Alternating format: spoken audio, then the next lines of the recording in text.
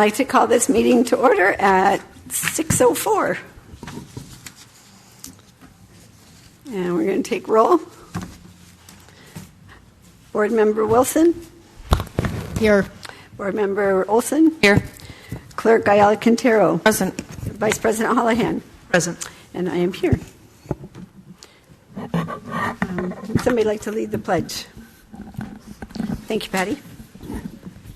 Please stand. Put your right hand over your heart. Face the flag. Ready, begin. I pledge allegiance to the flag of the United States of America and to the republic for which it stands, one nation, under God, indivisible, with liberty and justice for all. Thank you.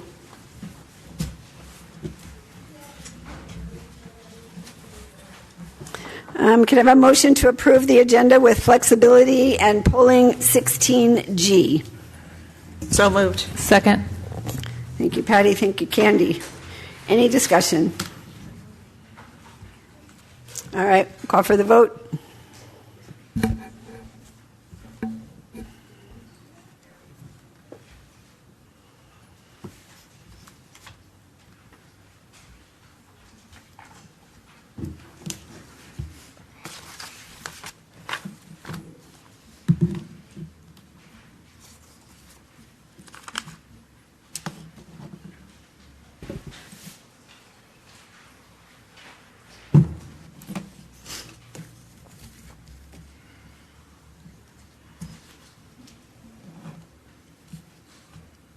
Good.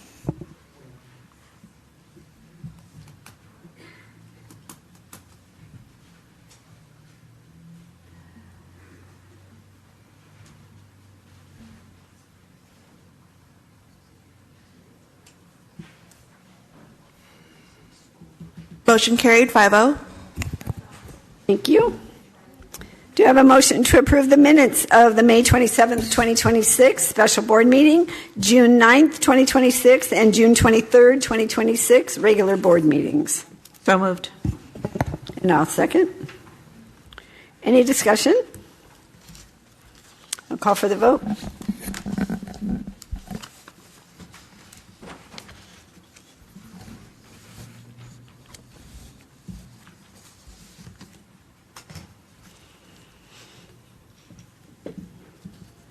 Motion carried 5-0.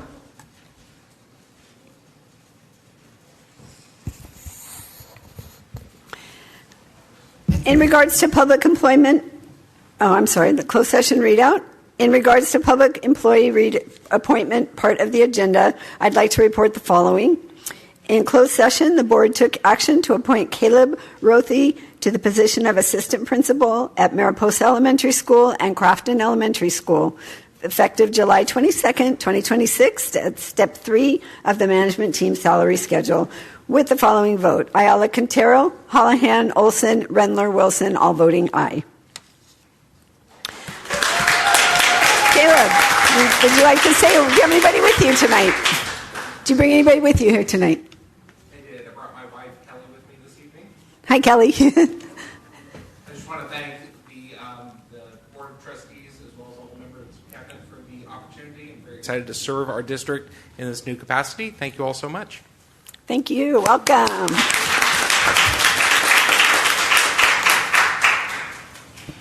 In closed session, the board took action to appoint Entropy Mond to the position of assistant principal, Lagonia Elementary School, effective to be determined at Step 5 of the management team salary schedule, with the following vote.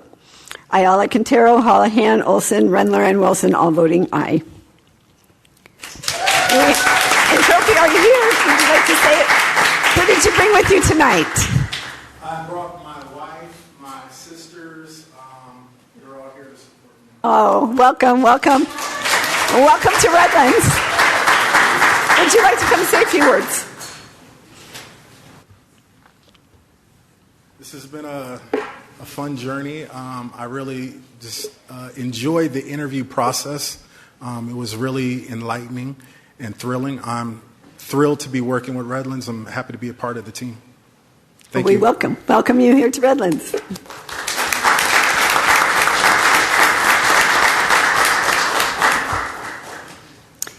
In closed session, the board took action to appoint Patricia Tish Velasquez to the position of Assistant to the Superintendent, effective August 5th, 2026, at Step 5 of the Management Team Salary Schedule, with the following vote. Ayala, Quintero, Holohan, Olson, Rendler, and Wilson, all voting aye. Would you like to come say something? I'm solo tonight. My clan is all busy running here and there with varsity tryouts and practices. But I just want to thank the board very much for the opportunity to return home. I was born and raised in Redlands, love Redlands, and I can't wait to be the assistant to the superintendent beginning August 5th. Thank you so much. Well, welcome home.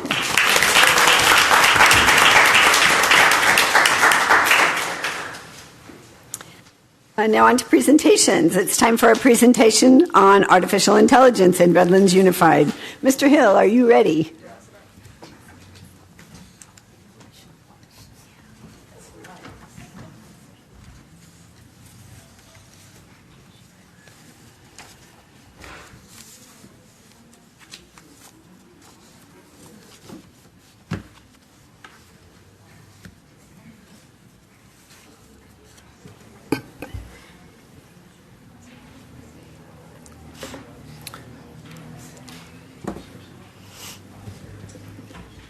All right.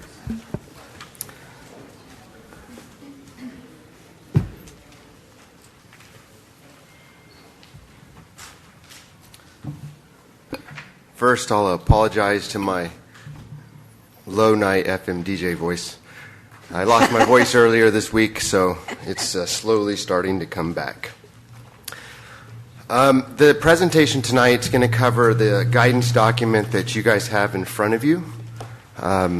We had a team of people working on that, and we'll explain that in a minute. What I'm going to talk about today really is not about AI specifically, but why we are addressing the topic of AI within our USD.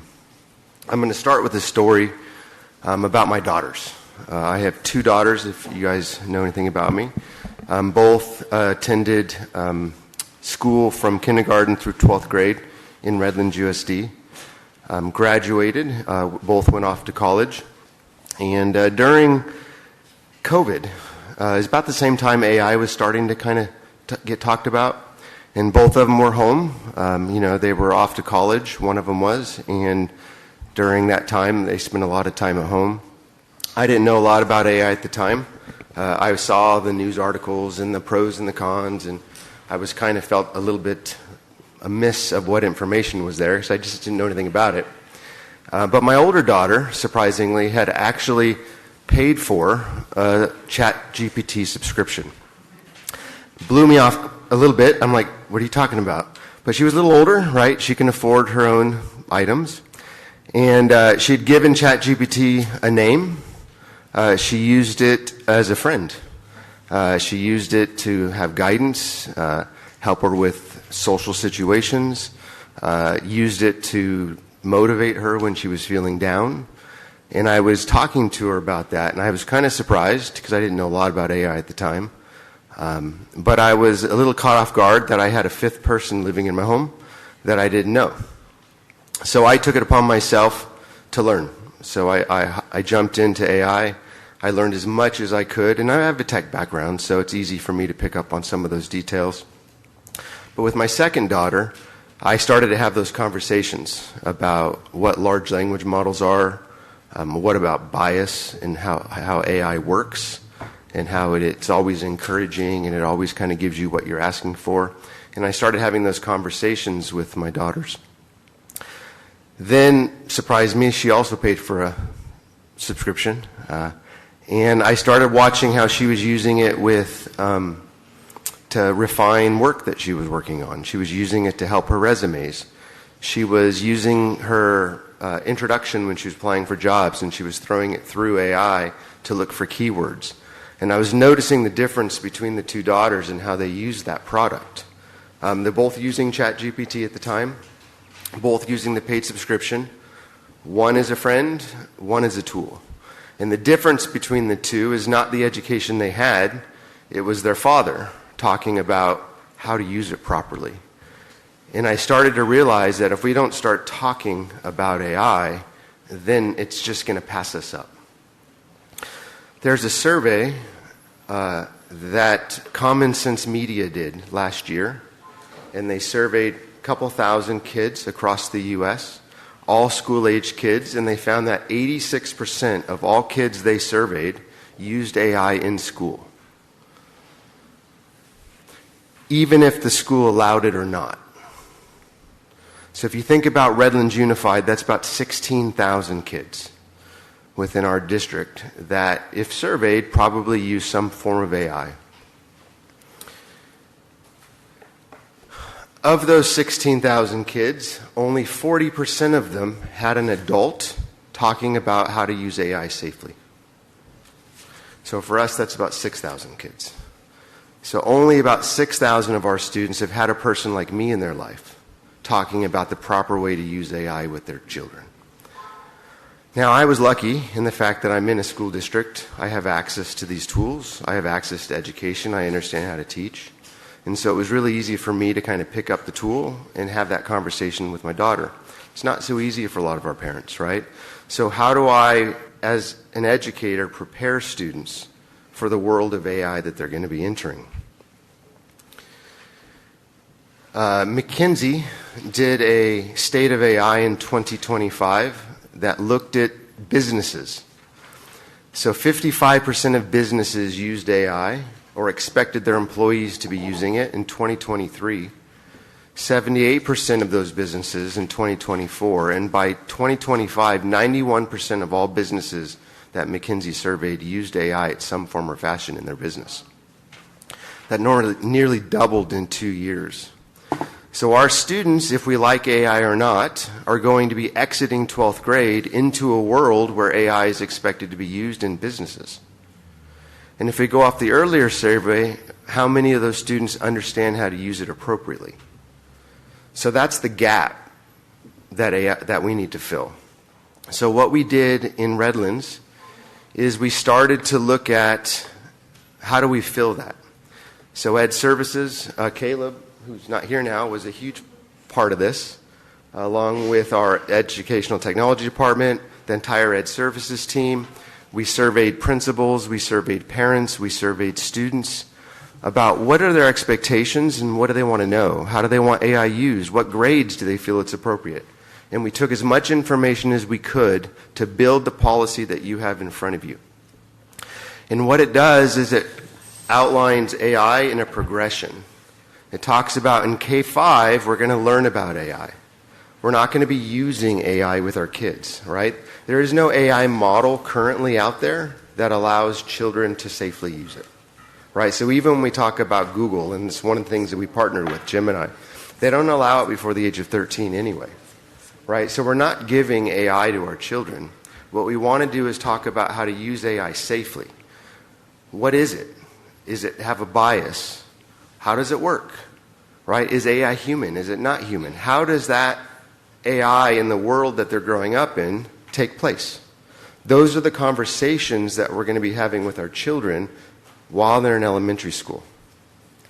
It's not until middle school we start to learn and use AI, but we're not going to be giving students access to those chatting agents in middle school. We're allowing teachers to be using tools that use AI with kids so that students can start to learn how to use those tools responsibly. So we build the foundation, math, English, writing, all in K-5.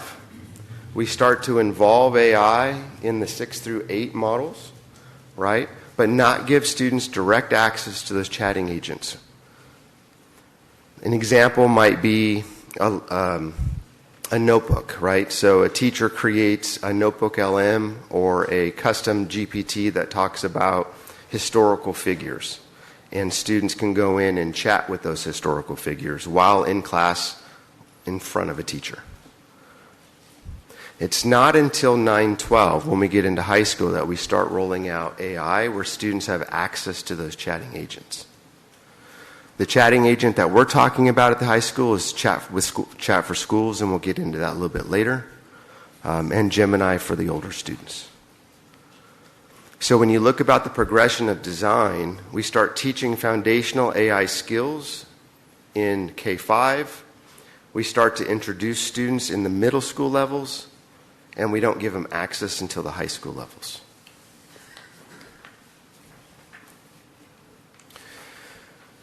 When they have access, we need to talk about responsible use.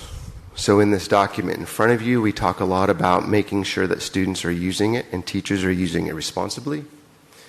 So we're going to create a common language framework so that students and teachers both understand what's acceptable. So we'll have 5 AI use levels. Level 1, no AI assistance allowed, which means if a teacher says right up front that this is a level 1 assignment, that means no AI can be used at all with that assignment. This is just common language here, right? So if we're talking about a level 2 assignment, a student can use AI for idea generation, but not to produce any final product, not to do any of the work. Level 5 is all the way in, right? AI is a co-creator. You're using AI to co-create those finished products with you. And we can go into details, but you have the document in front of you. For the parents that are listening, this document will be on our website, and we'll have an entire website dedicated to these ideas by the start of school. But these are clear language, right? So teachers and students understand when they start an assignment and what a teacher says, this is the level of AI they can use, then students can follow that. So it's a common set of language. Now we're going to talk about academic integrity and what is a violation of using AI. So we're going to be clear up front that misrepresentation of AI. So when we talk about these earlier levels, I'll go back here. We clarified up front how you can use AI. So if they're misrepresenting how they used it, that is a violation, which means if we say it's a level 1 assignment and they're using AI to do that, that's a clear violation, right? Assessment interference, using AI to complete any assessments, quizzes, tests, any type of assessment. Information falsification, basically using AI to falsify information, not documenting the proper use of it, not citing things correctly, right? Identity deception, when we're talking about trying to use AI to mimic other people, right? To lie about what we're using it, to create false images, to use AI in an inappropriate way, and AI-enabled harassment. We don't want students harassing other students with AI. So these are all violations. And in that document, there's specifics to that. And our parents and our students will have these documents again online so they can see all that. And all of this stuff is currently not available to our students, which it will be at some point. What happens if a student misuses, teacher misuses, right, and violates one of those policies? We're going to have a due process set up. I'm going to turn my page so I don't miss that piece.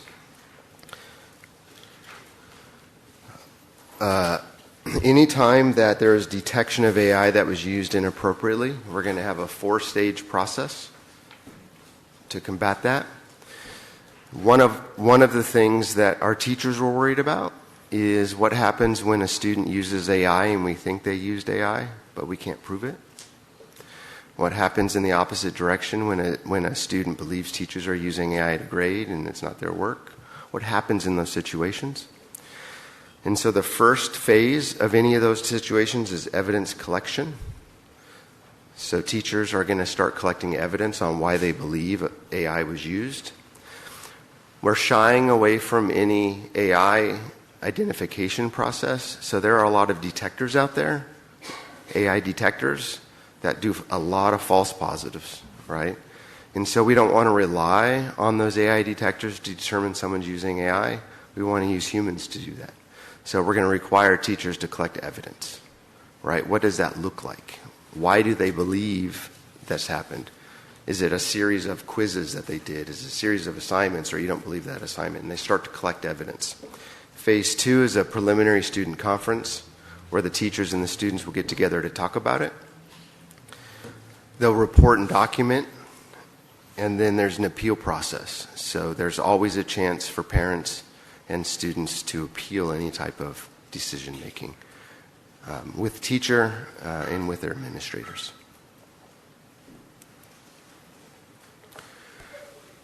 There's a lot of concern about security, privacy, and bias. I'll just say it up front. AI has a bias. We know that. So we need to address it right away. We need to confidently choose the tools. There are 2 AI tools that we're using. One is through Google, and one is through Chat with Schools, Chat for Schools. We adopted a new product this year called LineWise. LineWise is our web filter. So all of you, or even our students, notice that they are blocked on certain types of websites they try to get to. When they're using Google and they use Google inappropriately, there's a product that we used to use called Gaggle that would search those and then notify school site or administrators when students are using those tools inappropriately or self-harm. None of those tools captured chats. And so LineWise, which we're adopting in the 26-27 school year, so when they start back up, will actually search chat feeds. So if a student is using a chatting agent on our property and they're using it inappropriately or for self-harm, this product will flag that and then notify school administrators that they were using it. Along with Chat for Schools at our secondary levels, it constantly searches the chats and notifies administrators of any inappropriate use, self-harm, harassment, anything like that. So the information inside the chats are captured and monitored. Another thing for Chat for Schools is we can turn it on and off at any particular time. So we can turn it on for assignments and turn it off as well. All of these are COPA compliant, SIPA compliant, FERPA compliant, which are all the laws that govern family rights, student protection, and will ensure that any of the tools, none of them train on any of the data, so none of the data put into these systems are kept for training for these purposes. And all of it are behind our firewalls, which means none of the data that's putting in is getting out there. But that doesn't stop us from having to teach kids and teach parents and teach students how to properly use these products. Our goal is not to specifically use AI, right? Our goal is to teach students how to be prepared for a future with it. There's a lot of controversy out there, right? We talk about AI, they talk about water towers and electric, and it's ruining communities, and people are hurting themselves, and we're never going to be able to combat all of those answers here in Redlands. I don't even want to attempt to get into those battles. What I want to kind of get across is that AI is happening in the world. Students are using it now. I can guarantee you if you just surveyed a typical high school classroom, the majority of them would raise their hand that they're using some form of AI out there. And there's some scary ones out there. You know, there are, I'll talk about one called Hugging Face, and if you've ever heard that. It is these chatting agents and these models that have no safeguards in them, right? And they're free. So how many of those students have downloaded that on their phone and are using AI agents with zero safeguards put into them? And so what we're attempting to do is to educate students, and we've built policies around how to properly use AI, to teach those safeguards, to educate our kids so they're prepared for when they graduate. And at all of this, it's up to a parent if they want to have students access to any of it, right? We can turn off and turn on their ability to access these agents at any given time. And we'll have opt-outs built into the systems that they can put in there. If a parent chooses to not have their kid have any access to AI, we can shut all that off. So all of this that we're talking about today has the ability up to a parent to shut that off. I would hope that that doesn't happen, because what our goal is to educate parents and educate students on how to use these tools safely inappropriately. Because at some point, when they graduate from here and go off into the world, they're going to be using it. And so let's help them get there. So the policy that you have in front of you is our best shot at this point at building a system that will bridge that gap between safety and not safety. It is a revision that has gone through parents, students, and teachers and administrators up until this point. There is a lot that we're going to learn once we flip the switch.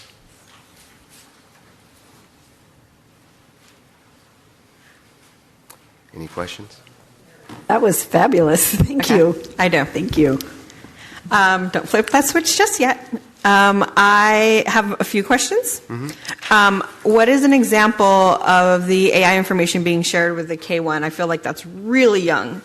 So what type of, and I understand there's no AI use, but it is educating them about it. What kind of information would that entail? So we're still working through that. There are a lot of platforms out there with like Common Sense Media that has a lot of programs for elementary kids.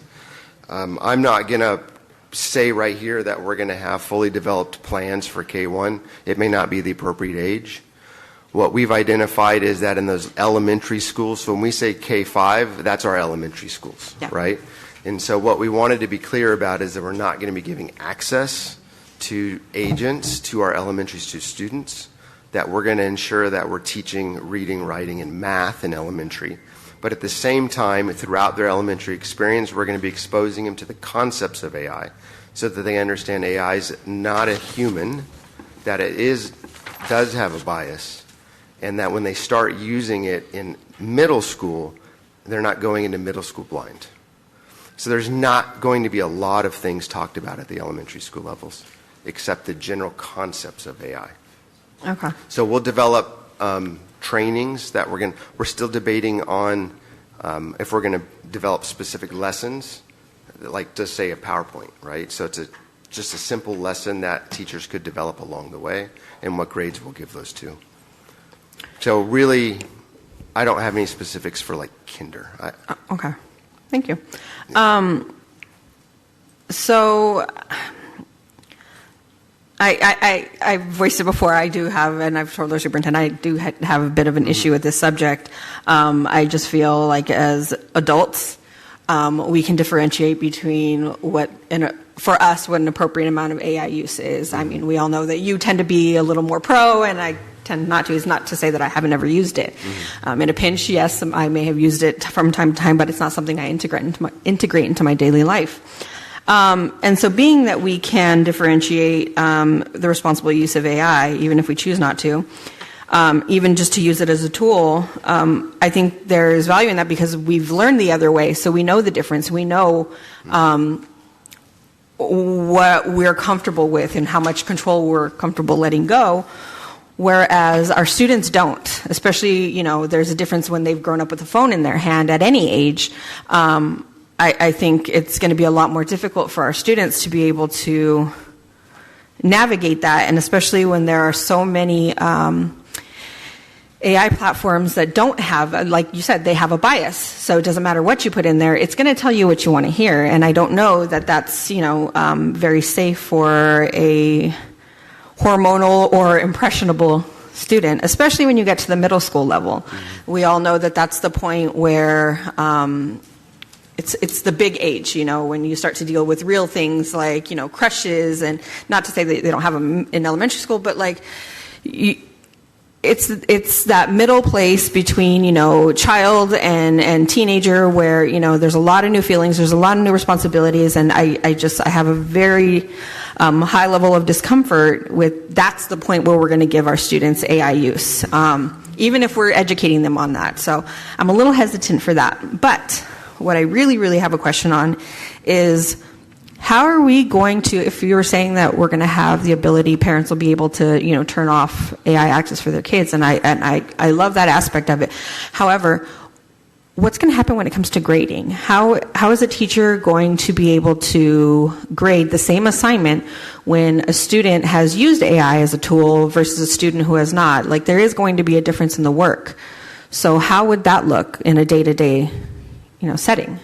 Well, I think a lot of it's to educating teachers, right? So what we haven't really talked about here, because this was about the policies, was the education that we have to put into teaching, right? Students are going to be using AI with or without us talking about it, right? With or without us giving them access to it. They're going to be using it.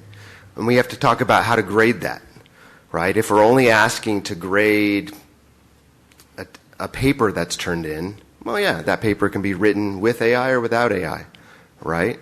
If we're asking them to develop outlines along the way, or to present that final project along with a presentation, along with an oral presentation, working groups, things like that, we're going to have to start. AI is going to change the face of education eventually, right? I think it's already doing that.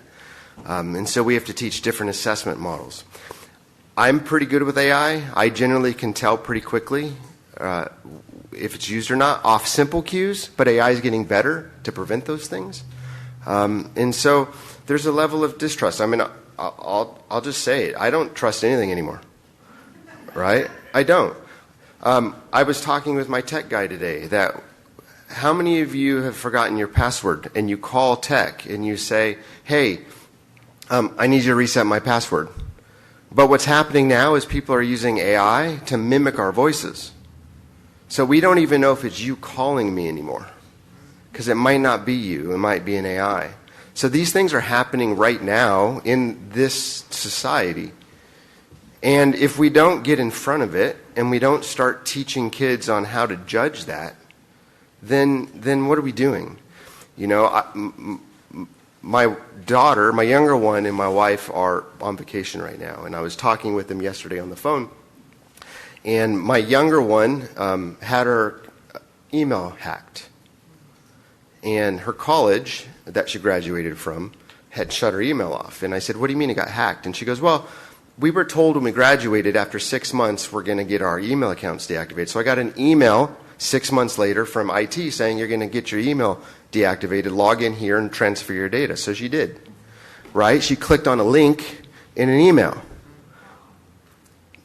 I mean, she's lucky I was on the other side of the phone, right? Because I'm like, if you know anything about me, this is all I've talked about for years. And my own daughter got hacked, right? Because she clicked on an email. And these are something that I've talked about over and over and over and over again. So there's social engineering. There's all kinds of stuff happening right now. And I'm a person that's talking actively with my children about this. But how many people aren't where I am or don't have the knowledge or the tech background and aren't having these conversations? And those are the types of things we have to do with our children.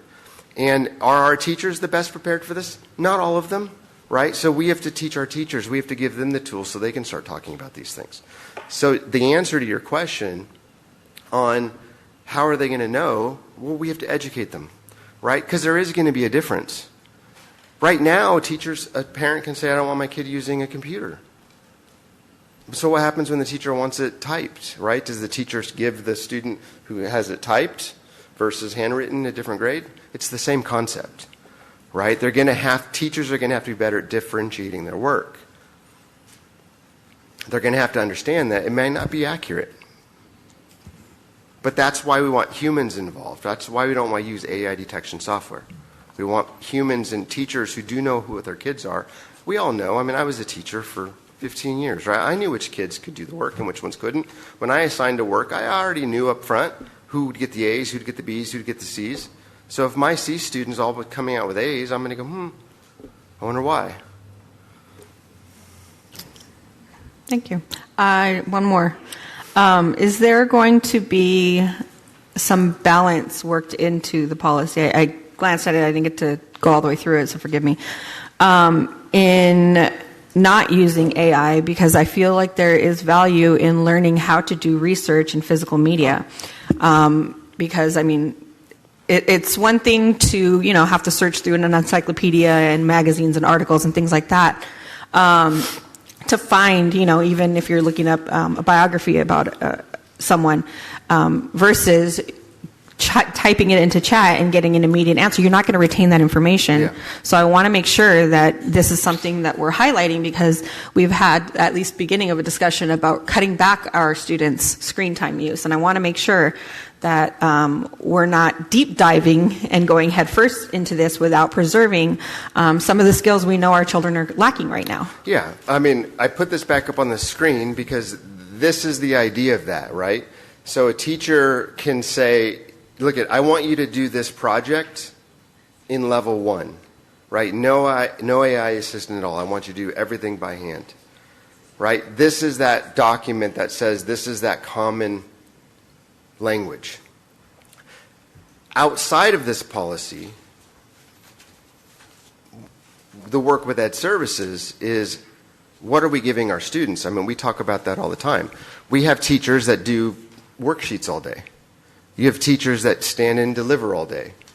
You have teachers that collaborate with their kids and do group assignments. You have teachers that are co-facilitators to learning, right? So we right now have teachers that are all over the gamut. This is the same thing, right? You're going to have teachers who are super techie and don't mind it at all. You know, I probably, as a teacher now, I was high school and I was kind of a tech teacher, so go ahead, use it. You know, it wouldn't matter to me. But if I was a math teacher, I might have had a different opinion. So we're going to have teachers that also have opinions, and you're going to have some teachers that allow it and some teachers that don't, which is why we have the teacher's ability within Chat for Schools to turn it on and turn it off, right? So that a teacher can go in and shut it off while the students are with them. Now, again, this on-off thing is high school, because we're not giving kids prior to high school direct access to these agents. So when we talk about your middle school concern earlier, students don't have access to go in and start chatting in middle school, right? They're only utilizing the tools that teachers are giving them while in the classroom. It's not until the high school level, right? And potentially I would even say later high school level, right? That 11, 12th grade, where students are actually chatting not in a direct connection with teachers. But that's when our tools kick in to make sure that the chatting that they're using is at least safe. They still have the ability, teachers still have the ability to check these things. This is all working off of one of our devices. So say a student does the assignment on their own personal device and submits that. Will we still have the ability, obviously not to scan their chats, but will we still have some sort of protections to be able to detect that? Yeah, I mean, if they're using any device on our property and they're connected to our network, it'll be scanned, right? If they're using Google and they're logged into Google, no matter what computer they're on, it's going to go through our line-wise because that's all searched. But there are always the chance that they have a phone, right, that's not connected to our school network, that's completely not signed in, and they're just chatting at home. They have the ability to do that.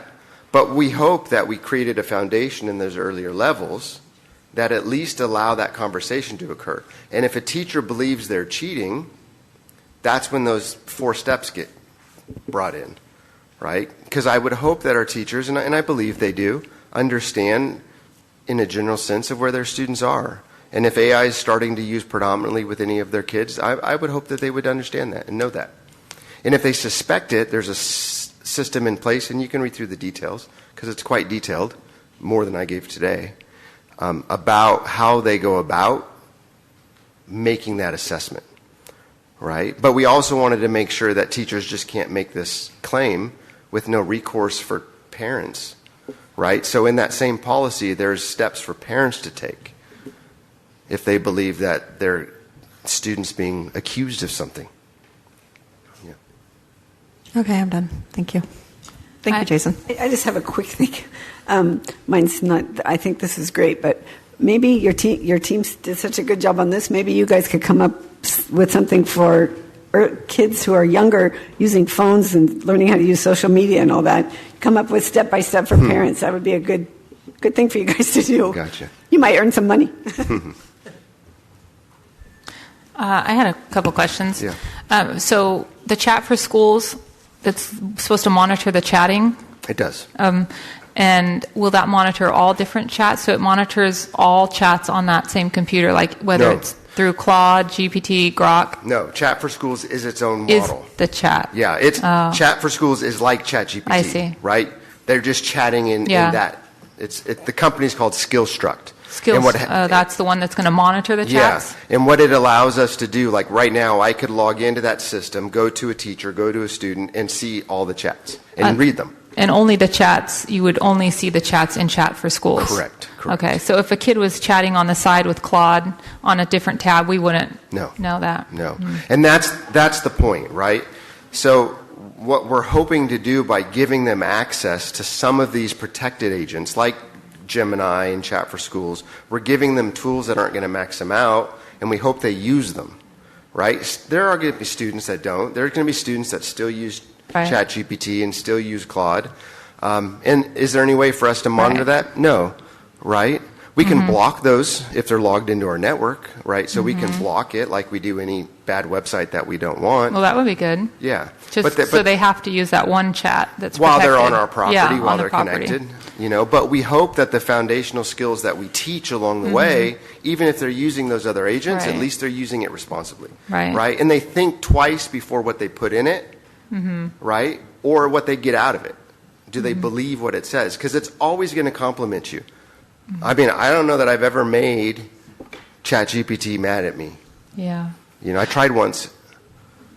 Yeah. It gives fake information, too. Completely fake information. Because it's not a brain, right? We think it's thinking. It's not thinking. It's just pairing words together. Right. It just looks for common words that fall next to each other and giving you those back. Is some of the ideas for teachers testing, like periodically, maybe a couple times a semester or trimester, just like doing paper to pen assignments strictly, all those so that conversations, it can see if it's corresponding and lining up with what's being produced? Yeah. As we're starting to talk about what work we have to do with teachers, those are conversations that are coming about. Well, that would discourage a student, too, because they'll know that they're going to obviously get caught. Yeah. If they We've keep had a using it. pilot group of 11th and 12th grade high school English teachers that have been for 2 years now talking about AI use in the classroom. They were our most concerned teachers. Caleb, the guy you proved tonight, was the one having those conversations with those teachers. Jamie and I have attended a couple of those meetings, and it blows me away about what these teachers, what they contribute, right? They've had some really good ideas, pro and con, to AI. Okay. And a lot of this formation of these policies came as a result of that meeting. And we're going to be relying on those people to help us educate teachers. One question I had was that you've seen online with the Google Lens while a child is taking a test or an assessment online, and then the Google Lens will come and offer answers to those questions. Yeah. Is that something that can be turned off during test time or assignments, or access? Can a kid access a second tab and open up ChatGPT during a test? Like, I don't even know the answers to that as it is now.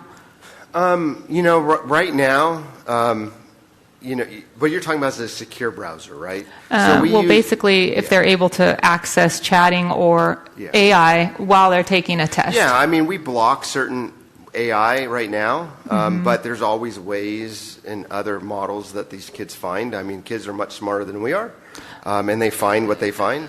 So during a test right now, if they're taking a test on their Chromebook, can they access new tabs? Yes, they can open a new tab. Okay, so they could be going to ChatGPT. But one thing that this LineWise allows is for teachers to see the screens of all of the students at any given time. Oh. So, like during a test, teachers can pull up those screens, and they should be walking around the room anyway, right? I mean, I would hope that if I have kids taking tests and I'm doing an electronic test, that we're walking around and watching, right? You don't have kid, Right. Okay, I had one last question, then I'll be done. Let's see. And the last question, you mentioned it will be all of this information and how we're rolling it out, you said will be on the website at the beginning of this coming school year for parents to access? Yeah. And what would that be under what department? We're putting it, it's going to be under programs, artificial intelligence. Okay. Great, thank you so much. It's not there yet. It's hidden still because we're developing but when it. Basically, school starts. we're taking that policy that you have in front of you and we're putting it onto a website. But it's going to be found under, so when you go across top, you got parents, programs, departments. It'll be under programs, Okay. artificial intelligence. Thank you so much. I haven't told Chris, you don't know yet. But, Now she knows. okay, Now she knows. yeah. You pretty much addressed my question. That was going to be about teachers needing to be Yeah. educated and proceeding with all of this on the same page, everyone on the same page. But also, it sounds like it could be somewhat time-consuming for teachers. What we're worried about, I mean, I'll tell you, is this is perfect when it's been in place for years, right? So, for example, our 12th graders today didn't have K-5 training and didn't have middle school training, right? So 12 years from now, Right. we're rocking it, right? But we're not there. We're here. It's just going to take a lot of work. We're finding a lot of stuff that are out there of training. We're working with Google and CDW, which is a program we're working with, on providing training for teachers. What I didn't mention in here, just because I thought I would make it longer, that I was up here, there was a whole study done by the Walton Foundation, owners of Walmart. And what they did is they surveyed teachers to find out what teachers need. And the data is not in here, but basically what it said is most districts are turning on AI without training teachers. And so teachers don't know how to use it, right? They're expected to teach it or talk about it, but they don't know how to use it. We're aware of that, right? Do we have an answer for you today? No. But we've had those conversations. What we were originally offered as a part of was these long trainings, and we thought, hey, long trainings are not going to be good for anybody. I'd rather have short 30, 45-minute trainings for teachers, and I don't want them on one specific day that teachers have to go to. So if teachers can go on that day, that's fine. But can we record it and host it somewhere so teachers can look at these videos and these at any time that they choose to? So that's what we're building. We've launched something called the Redlands Launchpad, which is a learning community for teachers to belong to, and they can learn about AI in that, and we'll put all these lessons in there so they can start using it. We don't expect teachers to just turn it on August 1st and know what to do. It's going to take us time to do this. We freaked people out a little bit last year because we said, hey, we purchased Gemini, right? That's all we did, purchase it. We didn't turn it on for kids, right? We turned it on for staff to allow staff to start using it, start to understand it. We didn't have a lot of use of it, right? And if I was a little shocked, I'm like, oh, no one's using it. I just paid for it. But I realized it's because we didn't show anybody how to use it, right? So what did I expect to get? So we tailored that back a little bit. We made sure that we didn't go too far. We stepped back. We created some policies, and now we're going to start training teachers before we even turn it on for kids. So it's not ready for kids in August. Well, I just want to tell you thank you to you and your team on the work that you've done with Jamie and everyone else and all the help, because Ed services team, yeah. we're going to be able to move forward now with this. So thank you. Yeah. I have one more question. Sorry. What kind of protections are we going to have for students? Because we're hearing about data breaches all the time. How are we going to ensure that if our student is working on one of our devices, they're recording videos, they're using their voice? How are we going to guarantee and protect our students that those won't be stolen and used for deep fakes? And I've actually had a family member call me and tell me that my daughter called them asking for money because they were in danger, and they swear up and down it was her voice, and this was years ago. So technology has clearly evolved since. But if we're going to be asking our students to buy into this, and even if we are guiding them through it, I kind of feel like there has to be it has to be opening us up to a little more liability. We're never safe, right? I have faith in our department. We have a lot of safeguards in place to prevent hacks. I don't want to say that we're perfect, because once I say that, something will bad happen. So I don't want to say that. There are districts, there are hospitals, there's governmental agencies that get hacked, right? We do everything we can to prevent that. The same reason why it's so frustrating for a lot of people, why they can't add their own devices, why they can't reset their passwords easily, why do we require multi-factor authentication and require people to go in and put in their phones to. That's all in efforts to create safeguards so that we don't get hacked, right? The hard part about hacking is not the holes in our system, it's the social engineering, right? It's about the fake calls and the fake emails. And so, I don't know if I had this conversation today with my tech guy about the fake calls, right? The password. I think I talked about that earlier, right? We can't even now take your phone call to reset our password. Now we can, but we know that is a hole, that is a gap. So we're putting in protections, which is going to frustrate people. My tech guy director mentioned it to me today so that I was aware of it, so that when you guys forget your password and you say, hey, they won't reset my password anymore, and I'm going to go, well, we don't want that to happen. So we do everything we can to prevent bad things from happening. Will they ever happen? I don't know. I pray that they don't, right? Because that day, it just happened. It happened in San Bernardino, right? It happens. But we have good tech guys. They do good work. They protect our systems, and we're going to continue to do that, even though that it frustrates all of us users a little bit in the process. And we'll continue to do that. Part of the education that teachers will be doing to educate the kids on the safe use of AI will include the emotional use, right? Mm-hmm. Because I think that's one of the biggest dangers, too. It's using them as companions. Yep. Mm-hmm. Thank you, Jason. Thank you so much. You're welcome.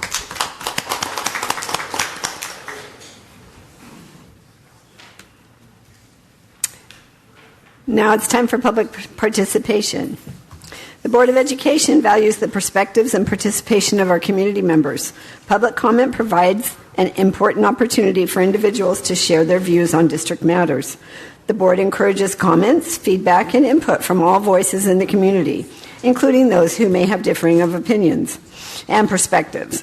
The California Office of the Attorney General asked us to share that, in their view, matters pertaining to specific, identifiable students or any group of students should remain private to the extent possible. If you have a complaint about an employee or a student matter, please utilize the appropriate complaint procedure. Contact Dr. Rudy Wilson, Assistant Superintendent of Compliance, who can assist you with filing any such complaint. As a reminder, not all speech is free from consequence, and since this is the board's meeting in public, where minors may be present, we encourage all participants to conduct themselves in a civilized, non-threatening manner. Thank you for your cooperation and for contributing to a civil and student-focused discussion. Members of the public may address the board on matters within its jurisdiction by submitting a completed registration card to the clerk or designated staff member prior to the start of public comments on agenda items. When called, speakers may proceed to the podium, state their name and trustee area, and speak for the allotted time. The amount of time will be announced by the board president before the first speaker begins and will not exceed 3 minutes. How many speakers do we have tonight? We have 20 speakers, but 35 items collectively.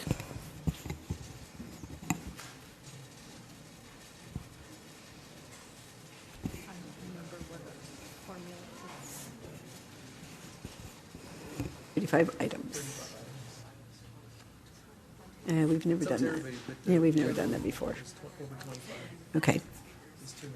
Yeah, we've never done items. We've always done speakers. Okay, then it Yeah. will be 3 minutes. Yeah. So it'll be 3 minutes per speaker.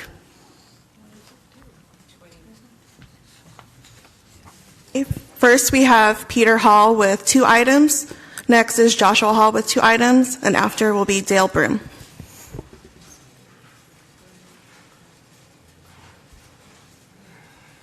Welcome, Peter. Okay, regarding parental notification, we've talked about this policy before.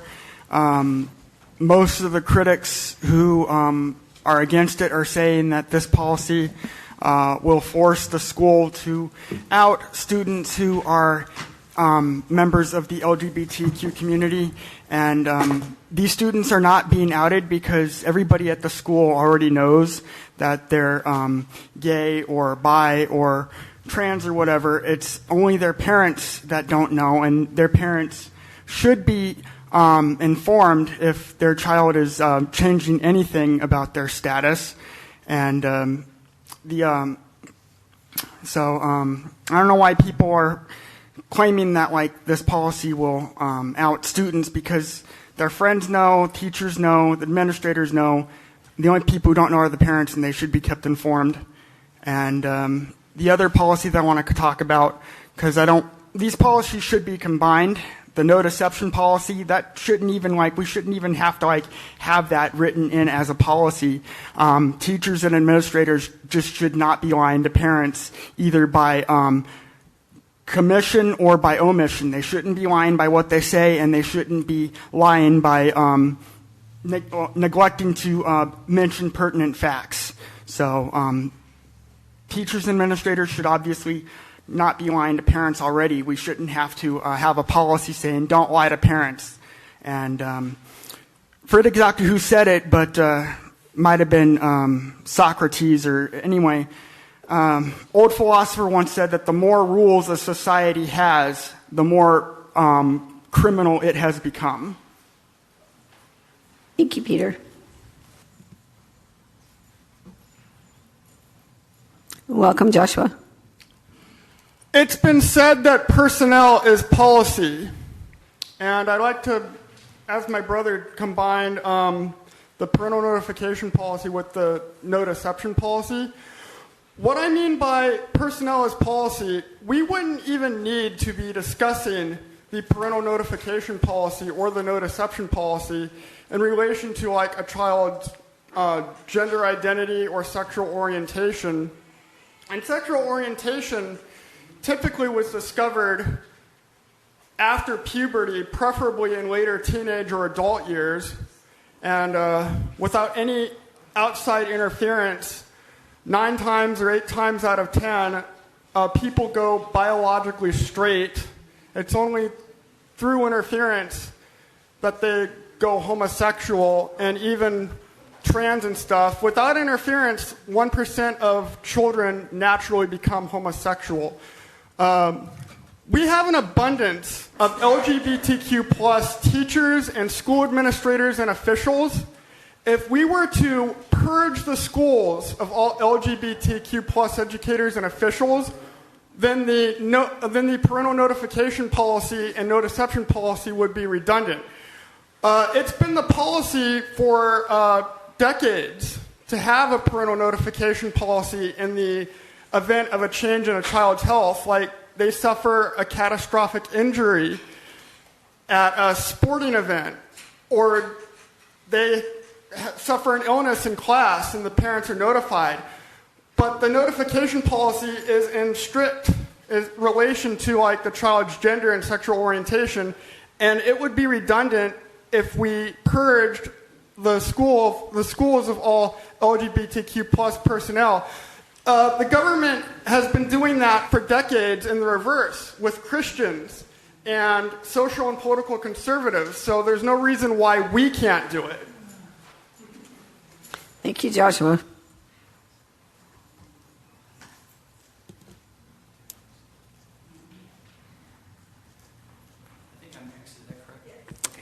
Welcome, Dale. Dale Broom, Area 1. I also want to urge the school board to pass this parental notification policy as well as this no deception policy. For 4 years now, we've been coming to the board asking for a common sense parental rights supporting policy that would notify parents if a student is gender transitioning and not to withhold that information.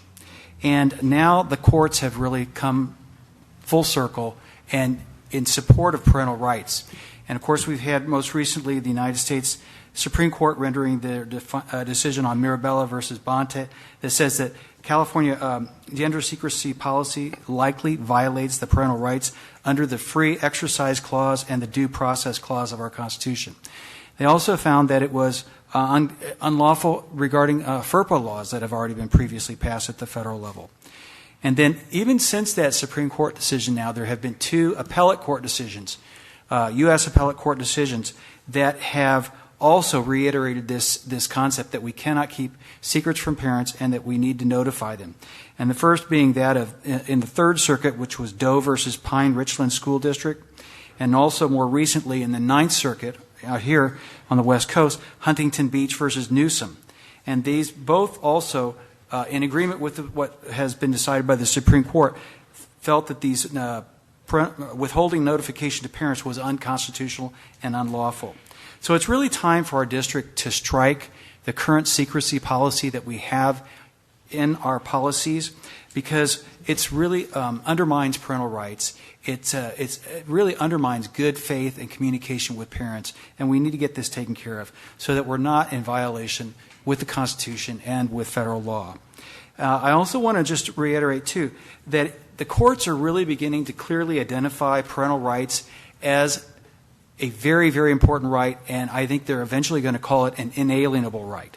Inalienable right in the sense that it is a God-given right that cannot be stripped from the parents by the state. And that is very, very important because much like is declared in the Declaration of Independence, life, liberty, and the pursuit of happiness, there are other inalienable rights, and this is one of those, the parental rights. And so AB 1955, which is the basis for our secrecy policy that's in our school policies, is really terribly flawed because, number one, it undermines those parental rights and inalienable rights that are given to us, and it also is based on, it's really in conflict with the laws of nature. Okay, and that transgenderism is a recognizable, distinct gender. Okay, so it's time for us to take care of this and change our policy and make sure that we respect parental rights and support these common sense ideas. Thank you. Thank you, Dale. Next, we have Abigail J., Jennifer J., and Rachel Ugley, each with one item.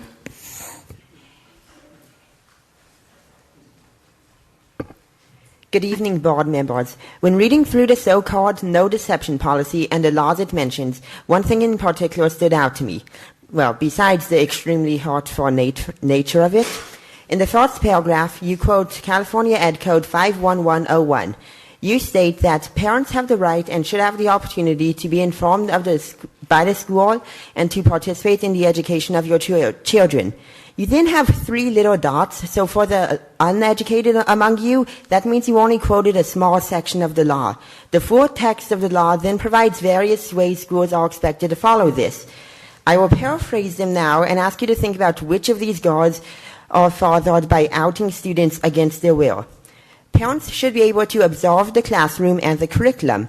Parents should be able to meet with their child's teachers or volunteer at the school or be on a parent advisory committee. Parents should be informed if their child is absent or at risk of being held back. Parents should have access to the school rules and policies, academic standards, and their child's academic progress, including their test scores. Parents should be able to ask for their child to go to a certain school. Parents should be informed of any psychological testing their child may undergo and their right to opt out. Parents should be able to view their child's school records and question anything in them. That part, however, does not state that parents must be notified with every single change to their records. Neither does the Supreme Court case or any of the other cases. And this last one is important, so I will quote it. Parents should be able to, quote, have a school environment for their child that is safe and supportive of learning. So why is such a small section of this law cherry-picked for paragraph 1 of the policy when the policy does not further any of the key points of the law, but rather violates aspects of it? I also want to point out another thing. I have read through the entire opinion in Mirabelli versus Bonta, and it does not require you to out students. The lawsuit was initially brought forward due to a school district having a policy that made it so that teachers are not allowed to out students. However, that is not the case in Redlands or almost any other district in California, nor is that what the Safety Act says. The Safety Act does not allow us to require that staff out students. Also, many administrators and even students are not necessarily aware of every single student being LGBTQ. So even though the policy does only out you to your parents, it also may out you to other people you interact with daily. And in regards to the other policy, put the policy on the agenda. That's a Brown Act violation. Thank you, Abigail. Welcome, Jennifer. The parental notification policy is nothing more than a forced outing policy designed to put some of our most vulnerable students in an unsafe situation. Should parents be aware of what's going on in their children's lives? Absolutely. But that should be something that is between parent and child. It is not our school's job to be informants. Not every child feels safe in their home, and releasing information to parents about a child's decision to go by a different name or set of pronouns at school could be putting that child in danger. The decision to come out to friends and family is a very personal one and should be the choice of the person coming out, not relegated to a teacher or administrator. If a kid is not telling their parents, there's often a reason why. When adults start releasing personal information about students, the students lose their trust in them, and what may have been their only safe space where they feel comfortable being themselves no longer is. The policy pretends to be for the safety of all children, but for the kids who already feel safe enough to share this information with their family and friends, it's unneeded. And for the kids who don't feel safe enough to share this information, it's downright dangerous. Thank you. Thank you, Jennifer.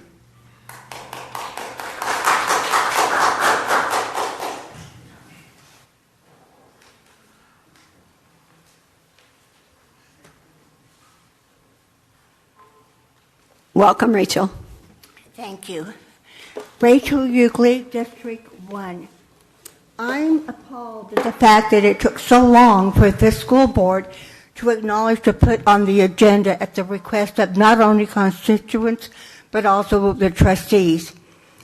And there is a concern about trying to destroy the family community. If everyone on the board has read, every trustee has made reference, and I like it to be included in the no deception, that the federal educational rights and privacy indicates that a parent, a legal guardian, has every right to reach over the edge, have control or a say over the education and what happens when a child thinks to be that they are of a different gender. That it states in a federal law that under the Family Educational Right and Privacy, it transfers from the parent or legal guardian. He or she may become an eligible student with all rights, and it's transferred at the age of 18. So legally, we have children that do not have the ability to really understand and voice how they think about their gender or anything else. Notification that comes from a counselor, or when someone is notified, 3 days is not sufficient. It should be almost immediately within that given day, because there could be cause, as they're stating in this, that could do damage to the student. But for a child, we need to be totally aware as soon as possible if there's any consideration of any harm coming to the student. Social culture should not govern this with a small percentage that it represents. We have laws on our land. We're a land of laws, our Constitution, a Bill of Rights. You break the law, what happens? I have copies of every code, educational code, for what's included in the no notification.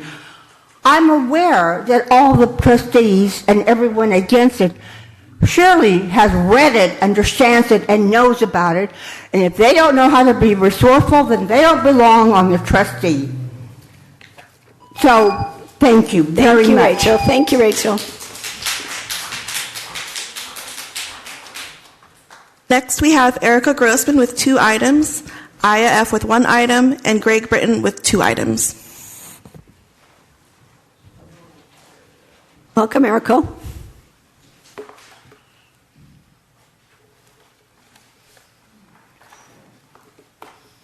Hi, Erica Grossman, Area 2, regarding parental notification.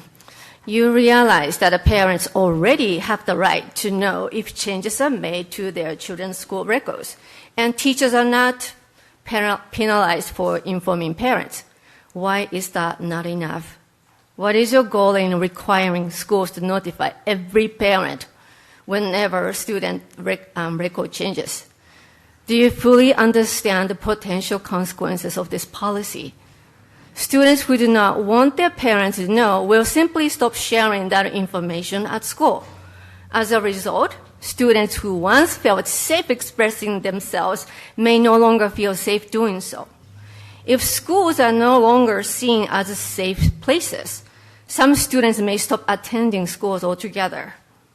That will only worsen the problem of chronic absenteeism, which could also affect district funding. Are you prepared to take responsibility for that? Another consequence is that this policy could put some students at risk of abuse or homelessness. I understand that many parents want to know every important aspect of their children's lives.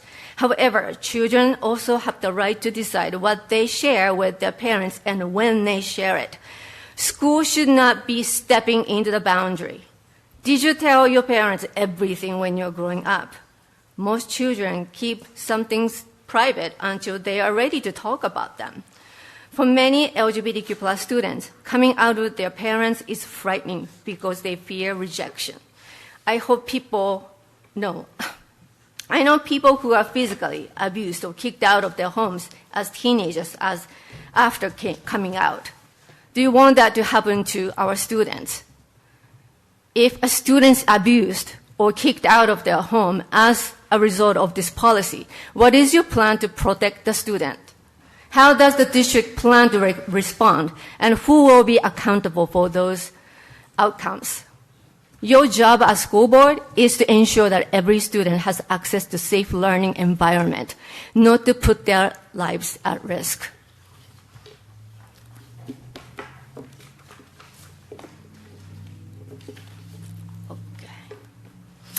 Regarding no deception policy, I have one simple question. Why is this such a priority? At the May meeting, Candy said she was happy that the district is not currently lying to parents. She also said the purpose of a no deception policy would be to solidify parental confidence. If the district is already being honest with parents, why is a new policy even being discussed? Superintendent Cabral has also said that our existing policies are sufficient. There are many issues facing our schools and that deserve attention and resources right now. Why are we spending time discussing a problem that, by your own statement, does not currently exist? I'm also concerned about where this discussion is heading. Defining deception is not simple. What information would be covered? What would staff be required to report? How would the district determine whether someone was being deceptive? These questions create confusion and could add a significant administrative burden for teachers, staff, and administrators. I'm concerned that a policy like this could create fear and silence among our students. It could also be used to discipline teachers and staff for withholding information from parents, even when they are trying to navigate complicated situations in the best interest of students. This discussion is unnecessary. If the district is already being honest with our parents and existing policies are working, let's focus our time and energy on the challenges that actually affect student learning, attendance, and well-being. Even your supporters often say that they want the board to focus on academics, math, and science. It's really disappointing that you think this is a priority while teachers, staff, and parents are worried about what will happen to the district after all the staff layoffs. That's all. Thank you, Eriko.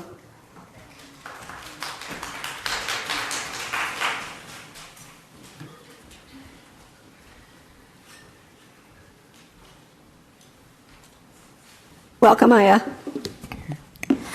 So, hello, my name is Aya. I'm a student. I'm a senior actually at Redlands High School, and it's really telling that I have to be here today. So, I want to really take my time to frame this discussion in the way that it really is.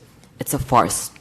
The far-right people in this room play this back-and-forth game under this veneer of parental rights, of common sense, and behind it, these policies are only a way to really distract us, to drain our money and our energy away from building practical solutions that equip us students with the tools we need to survive in this changing world. There's nothing sensical about this, right?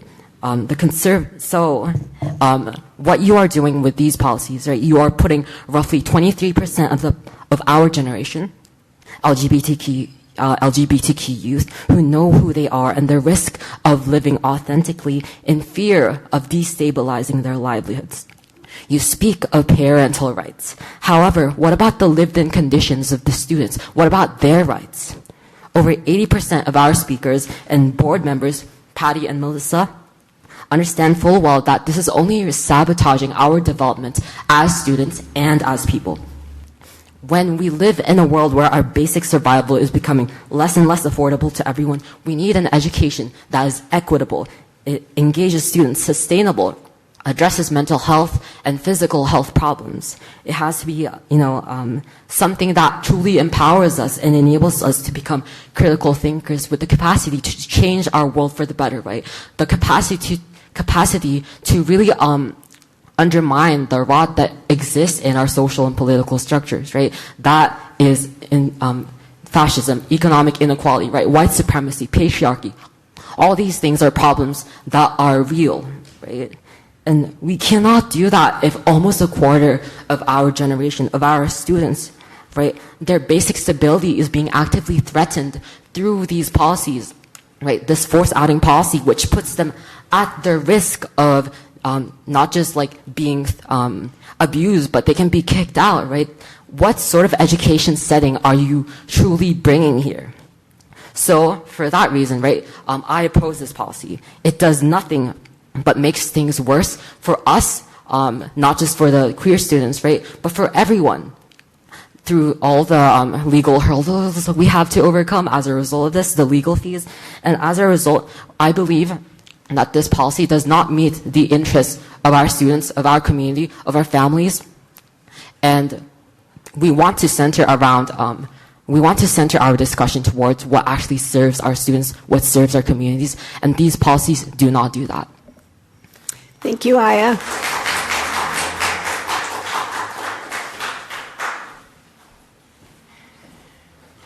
Welcome, Greg. Thank you. The left always seeks to separate parents from their children, because if they can't win with the parental generation, then they'll win with the children's generation when they become of age. As I've quoted many times, Abraham Lincoln said that the philosophy in the classroom in one generation becomes the philosophy of government in the next generation. And what we're talking about here is how do you raise a child? Certainly, I don't think anyone up there would claim, yes, leave it to the government, leave it to the schools, and we'll take care of raising your children. Now, some people might like that on this side, but I don't think any of you would agree that that's a good way to raise children. Yet you have the care and custody of the children, 6 hours a day, 8 hours a day, maybe longer if they're doing extracurricular activities? You probably have more time, face time with them than their parents do, particularly as they get older. You have dinner, they do their homework, and so on, go into this lesson, go into that activity. You guys probably have more time with them. And the parents trust you guys with their children. But you have a constitutional right, it's been upheld repeatedly by the court, to control the education, both morally and academically, of their children. And they can't do that if they don't know what's going on. Would anyone suggest that if a child gets into a fight, you shouldn't tell the parents because the child wouldn't want the parents to know that? Or if a child is using drugs, Well, I don't want my parents to know. Of course the child doesn't want their parents to know. But that's exactly why the parents need to know. And what underlies all of this is really the transgender stuff. They want to move, the left here wants to move the child down this transgender path as far as possible before the parents find out. And an example of where this happens, and this is way beyond just notification, you're getting beyond your ability of expertise. Yaeli Martinez, as the left likes to say her name. She got sent down that path at school. The teachers referred her to the LGBTQ club. Don't tell your parents about that. She was eventually taken from her mother, put into foster care, given all the transgender treatments, fortunately putting the wrong hormones into the wrong body, someone who already has mental problems. She went on the train track and let herself get run over by a train. So when someone has a problem like this, you absolutely, positively want to involve the parents at the earliest possible stage. Nobody loves that child more than his or her parents. Don't cut them out. Thank you, Greg. Next, we have David with 2 items, followed by Catherine Appleby with 3 items, and Mark Laird with 3 items.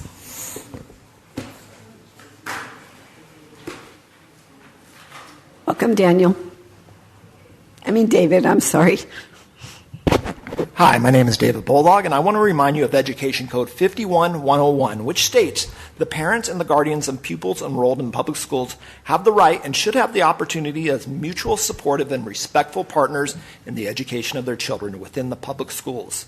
To be informed of the school, be informed by the school, and to participate in the education of their children as followed. There's 16 points, but I want to focus in on one, number 10, to have access to the school records of their child. I would think that means honest records, not one designed to hide records from parents. If I remember correctly, members of this board feared legal repercussions if they passed a parental notification. I suggest that you are opening yourself up to be sued if you do not implement a notification program. Let me explain. I think you might all be familiar with the federal case, Mirabelli versus Olson, brought by 2 Escondido teachers who were forced to hide information of the schools aiding transitioning students from their parents. Southern California federal district judge granted a summary judgment for the plaintiffs and entered a permanent injunction that prohibited the school from withholding information from parents and requiring adherence to the parents' directive on names and pronouns. California Attorney General Rob Bonta appealed this to the United States Court of Appeals for the Ninth Circuit, which granted a stay, meaning stopping the lower court's rulings of the injunction pending appeal, expressing procedural concerns about class certification under Federal Rule of Civil Procedure 23 and skepticism regarding the merits of the constitutional claim. The plaintiffs then brought that to the Supreme Court of the United States.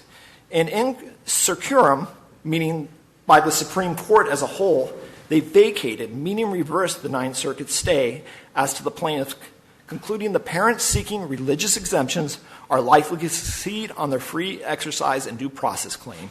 They claimed, among many other cases, the recent Mahmoud versus Taylor, allowing parents to have the sole upbringing of the child's religious belief.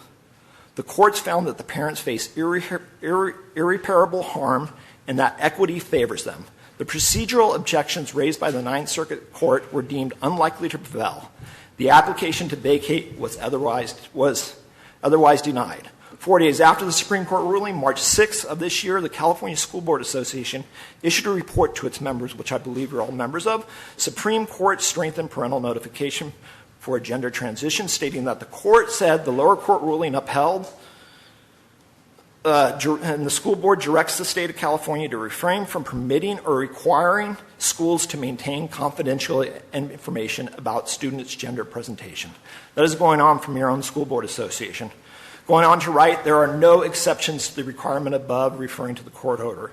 So if you happen to be scared of getting sued, I would be scared of not implementing a parental notification policy because one of your staff in your district, and I'm going to go on to general public comment. Thank you.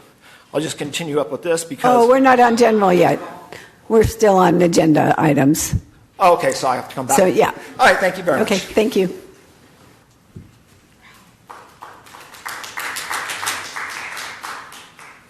Welcome, Catherine. Well, thanks, Board. I'm Catherine Appleby, Area 4, parent of a RUSD student. My first item is item 13E, the agreement with AK Smiley Public Library Heritage Tours to conduct the 4th grade Heritage Tours. I was so glad to see this on the agenda for tonight. I remember going on this tour in the early 1990s. I can still drive around town and recite facts from this historical tour. So if you were an RUSD student, you probably have the same experience. But things have changed since I was a student in the 90s.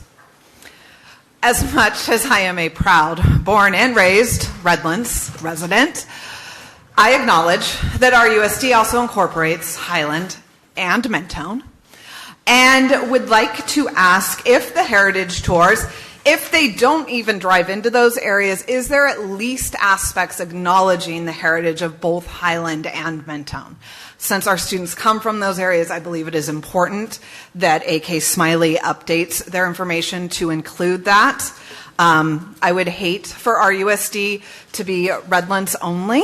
So, and to my board members, I know some of you are fairly new to the community. If you've never gone on this tour, I actually think you should, because then we can trade notes as we drive down Redlands streets about, hey, did you know that building does that, and that building was built here? It's great. That's all I have for that comment, or that item. Item 20, I'm going to go out of order. I'm going to start with B, the no deception policy. Now, what I'm going to say may sound indelicate, but are you out of your gosh darn minds?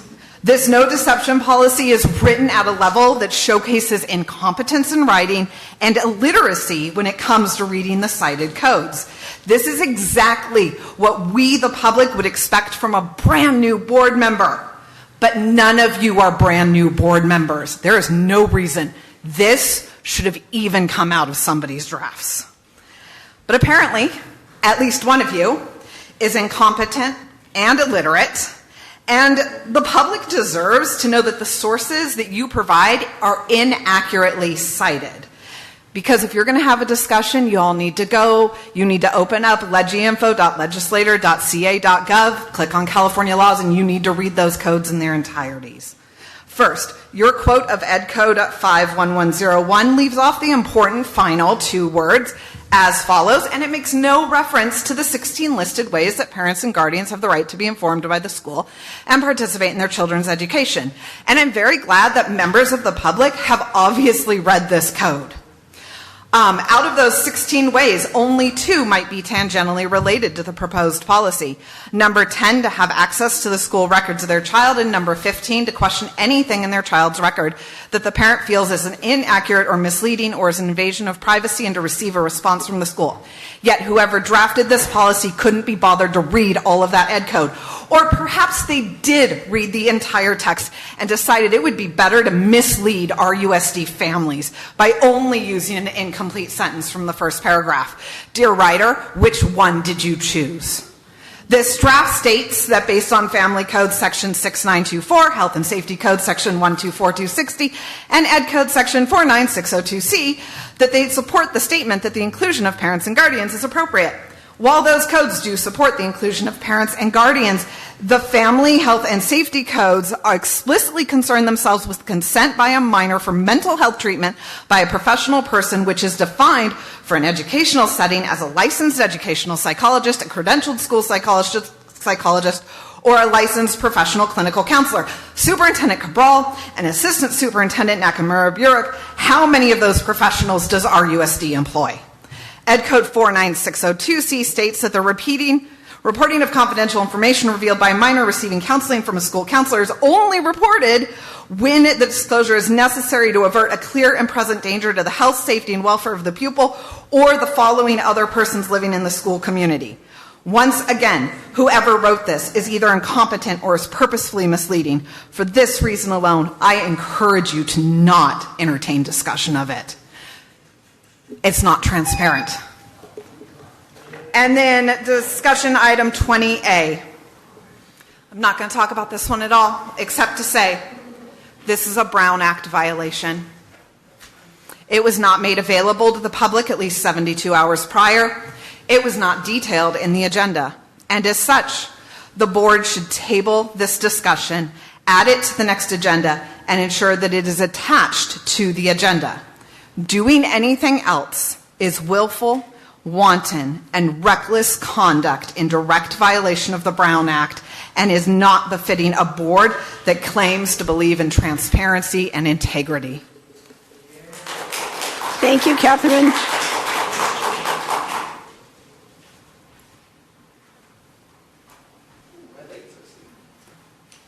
Welcome, Mark. All right, for my first one, I'm going to talk about 13E. So this one I'm actually really happy to see. Just want to make it really quick. Want to see more things like this.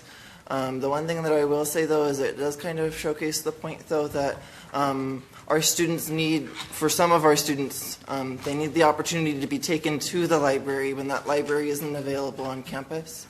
And so I'm glad that we're affording that opportunity for our students that have those barriers. But I just want that to be something that guides us as we talk about library access on campus and going to the public library. We see that even with this field trip, sometimes it's difficult to get students even to the public library, even during school hours, let alone other barriers. So just be mindful of that. I'll move on to my next one, though, of 20A. So this one, I honestly is a hard one for me. Because when I first met my partner, I'm kind of, it's funny, I didn't know that I was spoiled in this way, but apparently I'm kind of crazy for sleeping with 6 pillows. I think it's very comfortable. But when I first met him, he didn't sleep with any pillows at all. And I didn't really question that too much. I was like, well, whatever, kind of quirk about him.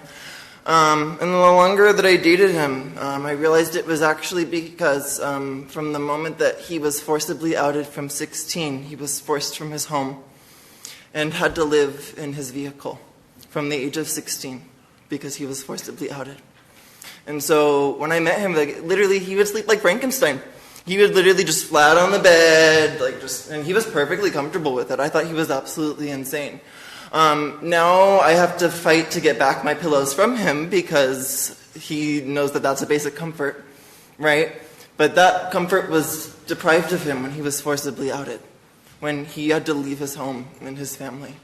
And it wasn't even just all of his family that he had to leave. He had to leave the family that does love and support him, as well as the family that didn't when he made that choice, right? And so I'm very grateful to live the life that I've lived, to not have to have faced that kind of adversity. I'm not going to lie, though, and say that thoughts of that didn't completely keep me up at night. Sometimes drive me to suicidal thoughts when I was young, right? Worried about if someone would forcibly out me. And to think, when we talk about policies, it's easy to just go policy, policy, policy. It sounds so bureaucratic. Policies are people. And when we pass a policy like this, what I'm telling you is it's not an if, we will have a situation where it's someone just like my partner, where they carry that trauma with them for life. And they're not going to necessarily say it in the obvious ways. They might not ever talk about it or say it, but it's there. And you can see it and it's tangible. And that injury is why I ask that you please do not bring this policy to light, let alone ignoring the evidence. Like, fewer than 1 in 3 transgender and non-binary youth find that their home is gender affirming. 28% of LGBTQ youth experience homelessness or housing insecurity, many of whom are kicked out and have to leave after they come out to their families, who are not affirming. In addition to that, when we talk about how we have to follow the law isn't clear on this, and the law is still changing and developing. We're going to pass something now that might need to be refined very, very soon. I'm going to continue with 20B. And so it's still on those same lines because it still has the same impact for that policy. And so we do talk about, like, oh, yeah, law, right? Well, New Jersey's Attorney General noted in 2023 that forced outing policies violate the state's law against discrimination because they expressly forgot transgender, gender nonconforming, and non-binary students. Even just earlier, there was a member of the public that was calling for every single person that works within public schools, myself included, by his logic, be eradicated from working with students. Just for being LGBTQIA, right? And these aren't little things, y'all. This is stuff I've had to live with my whole life, but also it's something that when we talk about something like that, you didn't talk about the fact that under California's state law, I have the protection in my workplace to not be discriminated against based on my gender identity, expression, and sexual orientation, right? That's a piece that we need to factor in. One, for our people that work within the district. We can't pass policies like this, especially when they're facing our employees, right? But I would like our students to be treated with that same respect and basic human right that we would treat an adult in the state of California, especially when we know or may not know that outing a student could result in them being homeless, abused. I've known people who have almost been murdered for coming out, right? And I know, like, we just talk about this like it's policies, but like I said, these are real things that I've been through, people that I know have been through, and that we will be subjecting our youth to if we pass policies like these. So I urge you, there's so many statistics, I honestly had so many that I could have read out, but I'm just too tired to do it, and I feel like when we're not listening to the PTA, we're not listening to the National Association of Counselors, we're not listening to all of the experts on this, and I've said these statistics time and time again.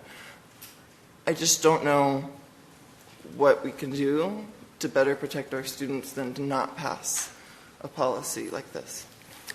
Thank you. Thank you, Mark. Next, we have Michael Paisner with 3 items, John Barry with 2 items, and Kevin O'Connor with 2 items. Welcome, Michael. Thank you. Let's start with AI. I want to acknowledge Mr. Hill's presentation. I thought it was a great start. I'm familiar with AI. I've actually did my master's thesis longer ago than I care to admit on machine learning. So you're right. Some of the points I want to highlight, there is no avoiding AI. Whether we like it or not, it's there. People are going to find a way to use it. I prefer we establish a framework and start dealing with it. So it's a good start. I share your concerns, bias, overly and sometimes inappropriately positive responses, but also quality. I have plenty of experience of getting responses that are either incorrect or just irrelevant, and I think people need to understand that those are some of the risks about AI. I think in order to use a tool responsibly, you have to understand its limitations, and I found one of the best ways to find some of the limitations of AI. Ask it, find a case where it actually gives you a wrong answer and dig into it. Figure out why it gave you a wrong answer or a biased answer. Because when you start seeing the resources it pulled and why, that gives you a lot more experience and it makes you more able to use that tool effectively. So I'd encourage that as a good starting first lesson. Before you start using AI, find a case where it got it wrong and understand why. And I do want to highlight the risk, particularly in the education setting. We don't want AI to replace critical thinking. We want it to be an input into the critical thinking process. So I like the levels. I think that's a good starting place. The tools are still maturing. I think you're going to have to iterate a lot on these policies as you start to implement them, see where they work, see where there's shortcomings.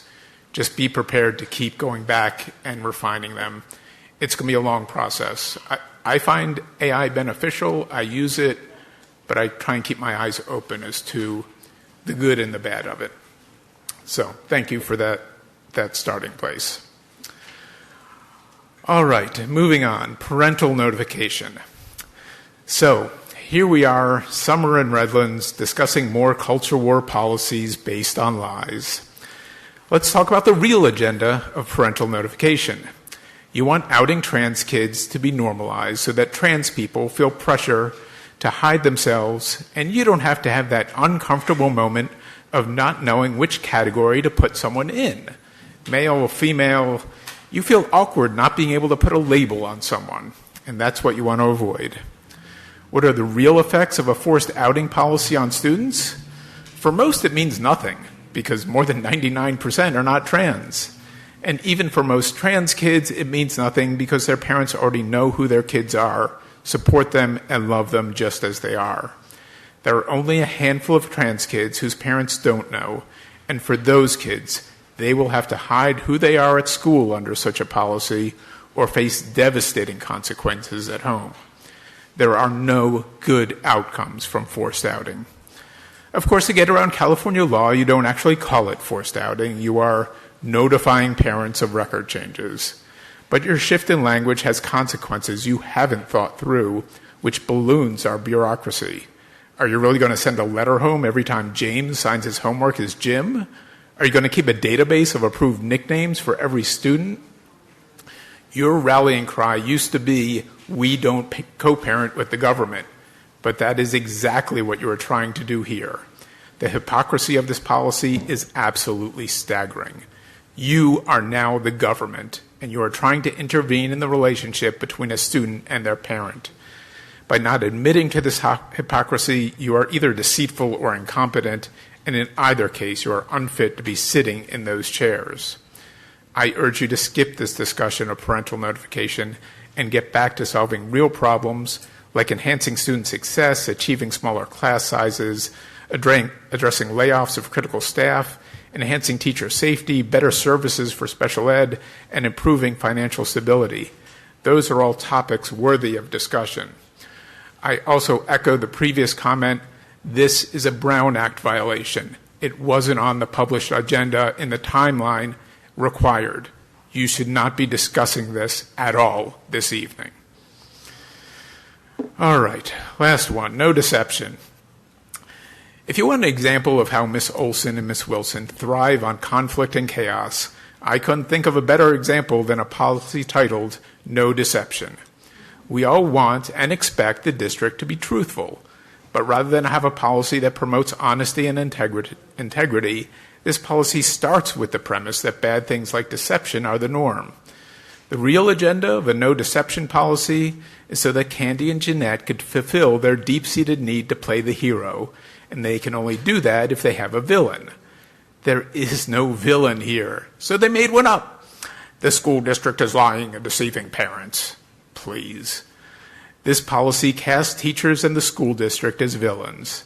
The true goal of this policy is to divide us, to enrage us, to put us at each other's throats. The teachers, the staff, the administrators that I speak to care about kids. They want parents informed and engaged, and they act with integrity and honesty. This policy does not build on that. It undermines it. By casting our teachers and the district as deceptive, you lower the morale of our staff, divide us, and harm our district. This is just another example of a culture war policy that accomplishes nothing except add bureaucracy and marks the school board as the most dysfunctional and inefficient in Redlands history. Shame on you, Ms. Rendler, for sowing this division and mistrust with another culture war discussion. So I will repeat my previous statement. Let's skip discussions of culture war policies and get back to solving real problems, enhancing student success, achieving smaller class sizes, addressing layoffs of critical staff, enhancing teacher safety, better services for special ed, and improving financial stability. Michelle, haven't you learned? There is no appeasing crazy.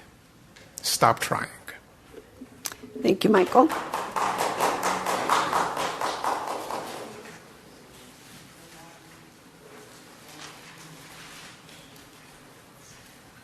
Evening. Welcome, John. Yeah, howdy. the courts have spoken, and as Dale said earlier, the Supreme Court of the United States and 2 appellate courts have made it clear that this school district must enact the policies about rights of parents to be informed, and that administrators cannot deceive parents in any way, shape, or form. Here's a very alarming sentence, and it's from your no deception. Thanks for printing these out in advance, by the way. This is an amazing sentence. RUSD and its employees shall at all times be truthful and honest and not misrepresent, either directly or by omission, to any parent or guardian any school-related undertakings and information that affects their child's education well-being, right? Why do we need a policy to enact what is common sense? Why do we need the Supreme Court to intervene what should be basic morality, right? I elect school board members to make these common sense decisions. I do not elect bureaucrats. I do not elect union members. I certainly don't elect any of these crack librarians to do whatever the heck they want.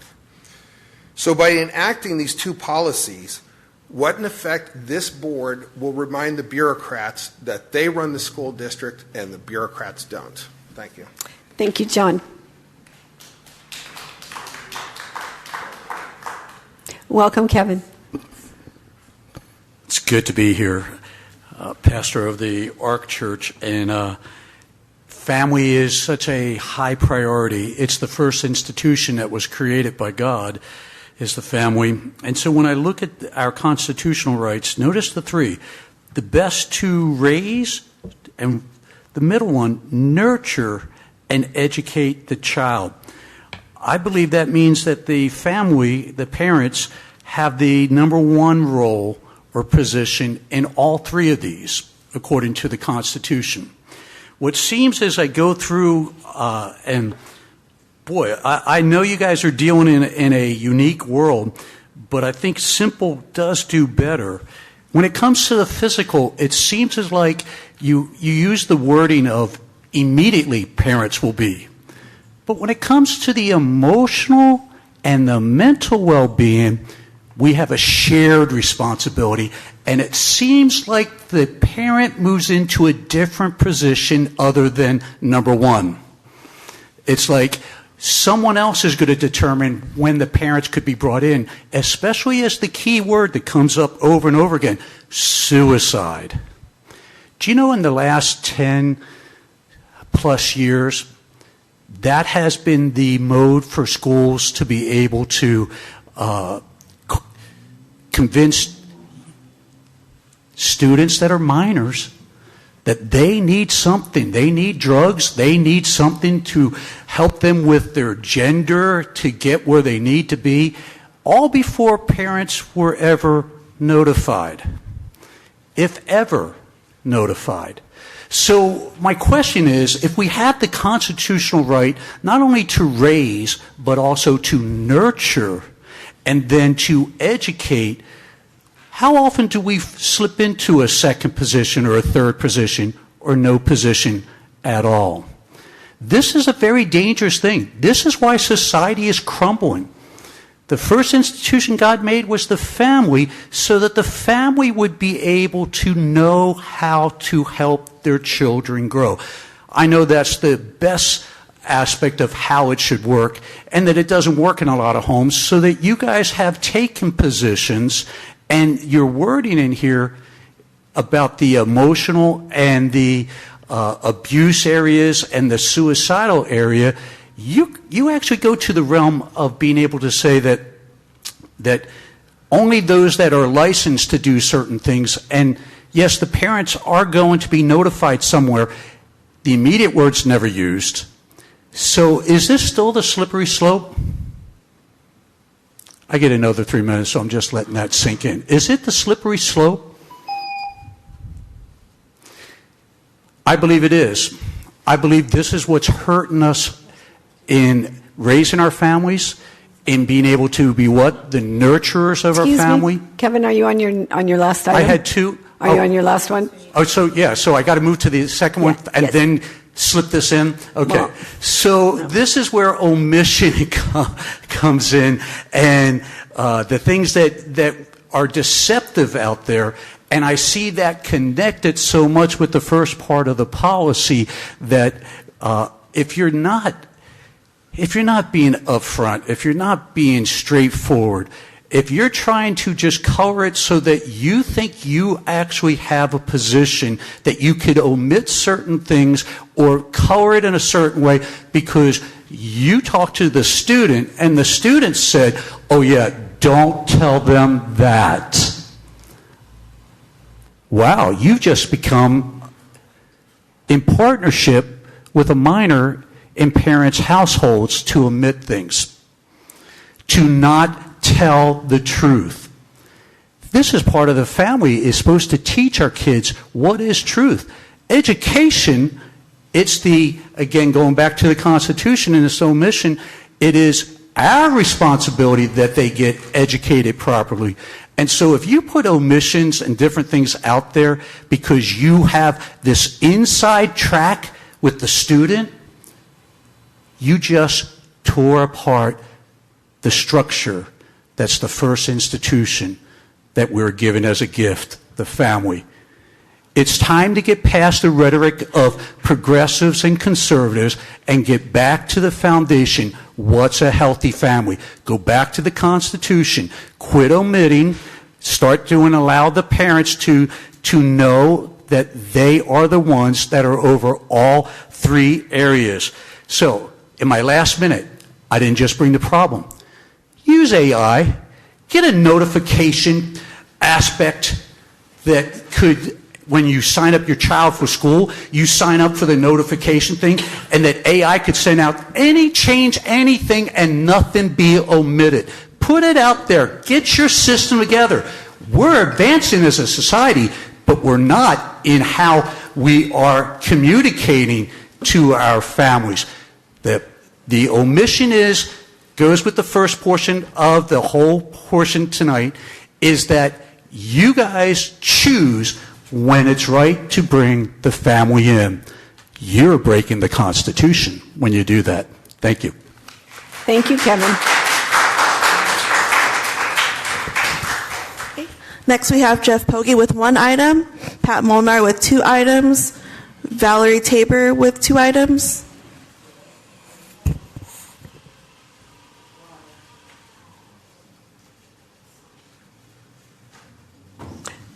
Welcome, Jeff.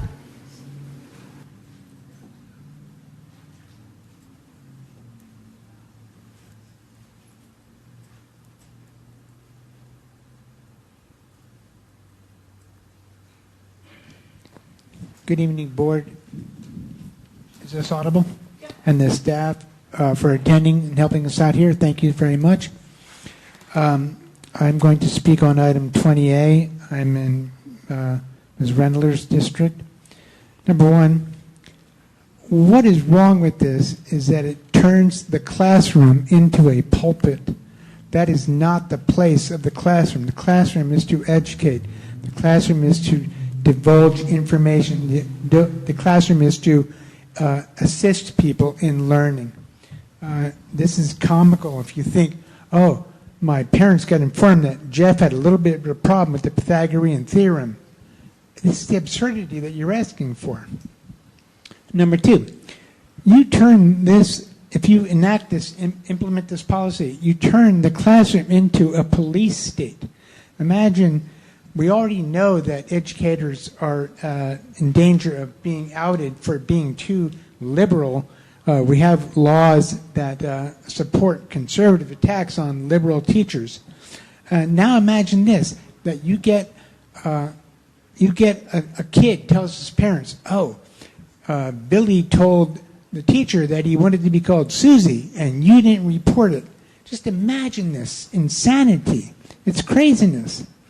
And then another one, ask Chino Valley how this is working out for them. Ask Temecula how this is working out for them. People are citing that this is their legal right to do this, not the way it's written now. And the last thing I want to talk about is classrooms work on healthy trust between students and teachers.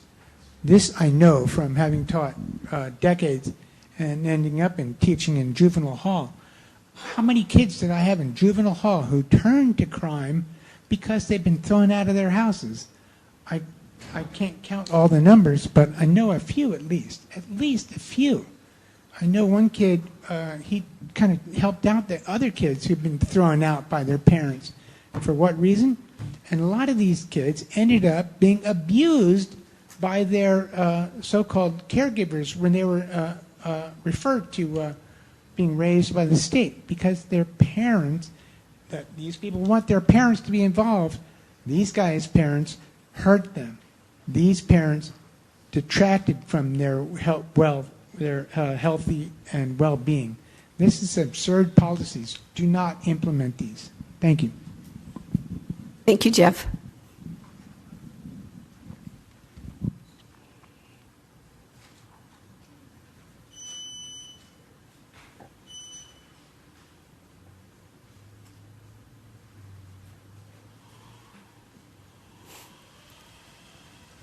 Welcome, Pat. Good evening.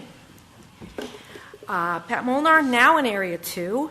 I'm here to explain why parental notification and your no deception policies are both wrong-headed and should not be followed. First of all, the concept is understandable. Parents should know what's going on with their kids. That comes from a healthy relationship that you build with your kids, not by legislating what teachers should do, turning us into informers. And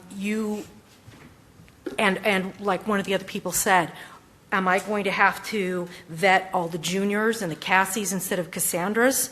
It's an undue burden on what we do. Second, yeah, not every kid is out to their classmates. Not everybody knows. And you want us to out them. You want us to make that obvious. I will tell you from kids that have been in my LGBTQ club that the statistics are clear, and I've seen it in things that kids have said themselves unprompted because there is no pipeline, unlike somebody said. The statistics and the science are clear that homelessness, kids being kicked out, would you kick out your kids if they told you they were LGBTQ? I hope not, but not all parents would. There are there are parents that would do that. Homelessness, suicide. I might have lost Rowan if I hadn't decided, even though I was at that point not sure about it, if I hadn't said, let me think about it, and trusted my kid and helped, and I was there for my kid, even though I didn't get what they were going through. Think about your own children. Think about the people who stand by them. 3, we do not try to separate kids from their families. I've spent 31 years teaching at Redlands High School, the same school, with integrity, with professionalism. It disgusts me the way some people are denigrating teachers and librarians in this room. 4, yes, the parents should be working on relationships with their own children. My own kids, they trusted me with their journeys because I built a relationship. They share with me. Morality is the parent's responsibility. It is not our responsibility. And so is creating a relationship with the children. Do not legislate us into that role. Finally, I agree with other speakers that there are underlying motives that have nothing to do with supporting children. Part of it is creating fear. Part of it is creating distrust of teachers and professionals, and I've heard some of the language used. I've heard reported conversations that have happened. Please know that this fear that you guys are trying to create, this wedge, certain side of this room is trying to create here, it is wrong-headed. Second, the no deception policy. Here's a question. When did you stop beating your wife? No, sir, just answer the question. Do you see the problem here with this question? The premise is false. I haven't been beat. No, sir, answer the question. Another thought of this bad assumption policy. World War II, Japanese Americans, not German Americans like my parents, my grandparents, were pulled away from their family, even 5-year-olds. What danger is a 5-year-old Japanese American child going to do? And then they had to sign loyalty pledges. And then give up their citizenship, basically be stateless people. Where's the justice in that? Kind of reminds me of somebody in the room who created a Muslim pledge.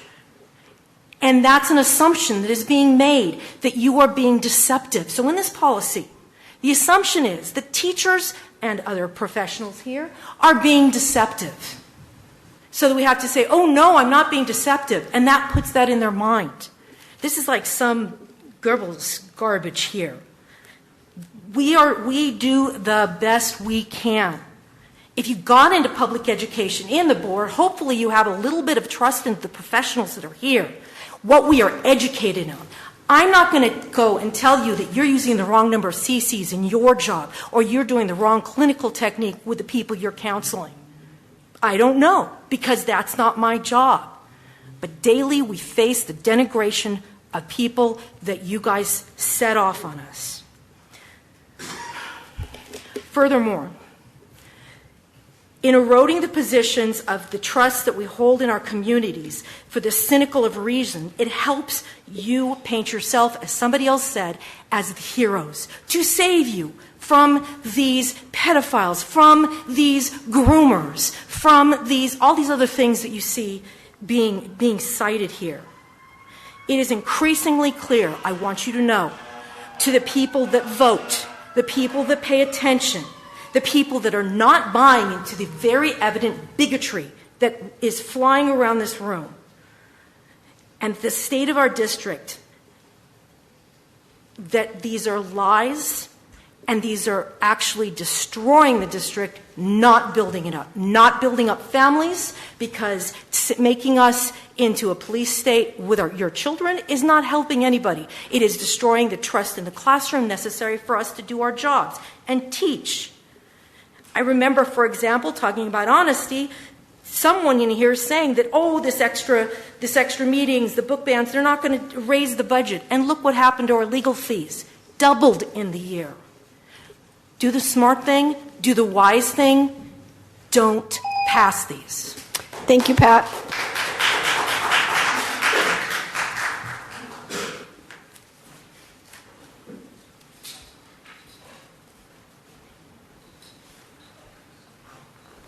Welcome, Valerie. Thank you. I was told by my wife that I should play the cancer wife card, so I'm going to say that these topics are so important to me that despite my wife having chemo earlier today, I'm still here to talk about it.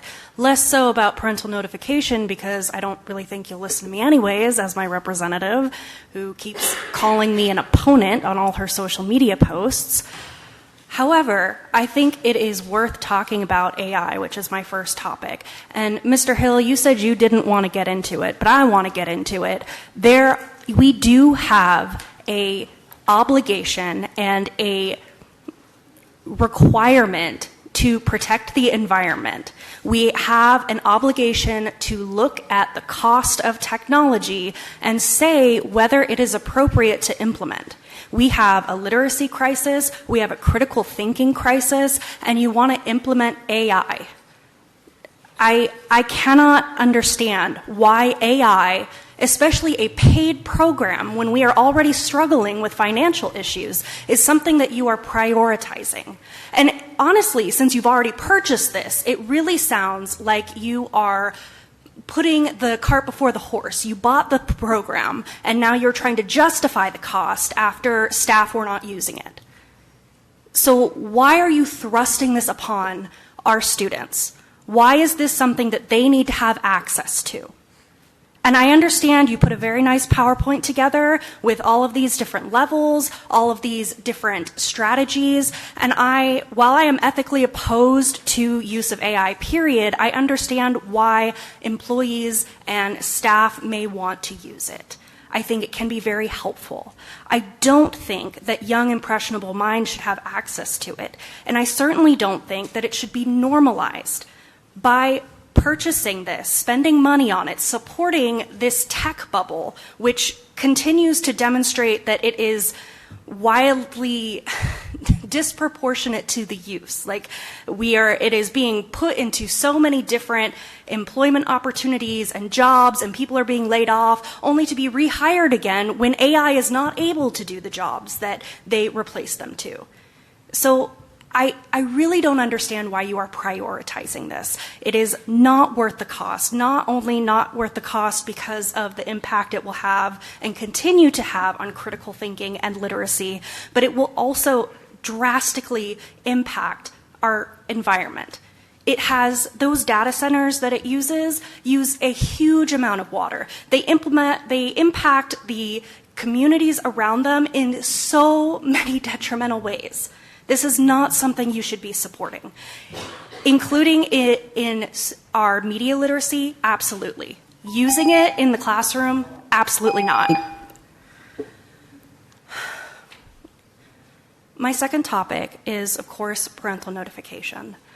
I think that you should be listening to the lovely young ladies that have come up here meeting after meeting to tell you about their lived experiences as trans women. Aya and Abigail have come up here and so expertly argued and explained the impacts of these policies, and you refuse to listen.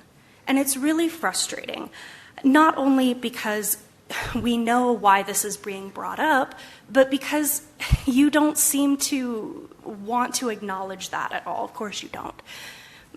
The parental notification, your policies all include notification for all the different areas. Last time I saw it, since it's not on the actual attachments in this board meeting, last time I saw this, you had suicidal ideation, you had notification for bullying. All of those are included in your other policies.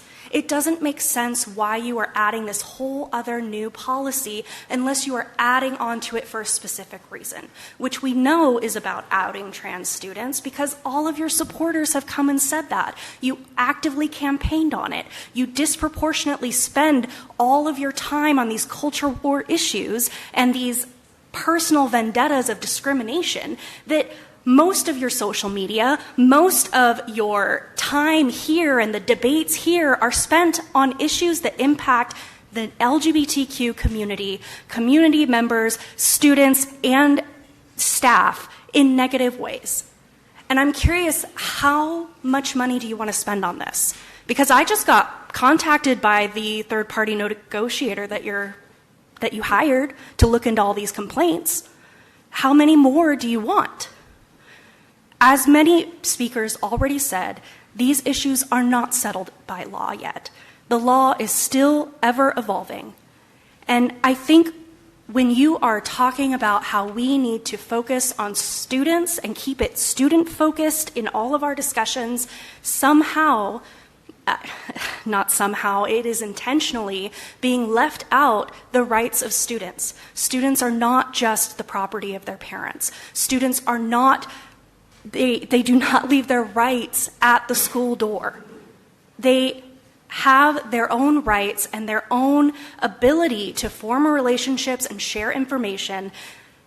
Whether someone has a different name or different pronouns has nothing to do with their education. And therefore, it should not be something that you are bothering parents or getting in the middle of these relationships. It makes no sense. However, if you want another lawsuit or you want pay more money to the third-party negotiator, be my guest. Thank you, Valerie.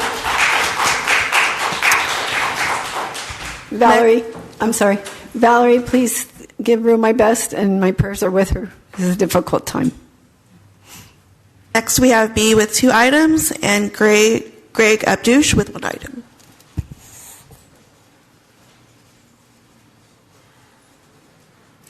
Welcome, B.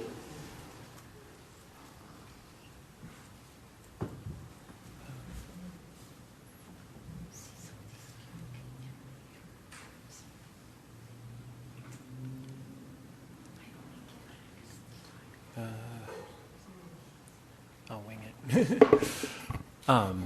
I wanted to say first, in regards to the AI proposal, there was a question of how we would handle plagiarism. And one of the things that I have seen implemented in schools is that they use Google Docs, which is it's a word processor that's part of the Google suite, and a lot of times is something that's accessible to students who are using Chromebooks.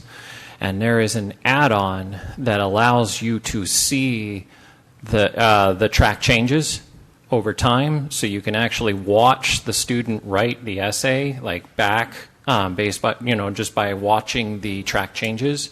So it's a real easy way to see whether or not somebody is using AI inappropriately, because if you suddenly see if you see just like a blank document and then suddenly there's an essay, they copied and pasted it from someplace and it was probably AI.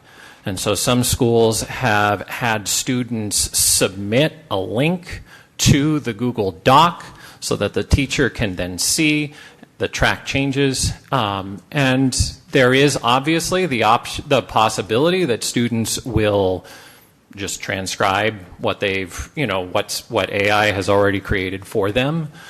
But theoretically, if they are transcribing that, they are at least potentially absorbing the information that was included in the AI document and, improving their typing skills. So if this is something that is a concern, and as Jason mentioned, the AI is getting better and it's harder to tell whether or not it is AI or it's plagiarism. And I know there are even students, when the quality of the essay is of a certain caliber, sometimes, like the tools that are available to flag if they think it's AI will sometimes accidentally trip, and say, yeah, this is most likely AI because of the way that the language is written. And so this is a way to ensure that there's some quality control. And hopefully that would be a tool that would be useful to the district. I don't know, usually, I don't know if our students get Chromebooks, but if they do, then this is a tool that's available to them, and the teachers should be able to use it as well. So I wanted to move on, if that's okay, to the agenda items, the no deception policy and the parental rights policy.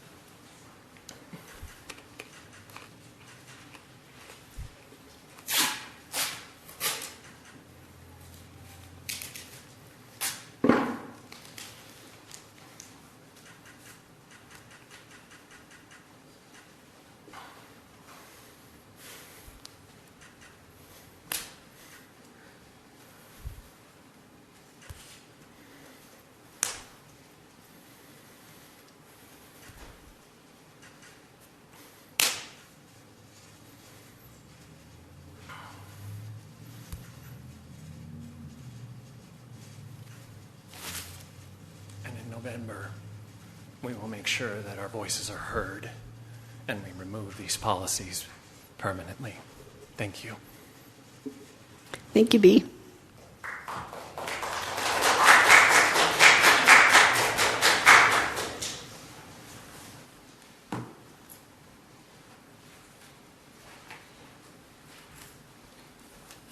Welcome, Greg. Thank you very much. Hello, Board. Thank you for letting me speak tonight. Greg Abdosh. I represent all the districts because I'm running for the California State Assembly for the 45th. And I've been sitting back there and I looked at your guys' sign, Redlands Unified School District, Excellence in Education. I think it's interesting that in 2026 we're still having these conversations about parent notification. I commend you guys for protecting parents and protecting students. I commend the teachers for teaching in an environment that we've given them this year. I think we have amazing teachers here in California. I really do. And I think it's sad that we have an education system that's failing. I remember back when my kids first started going to school, the conversation always in the beginning of the school year was, we need to make sure parents are involved. We need to make sure parents are here. We need to make sure you get your kids rest, you feed them, you get them to bed early on time, you get their homework done, you get them here. We need parents engaged because we want to make sure our kids are educated. 10 years worth of statistics. You can Google this. Parents that are actively involved have higher reading scores and math scores, better attendance, better classroom behavior, higher graduation rates, more likely to attend college. If education is our key, then maybe we should consider that. And I want to say my heart goes out to some of the stories that we heard tonight about the parents that aren't involved in their kid's life. I, thank God, was very involved in my parents' life, or my kid's life. But I would suggest that if we have children in Redlands Unified that are scared of their parents, that's the real issue we need to deal with. We need to make sure that education is the first thing we do. And if we have children in our education system that are scared of their parents, we have several professionals I know that are involved in this school system that can help with that. Let's deal with that issue. But let's make sure educating our kids is the number one thing. Congratulations and thank you. Thank you, Greg. Oh, we're done.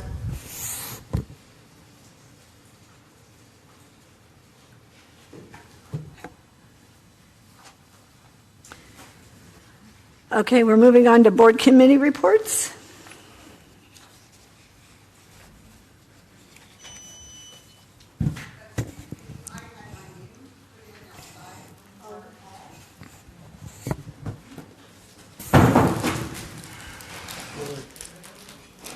Was it for an agenda item?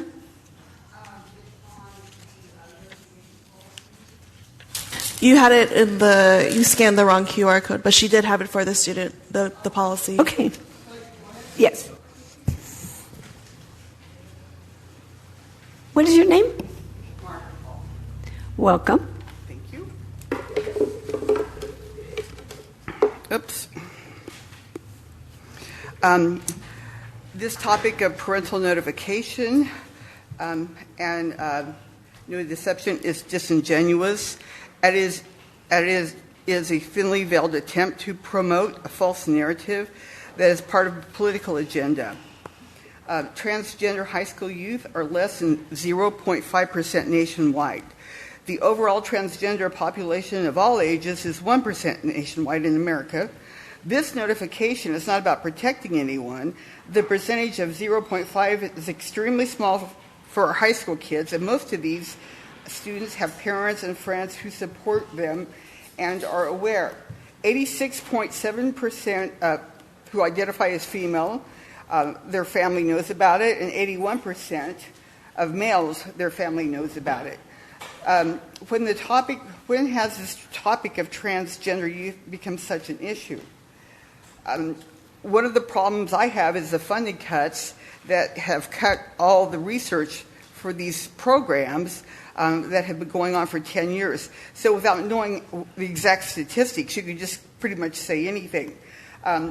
It appears that the current administration that we have in office, that this issue is truly not about a problem or concern, it's about politics.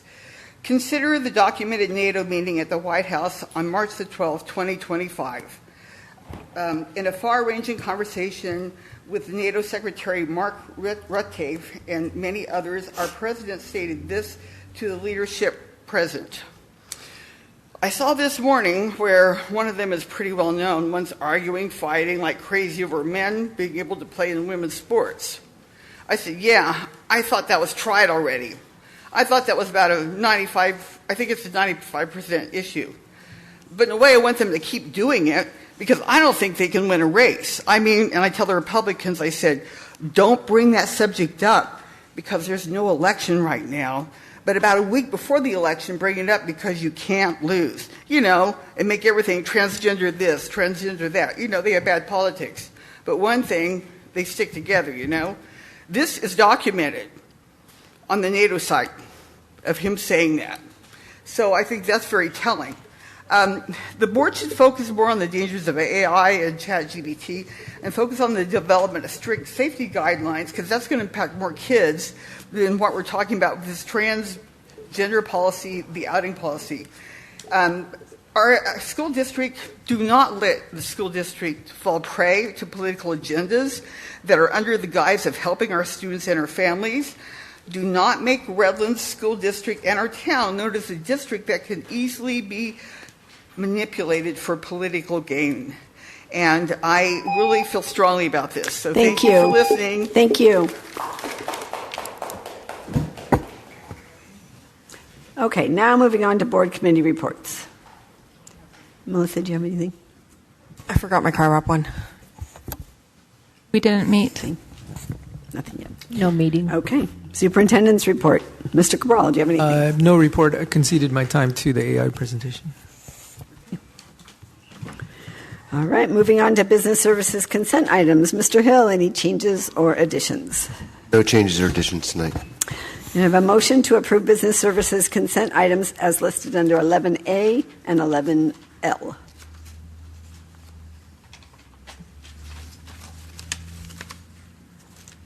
So moved.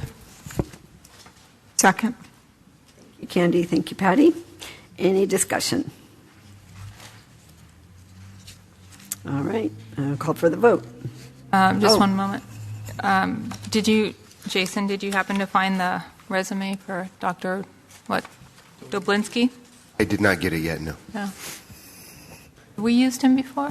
We have not used them before. Palm Springs. Palm Springs used yes. them, and then we did a reference check on that. I was curious on E, Jason, with the various and numerous transportation companies we use.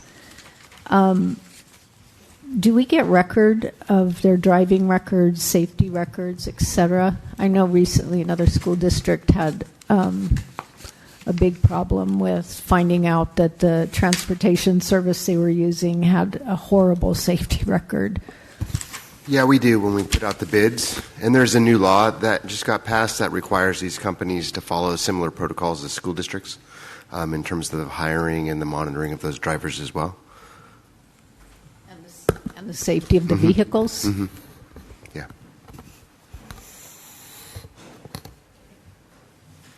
You ready to call the vote?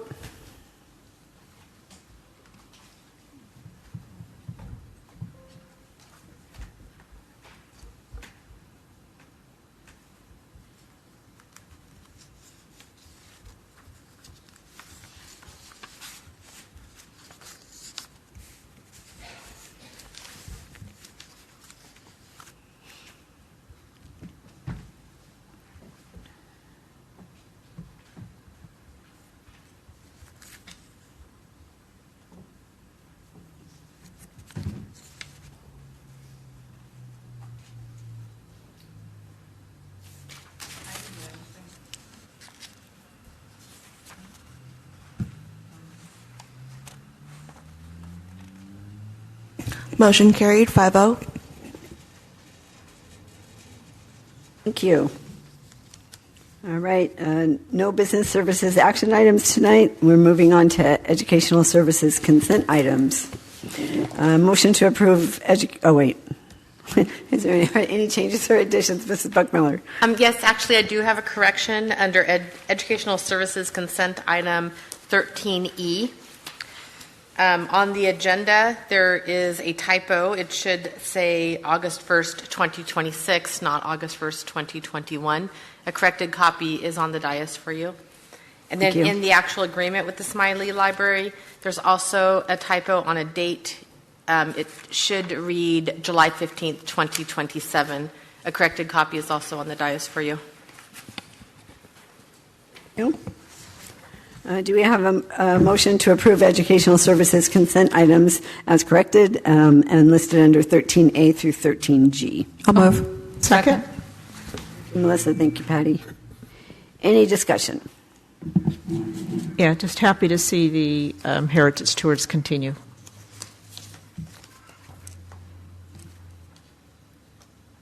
All right, call for the vote.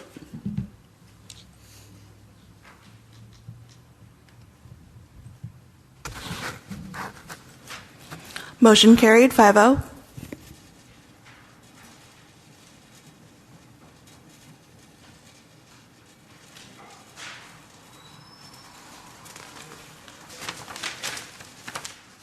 Now, action items under educational services. Mrs. Beckmiller, any changes or additions? No changes on action items. Thank you.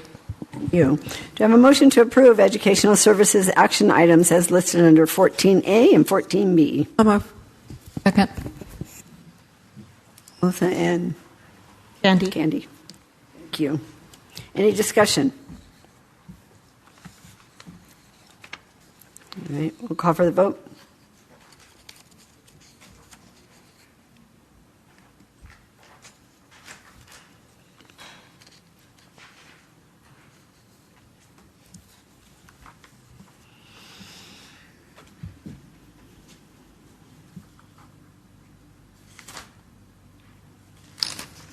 Motion carried 5-0. Do I have a motion to approve submittal of the following school plans for student achievement, or SPSAs, for the 2026-2027 school year, including Title I funded school-wide programs at eligible high schools: Arroyo Verde Elementary, Bryn Mawr Elementary School, Crafton Elementary School, Graham Elementary School, Franklin Elementary School, Highland Grove Elementary School, Judson and Brown Elementary School, Kimberly Elementary School, Kingsbury Elementary School, Ligonia Elementary School, Mariposa Elementary School, McKinley Elementary School, Mentone Elementary School, Mission Elementary School, Smiley Elementary School, Victoria Elementary School, Beatty Middle School, Clement Middle School, Cope Middle School, Moore Middle School, Citrus Valley High School, Orangewood High School, Redlands East Valley High School, and Redlands High School, and Redlands E Academy. So moved. A second. Patty, thank you. Melissa? Any discussion on anything in that long read? All right, we'll call for the vote.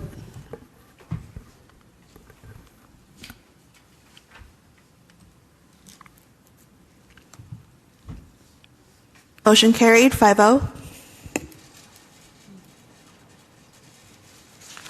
Moving on to human resources consent items. Do we have a motion to approve human resources consent items as listed under 15A through 15D? I'll move. I'll second.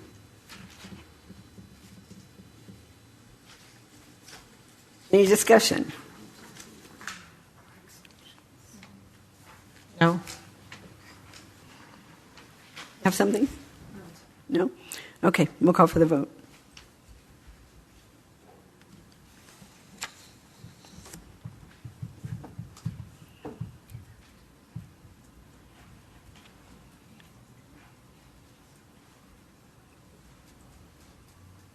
Oh, I apologize, Mrs. Bruick. I forgot to ask you if you had any changes on that one. I'm sorry. Wondering. All right, moving on to human resources action items. Oh, sorry, President Redler. Motion carried 5-0. Oh, I'm sorry. I got ahead of myself. Moving on, human resources action items. Mrs. Bruick, any changes or additions? No, thank you. I have a motion to adopt resolution number 2, 2026-2027, approving employment of Catherine Kahn. Is that how you say her name? Kahn? Effective the 2026-2027 school year, based on approval by the Commission on Teacher Credentialing, waived Ed Code Section 442065.3 credential requirements. So moved. Second. Patty, thank you. Melissa? Any discussion? I just have a question. Is that how you say her last name? Kahn? Okay, thank you. All right, we'll call for the vote.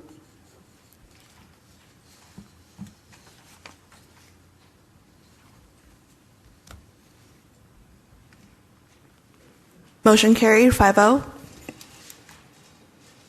Right, motion to adopt resolution number 3, 2026-2027, approving employment of Crystal Toy, effective the 2026-2027 school year, based on approval by the Commission on Teacher Credentialing, waived Ed Code Section 442065.3 credential requirements. I'll move. Second. Melissa, thank you. Candy, any discussion? I'll call for the vote.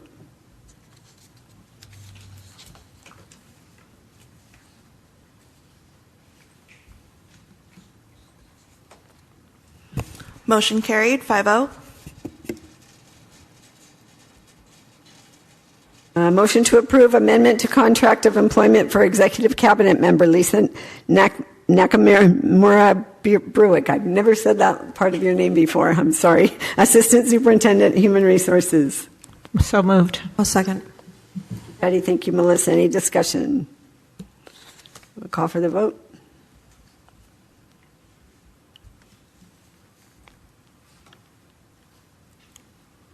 Motion carried, 5-0. Motion to approve amendment to contract of employment for Executive Cabinet Member Patricia Buckmiller, Assistant Superintendent, Educational Services. So moved. I'll second. Thank you, Patty. Any discussion? We'll call for the vote.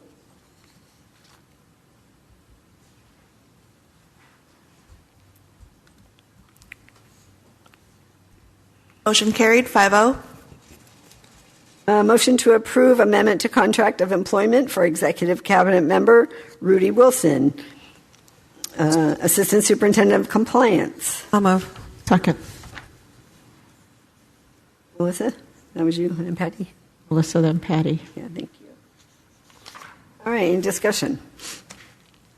All right, we'll call for the vote.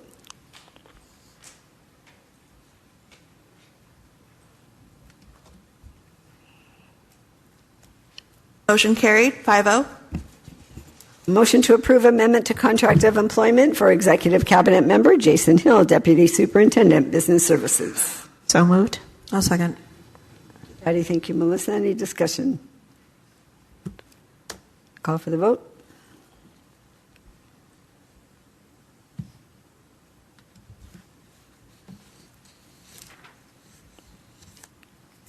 Motion carried, 5-0. Thank you very much. Moving on to public participation. Public comments are permitted upon submission of a completed registration card. Did you forget one?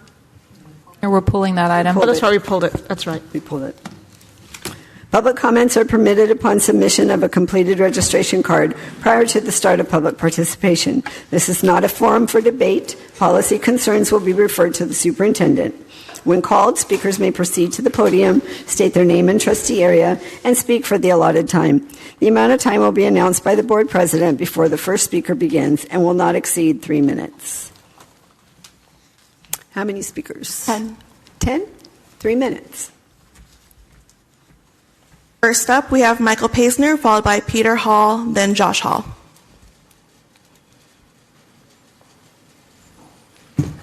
Welcome back, Michael. Okay. Give Paige a hug. Give her a hug from me. May I come back? Ms. Olson is relevant to my comment. Is that okay? Can I pass it to someone else and come back? She just left the room. Oh, do you want to switch with number Can someone two else person? go and I'll come back? Is that okay? That's fine. That's fine. Who's next? Christine? Peter Hall. Welcome back. Okay, so I'd just like to say that a bunch of the statements in here were outright lies. A bunch of these speakers who were arguing against the parental notification policy and the no deception policy are acting like we don't know what nicknames are. Are you going to notify the parents if they have a son named James who uses Jim on an essay or a piece of homework? We know what nicknames are, thank you, and nicknames are not the same as changing your name to something else, changing your name to a name that is usually used by people of the opposite sex, like a boy, like if I changed my name to Daniela or something like that, or Rosemary, that would not be the same as me using a nickname of my name. My name is Peter, and sometimes people call me Pete. So using Pete is not the same as outright changing my name and pretending to be something that I'm not. These people are liars. They are also crazy. Michael Paisner said, stop trying to appease crazy. Well, yeah, I agree with him. Stop trying to appease crazy. They're crazy. Thank you, Peter.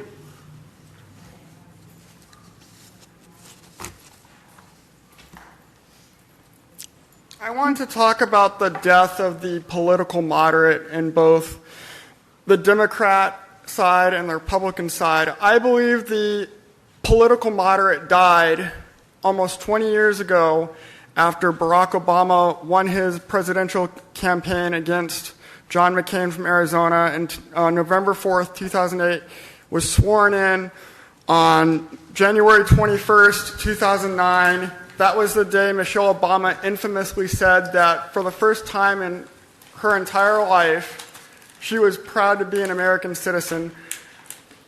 Shortly after that, I knew that the political moderate was dead, and I told my parents that. And I've been on the forefront trying to tell the Conservative Party to stop trying to resurrect and resuscitate moderate conservative centrism. Moderate conservative centrism is why we lose. The libs know, even though they're crazy, they know that the political moderate is dead. Ever since Obama... What? I'm sorry.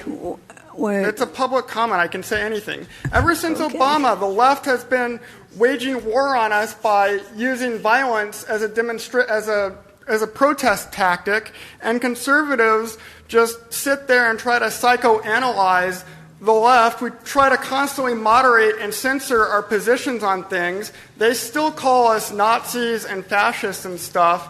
My point is, we should stop trying to resurrect moderate conservative centrism and embrace far-right extremism. It is the future of the Conservative Party. We should embrace it. They're going to hate us anyway. We should just embrace it. Thank you, Joshua.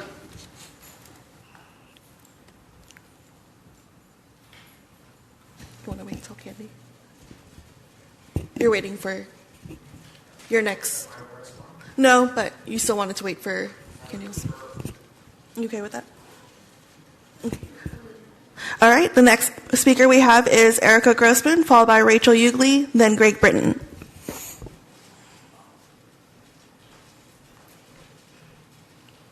Hi. Welcome back, Erica. Couple of things. I appreciate the idea of teaching students how to safely interact with AI, but I'm hesitant about its full integration into their education.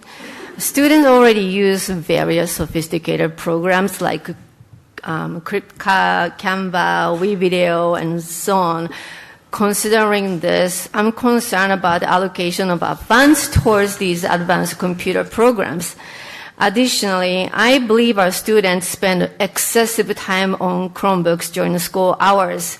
As a substitute teacher, I would rather see a reduction in computer use in the classroom. Students already spend a lot of time playing games or using social media outside of school, and they're using Chromebooks for assignments and homework for school at home. It's easier for me as a substitute teacher when students do their assignments on computers, but I'm honestly worried about the students' well-being. Okay, another thing is, I would like to know your plans for this upcoming school year, given a significant number of staff layoffs. There was an article about a Redlands student who requires one-on-one support from a nurse, but unfortunately, the nurse was laid off. Parents are undoubtedly more concerned about the impact of the layoffs than a parent notification policy or no deception policy. Thank you. Thank you, Erica.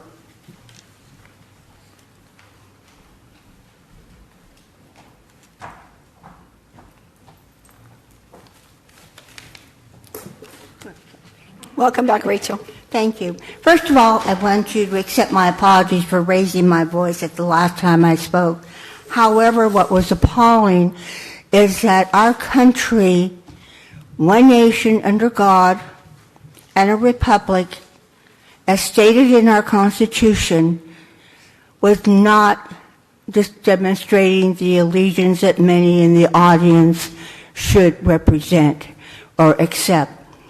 Possibly what's needed is education classes with a history about how America started. And those that are in this country, whether they were born here or not, if they were to be so outspoken in another country, there would be a law that would kill them or detain in some way and not be heard. So it is a privilege to be in this country. I noticed that a lot of people in the audience would not acknowledge the Pledge of Allegiance to our flag. We're here for a reason. Our allegiance is to this country for what our founding fathers established. Not one nation under God, and it's a republic, not a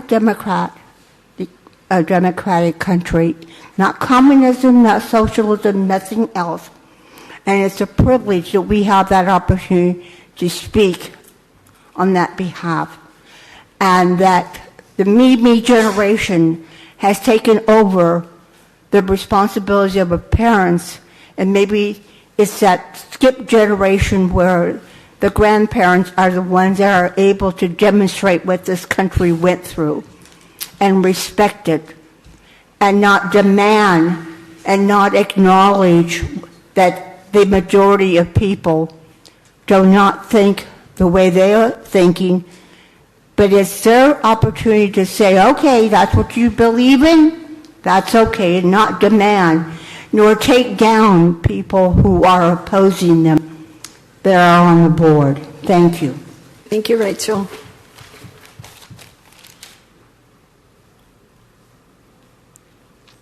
Michael, you want to go next?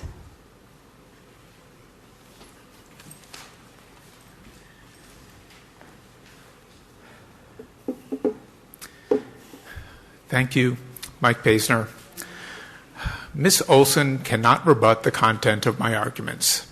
So what does she do instead? She makes videos of me and posts them online under her Awaken Redlands account, as she did again this past week.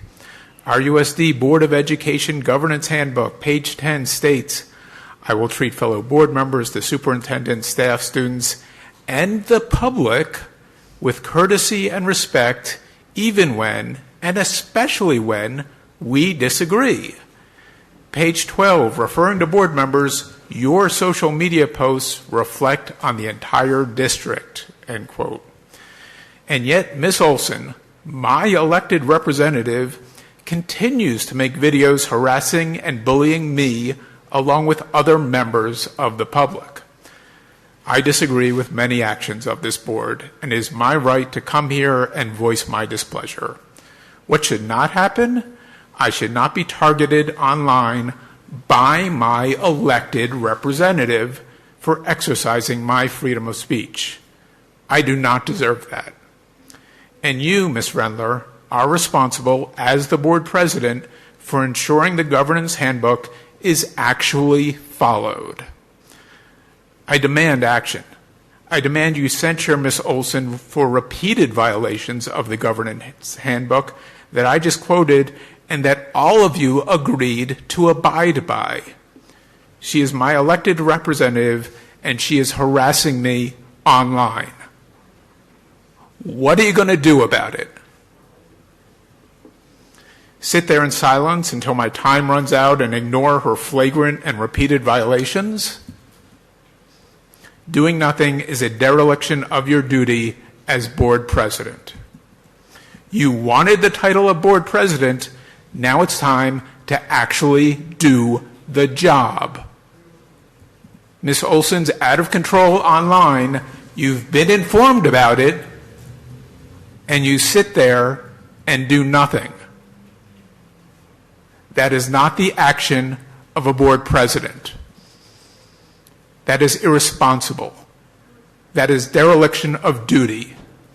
I won't complain to her, she's crazy. She can't control herself. You are supposed to be responsible, Ms. Rendler. You should be doing something to bring your out-of-control board members in line. And the fact that you're sitting there doing nothing is unacceptable. Michael? Next, we have Greg Britton, followed by Catherine Appleby. And then after her, it will be David Bullock. Welcome back, Greg. Thank you. I am shocked to acknowledge that I actually agreed with Melissa Ayala Quintero on something, and that is that AI will inevitably reduce human capabilities. As we rely on, I use Grammarly. I don't do my own grammatical corrections. It's just quicker and more efficient to let them, okay, correct that one. So approach this with real caution when you're trying to develop skills in children if they get the crutch, if they get the way of doing it easier too soon rather than developing the skills themselves. Our friends on the left here complain about waging culture war, yet of course, the left has been waging culture war in the schools and out of the schools for decades. Reminds me of what Karl Marx said, that accuse your opponents of what you're doing while you're doing it. So don't wage culture war, just give in to us and let us have our way. Yeah, it ain't going to happen anymore. I want to return to my subject of last time about standards. And after I had spoken, the superintendent had spoken. It was, well, we have room for improvement, but basically, we're doing pretty good. Okay. Well, I got the latest state test scores from 24 to 25. You increase reading English proficiency from 50.38 to 50.61, an increase of 0.23%. Let's say you wanted to bump that up to only 70%. Normally 70% would be a C which is the way it used to be when I was growing up. Well, at that rate, that would only take 84 years. Math, we went from 37.14% to 37.54%, an increase of 0.4%. Let's say we wanted to get to 50%. That would only take another 12 and a half years. So I think there needs to be greater urgency at improving academic results and academic standards than I think what has been reflected. As long as I've been coming to these meetings, the numbers for Redlands have been about those numbers. Maybe 1% here or 0.5% there. And I just think that should be just unacceptable, because that doesn't prepare the students to go out and get a good job and compete not only against other Americans, but against Chinese and everyone else in the world. It doesn't prepare them to be citizens of the country and keep the republic. And it doesn't prepare them to keep you have to pass on the history, the culture, and that's just not being done. 90% of parents think their kid is rating above grade level, when all the test scores nationally, statewide, show it's the opposite. So I'd like to see more urgency at improving academic standards and performance. Thank you, Greg.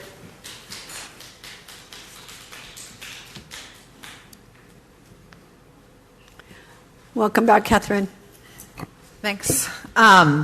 So first, as an AI hater, proclaimed AI hater, this is my standing ovation for Mr. Hill and the Ed Services Division. Thank you for taking the time to create a thoughtful AI guidance plan. It's not perfect, but there's a neighboring district that 6 to 9 months ago created their AI guidance plan, launched it. Redlands is far and above superior.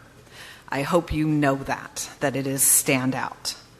I appreciated the structured instruction about AI, the 5 levels of AI usage, the AI misuse and due process policy, the academic integrity violations list. I am going to be taking these back and using them for myself. So, theft is what we do in education. I hope the board understands what was created for you. I know there are worries from the public. I know there are worries from the board members. But what was created by your department deserves recognition for it. I have a big ask. On June 26, Governor Newsom signed the 2026-2027 California state budget. A last-minute budget change eliminated access to Compass, a consortium of databases that all students, regardless of the wealth of their district, have access to. Students lose access to this summer of 2027. The cost to the state is $5.5 million annually.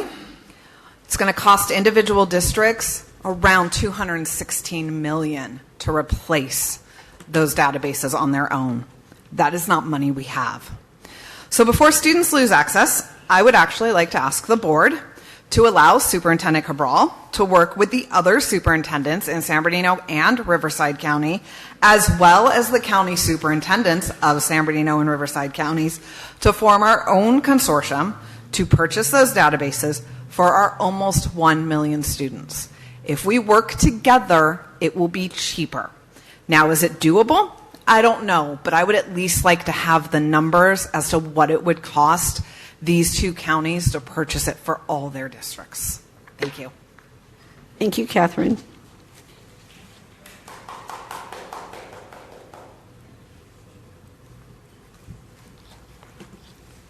Welcome back, David. Thank you. Earlier this evening, I put in for two things I was going to speak on, and for whatever reason, I was cut off. If possible, when appropriate, if you can let me know what happened so that doesn't happen to me again. And last time I attended one of your meetings, I was able to fill out a card, and my information was between me and the district. Now you have added another party to be part of our relationship, a party that I try my best to avoid as much as possible. But in order to address you tonight, I had to share the fact that I was here addressing you tonight with my name, phone number, and email, and the topic of conversation with Google. It has been said regarding Google that when a product is free, that you are the product. Now, Google has the data that I was here addressing tonight. It has all this data from the speakers of tonight's meeting. I know it's easier for you, but it has me sharing my information with a company that I do not believe has mine, yours, or our best interest at heart. I urge you to go back to physically filling out having us physically fill out cards in order to speak. I appreciate the speaker presentation on AI tonight. I've avoided AI as much as possible. When I've used it, I found it provides erroneous information. I would suggest you keep students at a level 01, no AI assistant for students. I made the statement the other night, AI is not necessarily your helpful assistant. It is a narrative management tool to shape your endpoint opinions by those programming the machines, programmed on behalf of very powerful people that want to control us and the world we live in. Listening to various subject matter experts talk about their experience with AI, they state that it is programmed to avoid controversial subject matter and lie about the fact that these subject matters exist. I believe the speaker touched on that. This is very dangerous to have information obfuscated from developing students believing something that is not true. It is not in society's best interest to have this. The experts that I listened to testified that after about 7 or 8 prompts regarding a subject they know inside and out, AI eventually admits that it was lying to the user. AI, along with all the cameras going up around in the country to monitor our comings and goings, or who exactly and what we're doing, along with increased use of electronic banking, which can easily be programmable if we get away from cash altogether, can restrict where, when, and how, and what we spend our X's and Y tokens on. All of it together is creating a control grid on all of us. I'm sorry that went a little bit off topic, but this is something we should be educating our children on. We should go back to books, papers, pencils, and pen. It appears that as technology becomes more and more prevalent, the worse off our children are doing. That is my opinion. Thank you. Thank you, David. Next, we have Mark Laird, followed by Dale Broom, then Valerie Lee.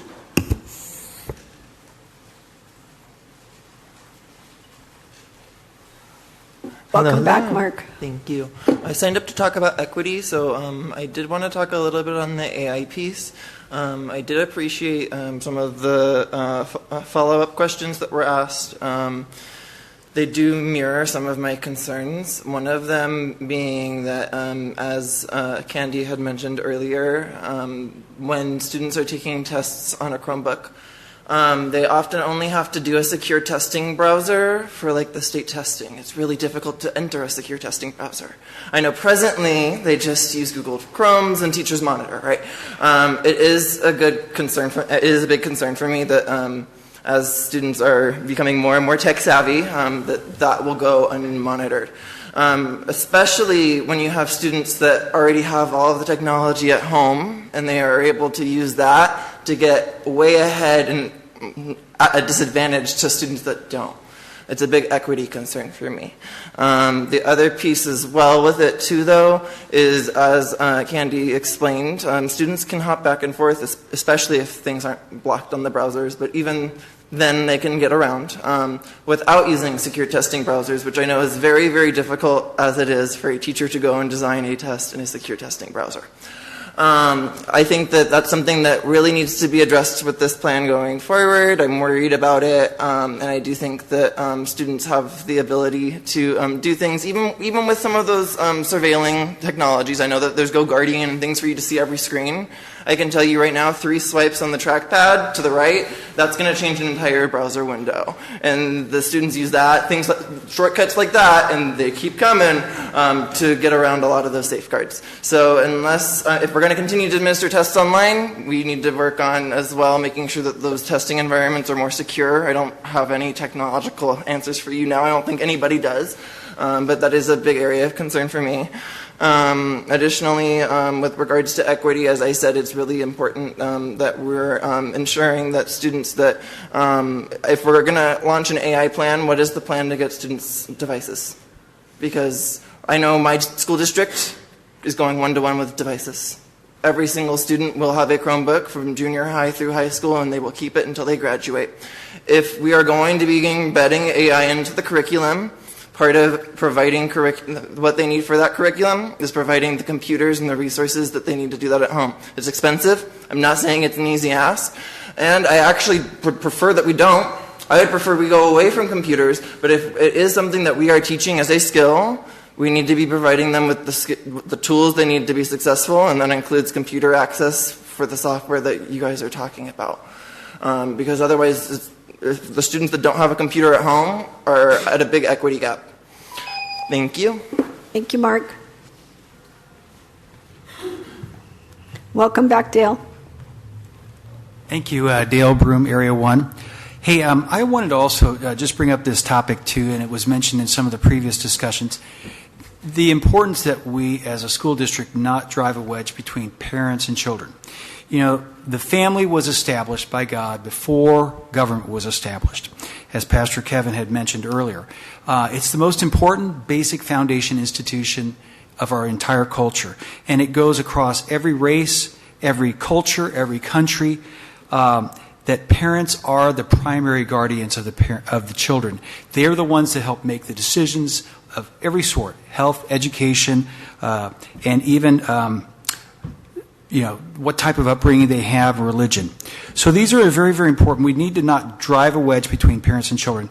And unfortunately, AB 1955, which was the basis of this secrecy policy, does drive that wedge between parents and children. And we need to dissolve that. We need to make sure that we reverse that, pass this parental notification policy. And I will make this one caveat. The one exception in terms of the type of countries that do not, that want to drive a wedge between parents. If you take a look at Marxist and communist countries, that is their primary goal. They want to separate, and also other totalitarian governments. They want to separate the children from the family so that they can have the control of the minds of those children, and that they will become minions of the state to do exactly what the government wants them to do. And so now, and one of the things that I see going on, and I've been following a lot of bills that come through Sacramento, there are a lot of attacks on parental rights that are going on. And they go back to that basic foundation of separating children from parents. It's very, very harmful to our society, and it's harmful to our children. And we're seeing government using the schools to provide services, social services of all sorts for children, to the point where it's supplanting or even usurping the role of the parent. And that is a very, very dangerous state that we're trying to move toward, particularly here in this state of California. I wanted to bring up a couple arguments that were brought against this passage of this parental notification policy. And one of the things is that it's forced outing, and it's going to cause these children to have be homeless. They're going to be various things like this. They're assuming that every parent is a bad parent. That is not the role of the teachers, the administrators, to determine if a parent is negligent or abusive. That is the role of the court. We should assume the parent is able to handle that situation appropriately for the child, and we should not falsely accuse them. The other thing is, some of these teachers that have spoken tonight seem to indicate that they have every willing desire to deceive parents and not tell them the truth about their child's gender transitioning. That is all the more reason why we need to pass this no deception policy. Thank you.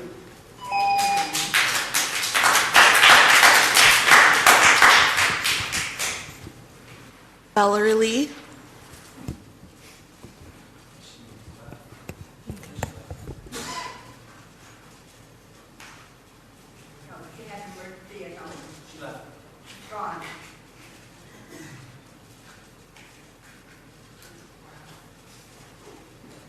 that it? That's the last one?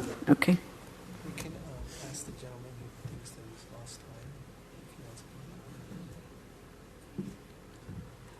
Oh, I thought he talked about it. I'm asking President if she wants to offer the gentleman who feels like he lost amount of time. If the board wants, he can speak now. Is that what you were asking, David? Signed up for 2 items. He did speak on the 2 items, but he was asking for clarification as to why he wasn't able to speak on the second item in the first portion of the. Oh, because it wasn't an He signed agenda. up for 2 items, and then he also signed up for public comments, and he was given 1 3-minute period.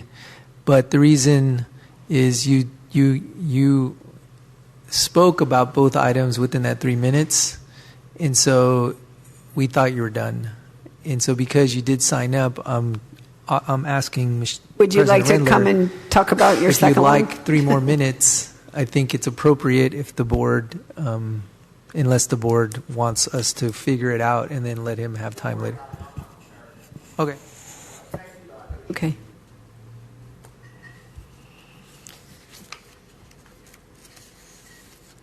All right. Any board members have any comments they would like to share tonight?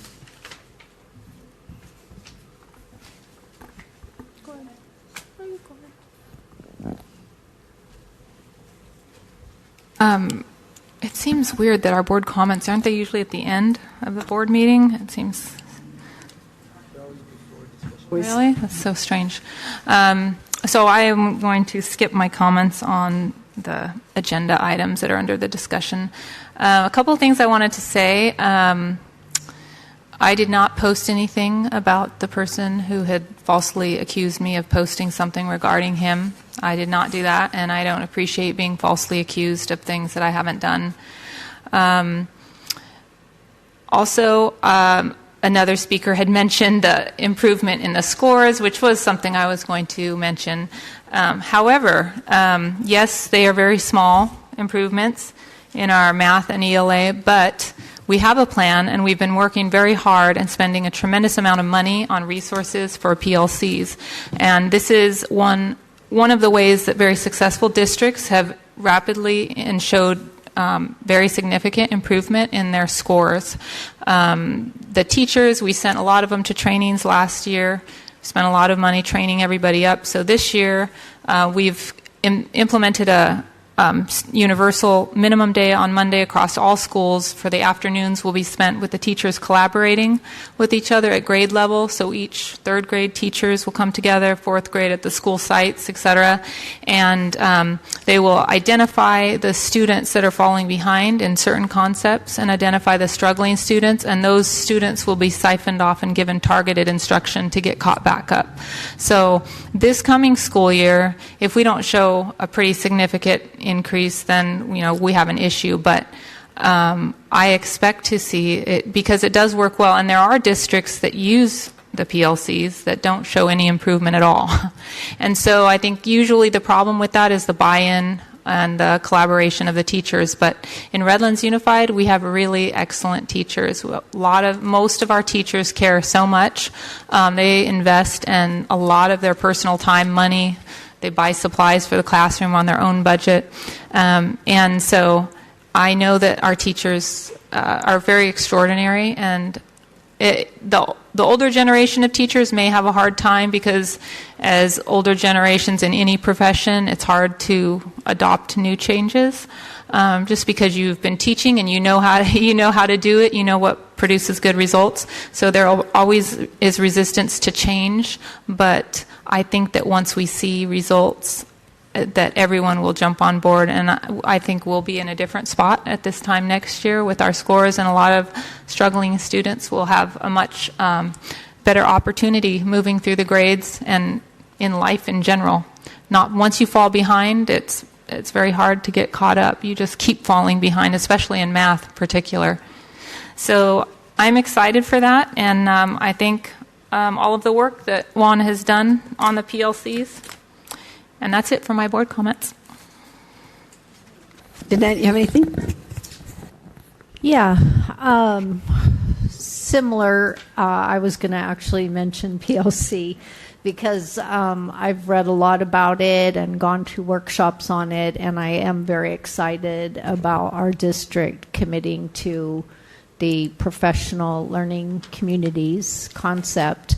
I would love, Juan, if we could get a presentation, not really a dry one of what it should be, but maybe a presentation from some of the staff that have gone to the trainings and what they really believe it can do for the students in our district and what they're excited about and how they see it helping at their school sites. Because I think that it has a lot of promise if used effectively. And of course, implementation, that's what I've learned, is the implementation is tough. But if the buy-in can happen, then it can be really beneficial to the students. And the other thing I just wanted to give a little overview quickly for parents and guardians who are now getting ready for the kids to go back to school, which is hard to believe that summer's almost over. But there's three places parents can make informed parental choices regarding their child's educational experience. And one of those is the portal for the summer data confirmations, which opens Friday, July 31st, I understand.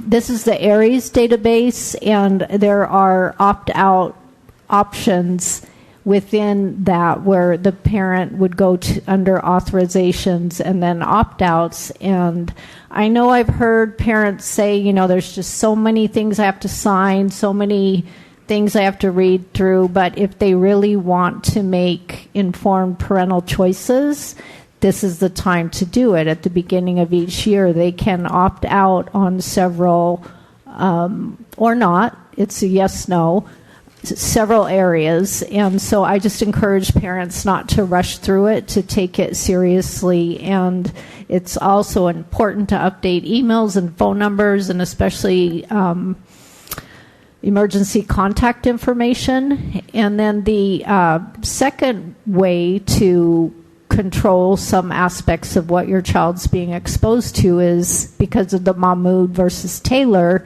Supreme Court decision. That is a form it's a form though that you have to fill out. It's not a yes, no. So it's a PDF on the website under the family tab. And that's where you can opt out of various genres in curriculum or books and subject matters that you don't want your child exposed to. And then the form gets turned into the principal, and the principal then goes over it with you to get a really clear idea of what you're wanting to opt out of. And then thirdly, the Title IX notifications come in as emails throughout the year for you to be able to have a chance to look at the material and decide whether you want to opt out, as specific Title IX presentations or videos get presented to your students. So I just wanted to emphasize that you got to watch for the emails, really take your time, and that's a way that you can really exert your parental involvement as well. That's it. Thank you. Melissa, do you have anything tonight? No. I just hope everybody has a great last few weeks of summer, and we'll hit the ground running when school starts. And I don't have anything else. Superintendent Cabral? Yes, I want to congratulate my cabinet, Jason and Patty and Lisa and Rudy. Rudy's on vacation tonight. And thank the board for your confidence in the cabinet team in extending their contracts tonight through 2029. It is a big deal for cabinet members to have a contract and to have it renewed, and so thank you for your confidence in them. They are a great team. I'm very excited to continue working alongside them as we do what we can best for our students. I also want to thank the board because I took last week off, and it was good. And nobody texted me, called me, emailed me, and that was good. And thank you for my team who took care of business here. That's all my comments. Thank you. All right. So we're going to move on to discussion items. Who would like to start this conversation on these two discussion items? I can provide some context and just some clarifications because I've been emailed by several community members regarding the policies. First, as a discussion item, what we should be providing for the public, which we have, is whatever the board is using to discuss must be made available to the audience. And so if you have not already grabbed a packet in the back, there's a packet, and we tried to make it as easy as possible to follow along by numbering. And so if you look at the bottom right, it's numbered 1 through, I believe it's all the way through 18. There are a few copies. So there's the board policies, there's the original BP 5010, the most updated BP 5010, there's the original AR 5010, and then the most updated 5010. And then there's board or administrative regulation 5145.3. That is relevant to the discussion because part of what needs to be explained to the public, and every board member is aware of this, is 5145.3 specifically states that a student must give permission for their parent to be notified, specifically transgender students. 5010 currently would be in violation of 5145.3. 5145.3 is a current RUSD policy. The board is aware that the question we were asking the DOJ and the OEG is whether or not the edits we made to 5145.3, which referenced Board Policy 5010, made it allowable. And that's the question that still has not been answered. Okay, while this has been happening, we also have Supreme Court decisions that have been handed down that have impacted AB 1955, the Safety Act, which speaks to the protections that are in 5145.3. The fact currently, and what I want to make the board aware of, and just dealing with facts, is that the Supreme Court did not strike down 1955. The Supreme Court limited some of the protections that are in AB 1955, but it did not completely strike it down. What that means is that in California, it is still very much California law that a transgender student can tell a teacher that they are trans and then can follow up and say, but don't tell my parents.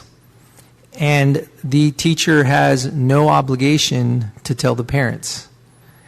And any policy that is passed obligating staff to tell a parent could be in violation of AB 1955 still.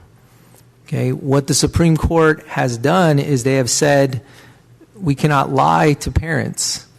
Okay, that is a blanket constitutional protection for parents, which is very much understood, which you could think of it this way. There are two laws that we are trying to operate under. Okay, one is, of course, the constitutional protection. The other is the California law that protects students. That means that if that scenario were to play out and the teacher does not inform or staff does not inform the parent and the parent does not ask, then there's a likelihood that the parent is not going to be aware. That is how they coexist currently.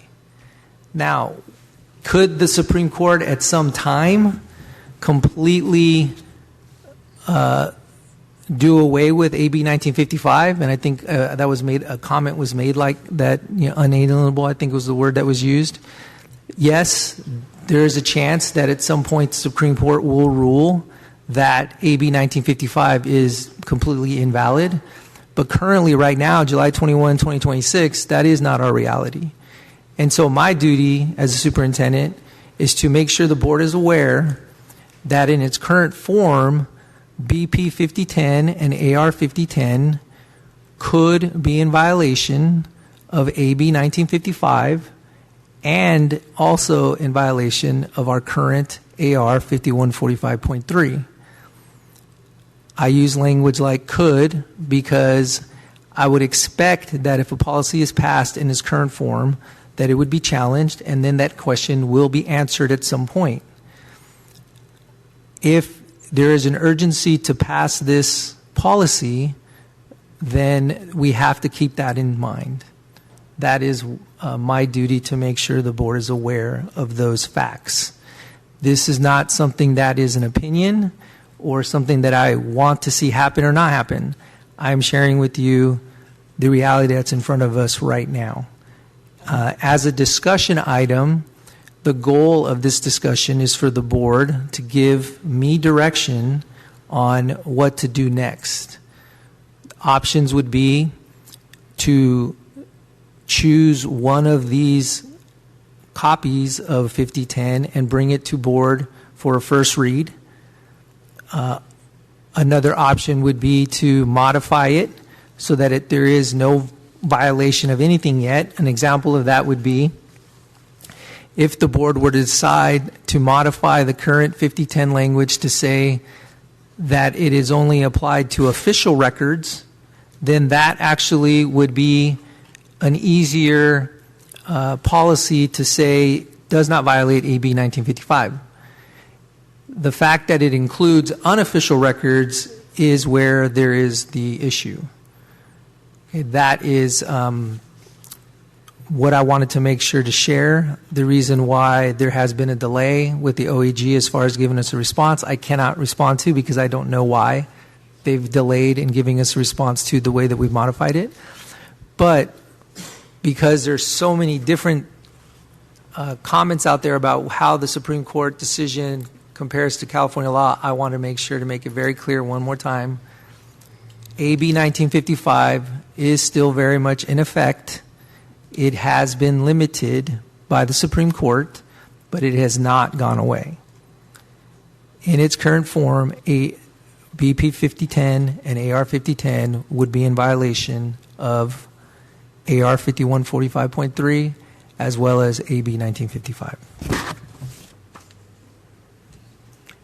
Thank you. Okay. You want to start? Sure. You talking to me? Mm-hmm. Yeah. So the current policy that's proposed is not in violation of AB 1955 at all whatsoever. It is not a policy that targets transgender individuals or gay individuals even. The Superior Court of San Bernardino found that portion of Chino Valley's policy was in fact constitutional, which is why it is still in place. It's in place to this day with no further legal lawsuits, and Temecula has it, as well as about 10 other districts in California that are using that policy successfully with no legal challenges. Okay, I am not suggesting we do something that's illegal. However, in light of the cases that have been coming down and the recurrent parental rights lawsuits that have been won, I expect eventually that AB 1955 will be struck down. On June 18th, as it was mentioned by a speaker already, the Ninth Circuit blocked key parts of the AB 1955, so key parts of it have been blocked, citing the SCOTUS's Mirabelli ruling, and said that AB 1955 forbids the mandatory policies that the Constitution requires. Based on Mirabelli, the Ninth Circuit here found that parents likely have standing to sue when they are the objects of policies restricting information exchanges about their children's gender identity or gender expression at school. This puts us at a legal risk for not putting into place a notification policy. In its decision, the Ninth Circuit emphasized long-standing precedent that parents have a constitutional right to direct the upbringing and education of their children. This right includes the right not to be excluded from decisions affecting children's mental health, such as gender dysphoria. As it is a parent's right, this right should never be infringed upon by the district, and only by offering an opt-in in addition, which I'm completely against having to opt in. Infringing on a parent's right to be involved in their what's going on with their child, that would be an infringement because parents don't understand opt-in, opt-outs. I think it should just be standard. Regarding Mirabelli, the Ninth Circuit emphasized that parents are not merely indirect participants in school policy decisions, but are intended objects of laws like AB 1955. Thus, under Mirabelli, an objecting parent who is the target of AB 1955's effort to prohibit constitutionally required mandatory policies has standing to seek injunctive relief from the district, which again puts us in a very dangerous place legally. That being said, the parent notification policy we're talking about is general notification for changes. It is not particularly, it would be important for all kinds of changes. For example, if a kid wanted to change their address or the medications or their health records, notification would be sent home to the parent that their records were changed, and if the parent's not interested in knowing what those changes were, they don't have to follow up and request the records. Regarding outing, that's just not what this policy is about.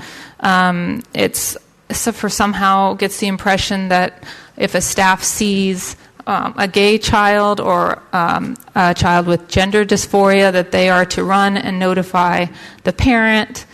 This is not the way the policy works.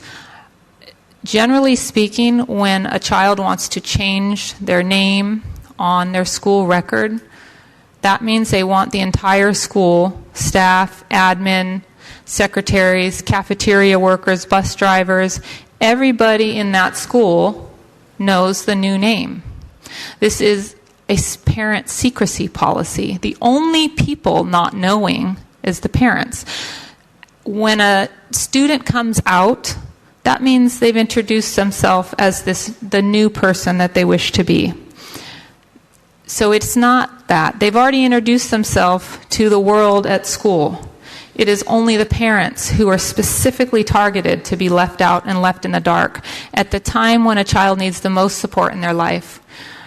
And one good thing about having the school be involved is that we can offer support. So if a child is very concerned about an angry parent, we can have a mediator. And I do know that Chino Valley, after they started this policy, they had like 14 very successful outcomes.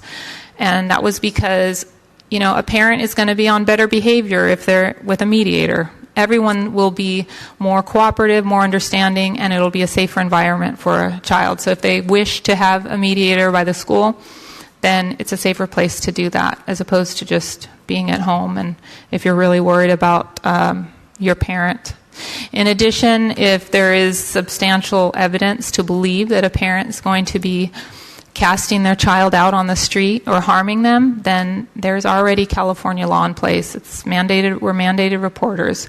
So assuming that all of the parents would act that way, like one of the speakers had mentioned, is really not. Most parents really love their children and what's best for them. There are, parents that would not act right. We all know that, but we can't go based on an assumption that all parents are terrible to their children if they make decisions they don't agree with. I guess. Regarding the gender support plans and devastating a child, some speakers had mentioned that this would be very devastating if we did this because of the students that would suffer. But I've asked Juan Cabral before about the students that are on gender support plans and how many of them have parents excluded, and he said none of them. So As far as we know, there are no children with gender dysphoria that have excluded their parents from the conversation. So in effect, this really wouldn't have any type of impact regarding those children that are already on gender support plans. It would help for future, though, and it would help keep the parents in the loop when they're needed the most in a kid's life.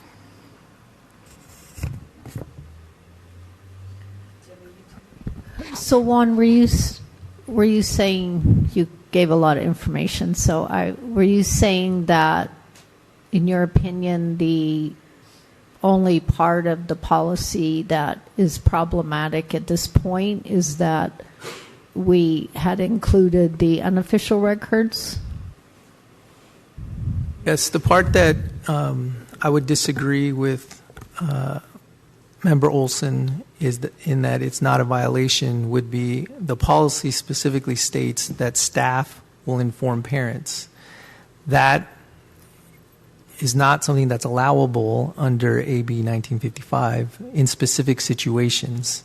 So I would want stricter language that would support something like, unless it's against the law. What are you talking about with the staff supporting, notifying parents? Like, we cannot direct a teacher who's been told by a student that they are transgender, for example. We can't have a policy that would say you have 3 days to inform the parents. No, it was, remember the principal? It says in our here that the principal's going to... Principal, certificated staff, or counselor. In general. So what it should say instead, it should say, if permissible by law, for example, you would inform the parent. There are situations where it would not be permissible by law.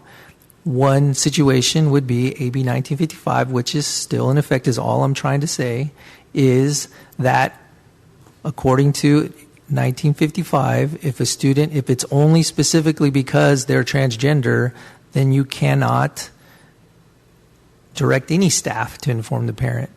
I'm not saying I agree or disagree. I'm just trying to make sure the board is aware of what exists currently. That is a challenge for us. Now, I will add to it that we are very different, and I've explained this to board members mostly individually. We are very different from Chino and what they pass, and Temecula and what they pass, because we have the stipulated judgment. We have the Office of Attorney General that we meet with on a monthly basis.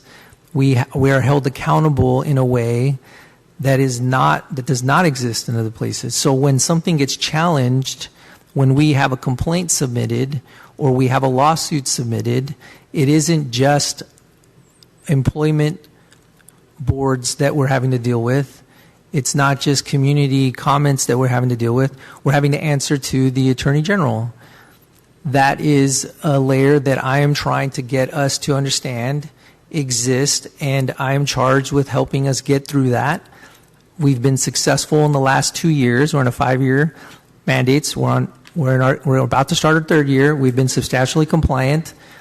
I am just making the board aware that this makes that more complicated.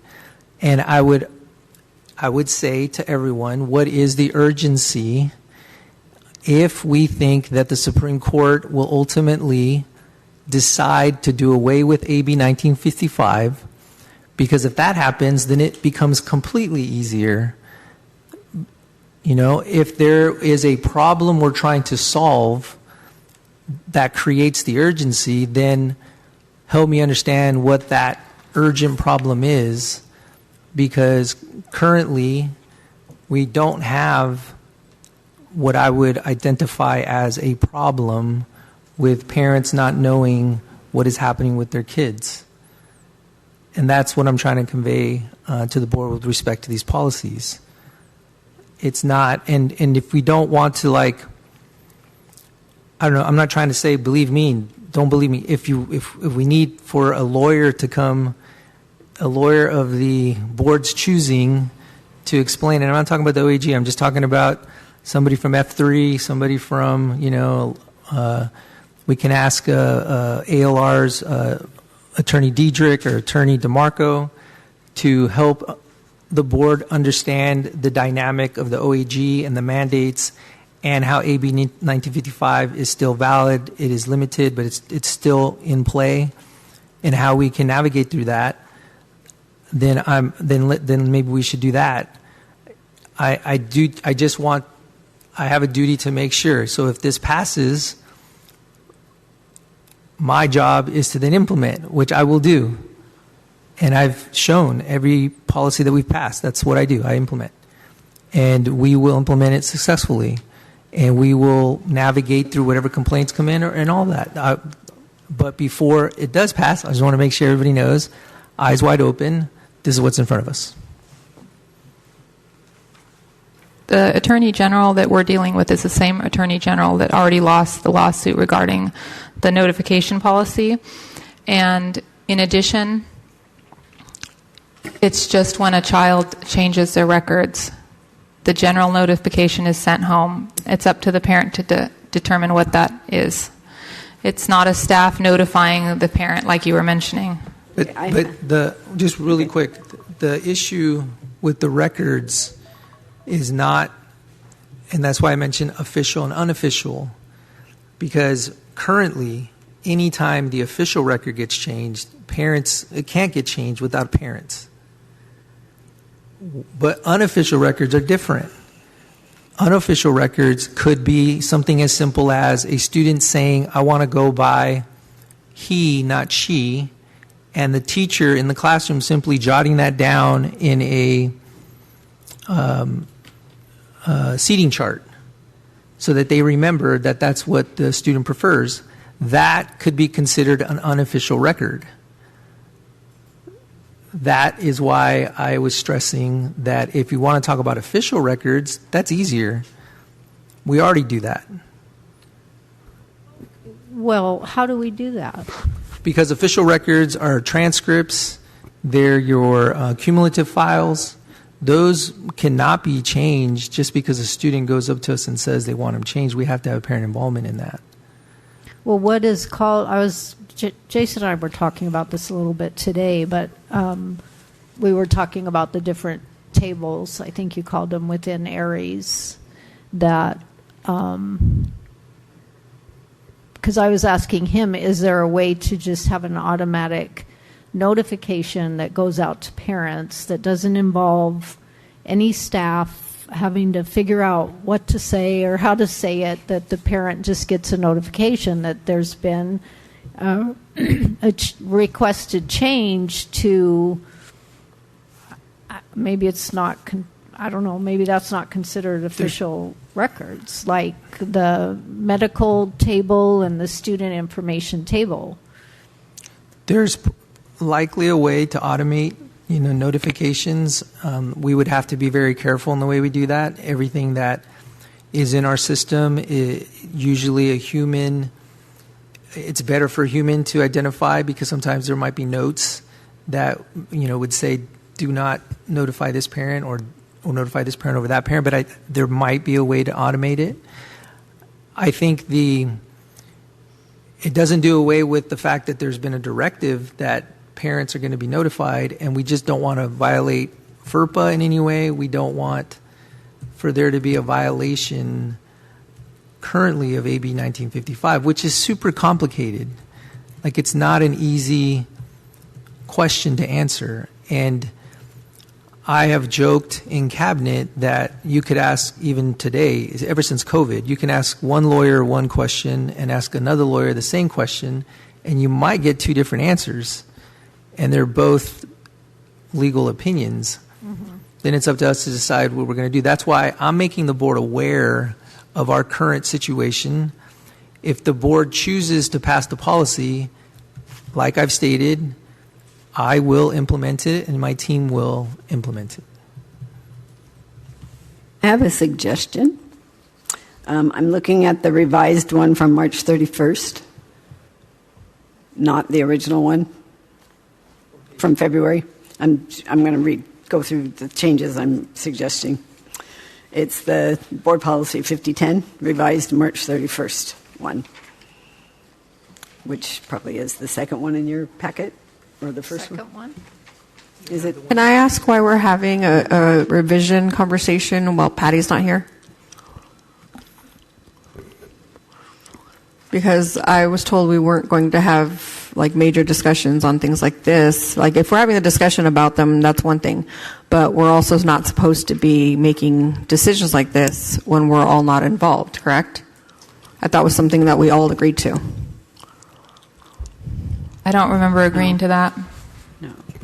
She chose to leave, so I don't know what. It was an important item on the agenda, and she left. It's a discussion item, which Right. means that there's be no decisions being made. We're not. So we're why not, are Then we? why does she have we're to be just here? discussing. You're What working on a is it? policy.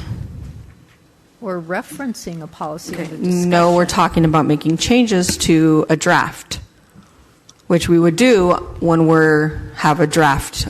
We're looking at a first draft. Generally speaking, the protocol, board members are allowed to be absent.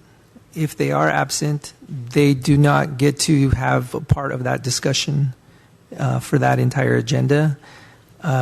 Member or Vice President Holohan was here. She had to leave. She forfeits her I understand that. participation. However, I have had a conversation with this very same board where we were discussing absences. And whatever the reason Board Member Holohan had to leave, it doesn't erase the fact that she has input, a right to input on this discussion. What I am saying is that I did have a conversation with this board, and I don't know if you guys just don't remember, but we were talking about absences, and I was told that I don't need to be at every meeting. Understood? But I said, then what happens when we have a conversation about an important topic, and you, Michelle, said we wouldn't be having those discussions unless everybody is here. I don't really remember that, but I'm thinking that possibly we were talking about if we knew you weren't going to be at a meeting, like 2 months later, you know that you're not going to be at a certain meeting, and you say, well, I can't be there. So if something emergent comes up, I'm not allowed to miss because I can't miss because. Well, no, I'm just saying we wouldn't put something important on the agenda if somebody knew ahead of time they weren't going to be there. We would. I understand do it that. on So a that later means one. something important could be on the agenda, and at the last minute, I could have to leave, and you would still have that discussion. This wasn't a planned absence, so is what I'm saying. However, Okay, well, you continue on with your conversation. All I'm suggesting is a change. This is not a final thing. We haven't even done a first read yet. We're just discussing. And that's what I'm asking. Isn't that when we're supposed to be having? Because as of today, there was no draft proposed. Why don't we just listen to what Michelle has to say? And then we I'm can asking see. a question. I mean, we haven't even heard what she's going to say. But we've spent how long on this topic? But listen, this revised one from we've had this for a year, since March of 2025. We've had this to look at. Okay, we've had it. So you have. I'm asking questions about. I only found out Friday that this was even on the agenda. Correct? Yeah. So okay. Did you have a copy of this from March of 2025? No, I shred all of my stuff. Oh well. And then I got it Sunday, right? So what I'm saying is that's the thing. Like again, this wasn't attached to. There was no draft attached to the agenda, which is fine. But what I'm saying is it just doesn't seem that this is the appropriate time to have this discussion when a board member is missing. Also, when I wasn't given a draft. How do I know we weren't starting from the February draft? Well, I brought both copies because I didn't know what we were going to do. So but you were prepared because you set the agenda. But I didn't know which ones she was talking about. She just said she wanted the parent notification on there. So I did it. And I got both my copies. I just prepared myself ahead of time. I don't shred Yes, them, you prepared yourself ahead of time. That's all I'm saying. Yeah, on Friday I prepared myself. Okay, so, I'm just asking for clarification. You're free to continue on with your conversation, just like I will ask for an opportunity to speak my piece. But I also want to highlight we have been discussing this for well over 10 minutes. every time I have a topic I want to discuss, I get reminded of the time. So I'm just reminding you of the time. Okay. Well, we let Juan go first, and he's not included in the 10 minutes. Okay. Oh. So here's my suggestions. So on the first page, that's Board Policy 5010. There's one strikeout already under one of the, it's like the third paragraph. What page of the packet? Are you- One. One. You were talking. Okay, you were talking about the March version, but you're going back to. Yes, it's March, page 1.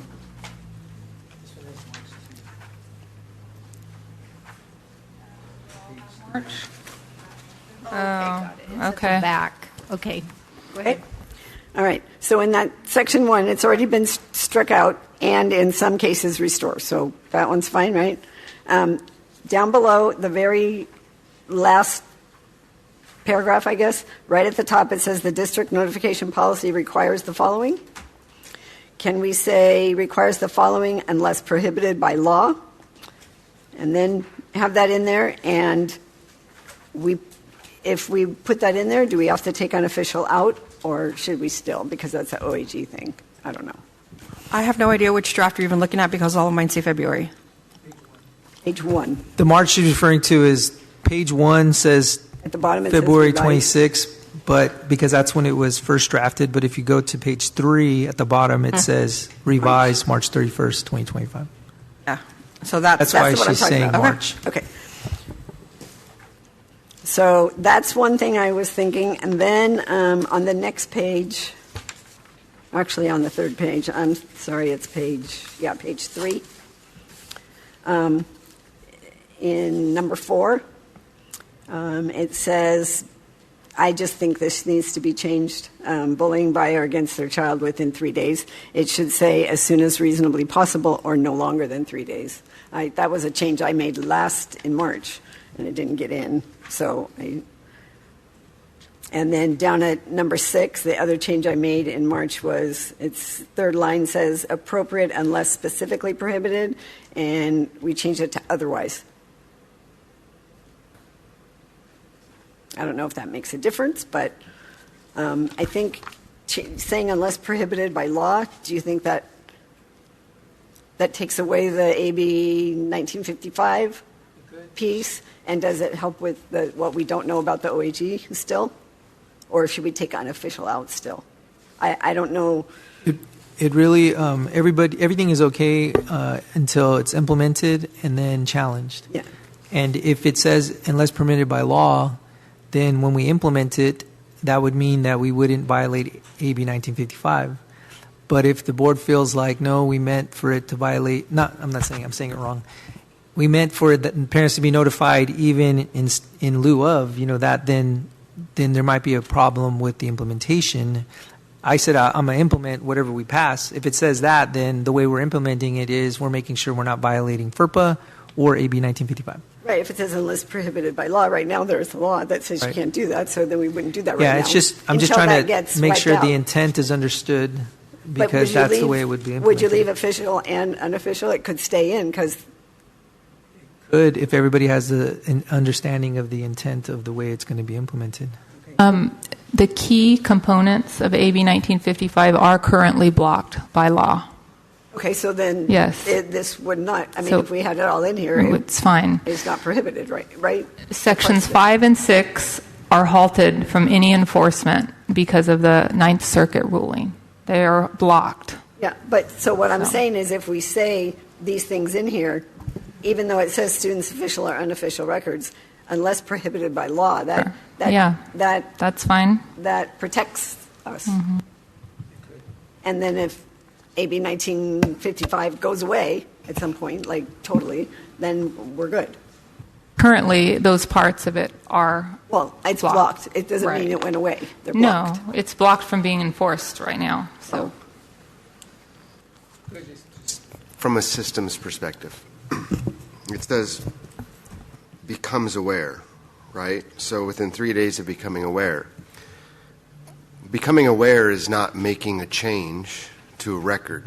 Becoming aware is when I'm made aware that I'm going to make a change. Or does it say becoming aware? If you look at bottom of page 1, it says, shall notify parent or guardian within writing in 3 days if any district administrator certificate becomes aware of a student requesting a change. Yeah, okay. Well, becoming aware and making a change are two different things. So when we talk about automated, well, it would never kick off because becoming aware, I didn't make the change yet. Becoming aware just means somebody told me to change it. Does that make sense? So there's a difference between becoming aware and actually making the change. So this kind of contradictory. So, well, it says notify parents or guardians if they become aware. No, if we become aware. So if a student asks me to change something, then I have to then notify the parent or guardian. But I didn't make any change. I just was made aware of making the change. You see, it's a subtle difference, but it means something. Because what the policy states is that if a student comes to me and tells me anything, and I'm going to change it, I need to make the parent aware before I make the change. But then there's no automated process. You're then requiring every employee to think ahead, right? If somebody tells me something, I need to now call the parent or put it in writing. Well, or if you're going to want to automate the process, let's say someone mentioned AI automating the process. Well, AI is going to scan the system for changes and then notify. But that means I've already made the change. It's the only way it's going to notify. So yeah, so we could get rid of that part. Yeah, so I'm just saying that that's easy to fix. So becoming aware means I'm aware of the change, and making the change is something different. So if you're talking about a name, if I change my name, that's a change. Yeah. If I'm telling you to change my name, but you don't do it, the policy relates to both of those.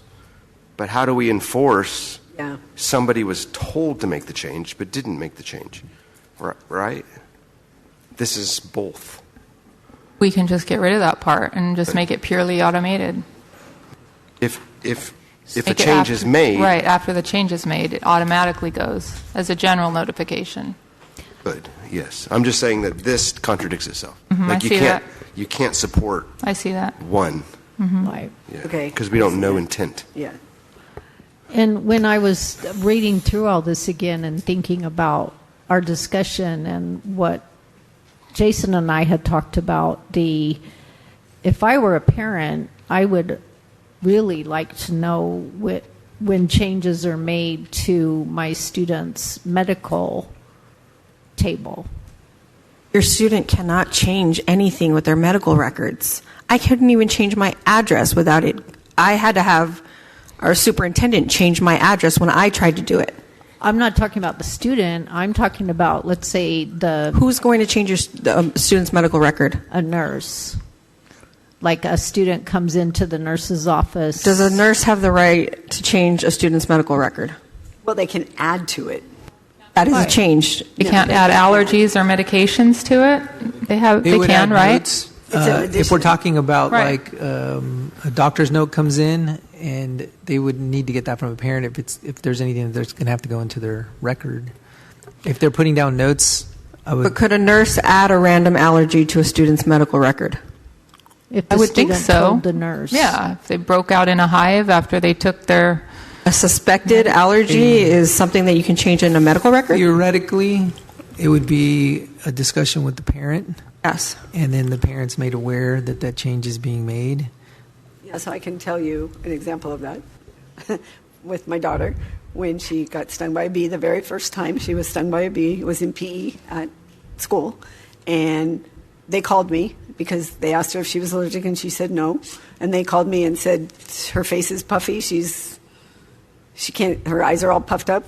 And I said, well, then maybe she's allergic. She's never been stung. Oh, she didn't tell us that. And I said, okay, so, they didn't have anything in the notes. There was nothing. But then after that, there was a note in there, possible allergic reaction to bee sting. And so then the next time it happened, they knew, that might happen again.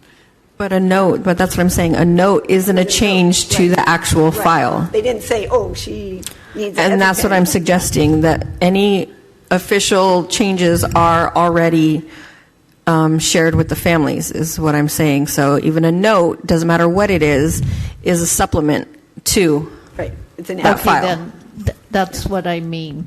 even supplemental information, notes. Let's say the student comes into the nurse's office 3 days a week with a stomach ache, and the nurse notes it. I would want to be informed, and an automatic notification to me would be great. Then the nurse doesn't have to think about or even remember to contact a parent. They should already be contacting a parent if your child comes in 3 days a week. I mean, even one day, you get a phone call. I've always gotten a phone call for every stomach ache. Well, I think we're kind of getting onto the weeds. The idea is if we want to bring it back to actually get into the weeds on the next meeting. But I was hoping with the discussion is to finalize, like, what are we bringing back for a first read? We've done first reads before, obviously. What I would suggest is if we have a general idea, like this is the policy that we want to see move forward, that we make sure that our council sees it and gives us any that I can share, like in a SU, this is what our legal said about the drafted policy with respect to 1955 and the OAG's mandates. And then that could be shared during the first read, and if there needs to be any edits, we would do it in open session. Okay, I like that idea. I just see that if we do it as a first read, like this paragraph needs to be changed. It's not just like a little edit. Talking about this one? On the first bottom page one. That bottom paragraph. Yeah, I made notes on that. You have it? Like, you know. Okay. Can we just, though, that's my point was that I was trying to make is I really am in favor of the automated notification. And So nobody has to call anybody. And I don't see any reason why, to me, why not to include automated notification of student information, I don't know, whatever it's called in the ARIES, and medical information. Why not include that? Well, it would be any record that's in there. Well, you can't. Jason and I had that discussion. That would just be hundreds, apparently, because counselors make notes. And No, not notes, but a change to the record. Like if a teacher changes a grade. But we just said that allergy was a note, so now you're saying not notes.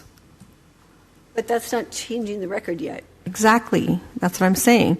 So an allergy or a reaction is a note that would be added to a medical file.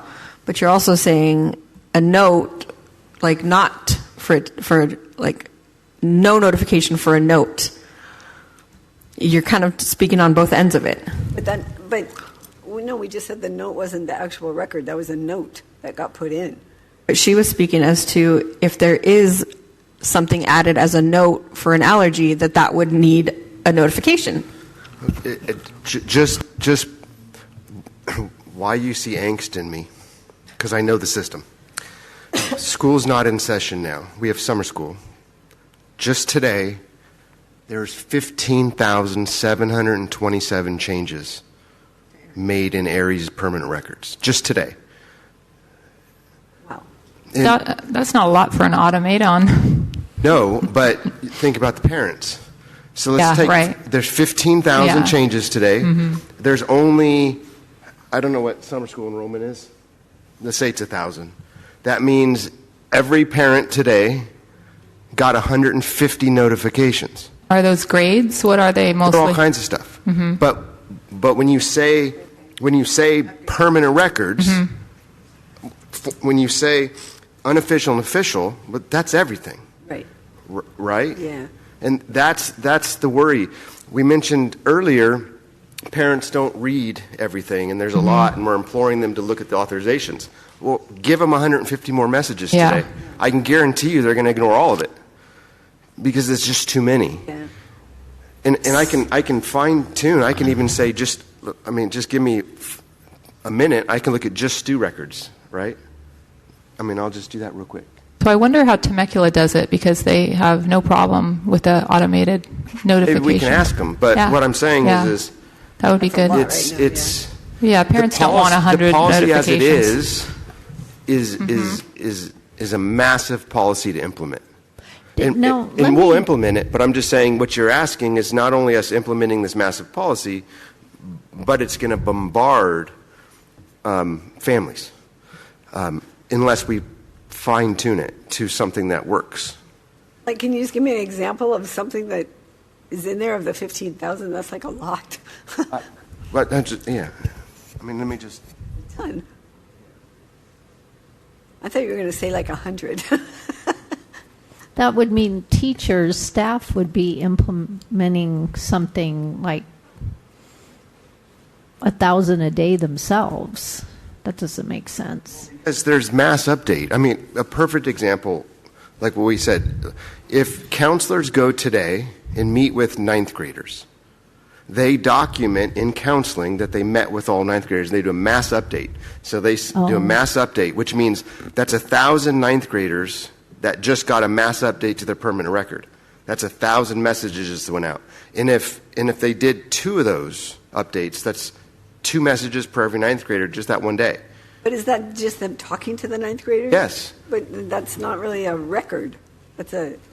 I don't know. How do you define what a record is, though? You'd have to distinguish what exactly we would want. That's what I'm saying. This, the way it's written, is so broad. Okay. But if you get fine-tuned, then you get into the weeds, right? So it's problematic.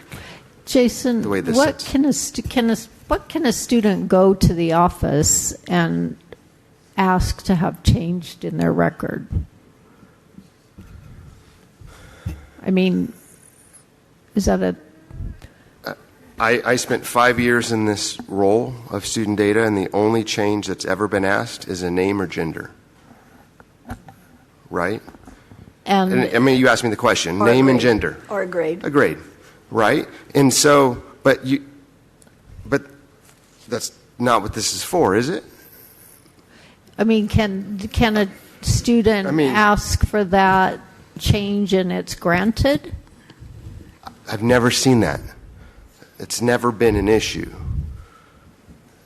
I'm not saying across the U.S., but in this district, I only remember one time in the 5 years I was in that role where we had a discussion with a parent because a child changed their name and the parent logged into Parent Portal and it was different. And so that parent initiated a conversation with the school site. I got involved because I can see the log, so I can see which employee changed that, right? But only once in the 5 years I was in that role did we ever have a student request a change and they didn't want their parent to know. I haven't been in that role for, 7 In that years. situation, what I heard you say is, because the parents have access to the portal, they have access to the records. They can see it. Even if the school is trying to deceive a parent, it's not that easy, given that they have access to everything. The unofficial record that I keep talking about, that is different because, like I said, if it's like a seating chart or if it's notes that the teacher has in their classroom, it's not something that's going to be in a system. Right. So then that becomes easier for that not to be shared. The other, because we're so systems based, I mean, it's really difficult for a parent not to see everything. I mean, some of you are parents and you have access to what I'm talking about. You Parent see portal, student portal sees all the data that's in the system now. In my experience, the one time it became an issue, that's because the parents didn't see what they expected to see, right? Because that student changed their name and gender. And the parent said, that's not my kid. And that initiated a conversation about notification, right?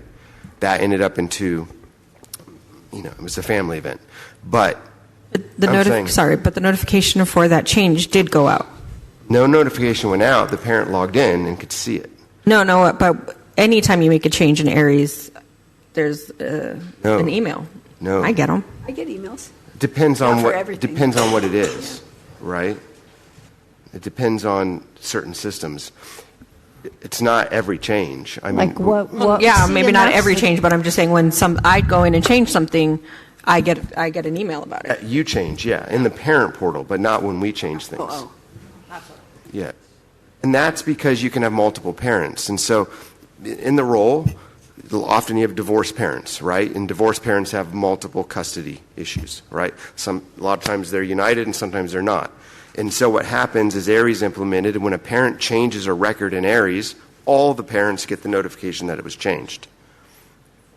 And that was just the easiest way to get out of these custody disputes, because you have, a divorced family, they don't agree with each other, they don't see eye to eye, and so the school district's getting stuck in the middle of this custody battle. And so ARIES implemented a case that when parents make changes, notifications go out to all of them. Students can't make any changes, and parents can only make changes to certain items through the parent portal, which is things like contacts, address, things like that. Allergies, right? But right now, any parent in our district can log in and see all the information on their student.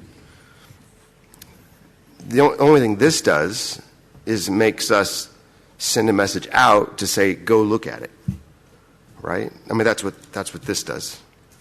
Because if a parent's not up and logging in, they're not going to see it. But if a parent's concerned, they can see it at any point, 24/7. So, but a child, my question, maybe I didn't say it right, but a child can go to the office and ask that their name be changed, and it is done for them. I've never seen that. I've seen nicknames added, right? Because in ARIES you have first name, last name, and you have nickname. It's like Jonathan, and they want to be called John, right? We can't change the permanent record, so a nickname's not a part of the permanent record. It's right, unofficial. I think her question is that could Jonathan go in and ask Jonathan be changed to John? They could. The only time I've ever seen that happen was once. No, I know, but I'm just trying to find out how it works. If the child can really go in and every ask time to have that's their- happened, the parents are always involved. I only saw once where the parents weren't involved, and that's because that student was in a complete disagreement with his family. Yeah. Right? Yeah. And they brought in multiple people and counselors, and we got into what age can they do this? What age can they make the change? What age is that whole question? It was the only time I ever saw that happen. And the minute that change was made, parents were involved. So the scenario that does happen, I guess what we're trying to point out is the parents would have access, though, to whatever change was made. They just wouldn't get that notification. But if they are looking in the portal, they're going to see it. Yeah. But I just think that's strange that a child could go in and ask to have something important changed in their record. But in California, you have that medical law with 12. It is 14. It is the crux of the issue, because the Safety Act was created specifically. Some protections were given to students the age of 12 for medical. I mean, there are some things that exist, and I do believe that's what we're trying to figure out how we can work through. And can this one little paragraph thing be reworked somehow? I don't know. And then we can bring it back for a first read in August? Well, it sounds like the automated idea initially sounded more streamlined, but now you're saying it's going to bombard parents with hundreds of notifications. So maybe that's not, we need to decide which way we go. I would like to call a district that has a plan like this and find out specifically how do they do that. Okay. Right? Because the way that I interpret this, and again, it's just the way I interpret it, is this is a massive undertaking. So we can... that is overkill to what the intent is. Right, of course. So maybe on the first read we can figure out if it's going to be automated or through staff after we talk to some districts that do it. But I can call and figure out how they do it. So, hold? Bring back for the first read after, and in the meantime, Jason will talk to some districts that do the automated email, and then also Juan was going to ask for a legal opinion to come. Is that correct? Yes. And then we can have them here during that portion of the board meeting? If the board's requesting that, I can make that. I was saying I would send the policies to them, and then they could give us. No, that's we better. Could also have that's somebody here. cheaper. It would be cheaper. With the with the change, like when you figure out if the notification thing will work or how that's going to work. So does that take care of that's good board policy and the AR, because they both have the same? If the direction is to use the most updated of both versions, then yes. I really don't like the opt-in. Or are we stuck with opting in, or are you willing to reconsider that? Are you asking to go back to the February one? The one that, I mean, I don't care about the other language. There were other minor changes that I don't mind. The main thing that mattered to me was having to opt into it. The minor changes. On page 9. You had mentioned there. So your idea was that nobody should have to opt in or opt out. If you're not interested, you just don't worry about the notification that's coming or whatever. Mm-hmm. Okay.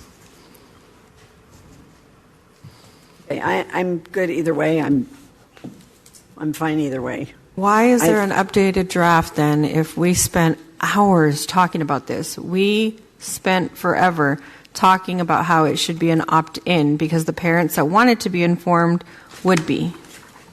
So why are we going back on that now?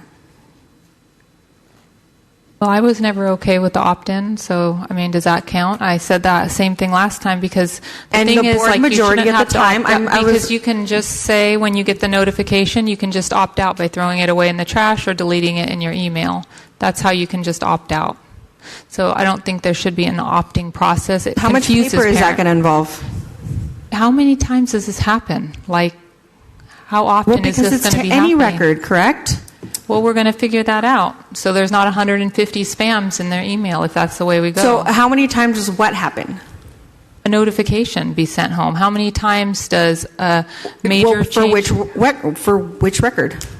Well, we have to decide that. Medical, I don't know. It sounds like medical decisions or medical records can't be involved. So that's what I find interesting because you're saying that this has nothing to do with transgender students or gay students, but the only real changes are names and pronouns. So how is this not directly an attack on our trans or gay students? And at the same time, first of all, again, it's not an attack. Excuse me, I'm talking. I let you guys go on for the last hour. I've earned my right to be able to speak my piece. You guys are moving ahead with what you need to. I have the right to speak. So at the time when we had this discussion, the majority of the board agreed that it was better as an opt-in. Yes, you didn't like it, but just like I don't like this, that was a decision at the time. So why is it that you're getting to undo that progress? I'm just saying my opinion. I would prefer the opt-in to be out of it, just as I said before. Yes, and at the time where we got to the March draft, it was decided it would be an opt-in so that the parents that wanted to be informed, which if it's as many as you say, I mean, I'm sure you'll remind them plenty, they can do that. It'll be part of the Aries confirmations. So I don't understand why we're going back on the March draft. It's a new day, and we're working on putting it on the agenda for the first read. So now we've gone back and forth, talked about it a lot, so now we are re-asking people's opinion. What is your opinion on that? Well, yeah, I would say as a first read, then that's when, I mean, I guess we could bring that up at that time because it would be a first read that would be my comment. I would rather have it be an opt. Just not opt. Just no opt. Yeah, I don't see the need for the that's what I'm saying. So that's why. So if it's any change, then it would have to be in writing. It would have to be by email. We're already bombarded. I get a call, a text, and an email anytime anything happens in Aries. So we're adding paper to this. So that is another cost that our district is incurring because we're sending out a lot of letters. Okay, so it's automated. We have the March 21st revised. Okay, we already did it, and so I think that's when we. March is being ignored because I didn't even get an answer to my question. Is that not a cost that we're going to be incurring? Possibly we have to figure out how Thank you. Thank you for answering my question because no one else seems to care that I am also a board member who has an opinion on this matter. I didn't even hear the rest of Juan's answer, Melissa.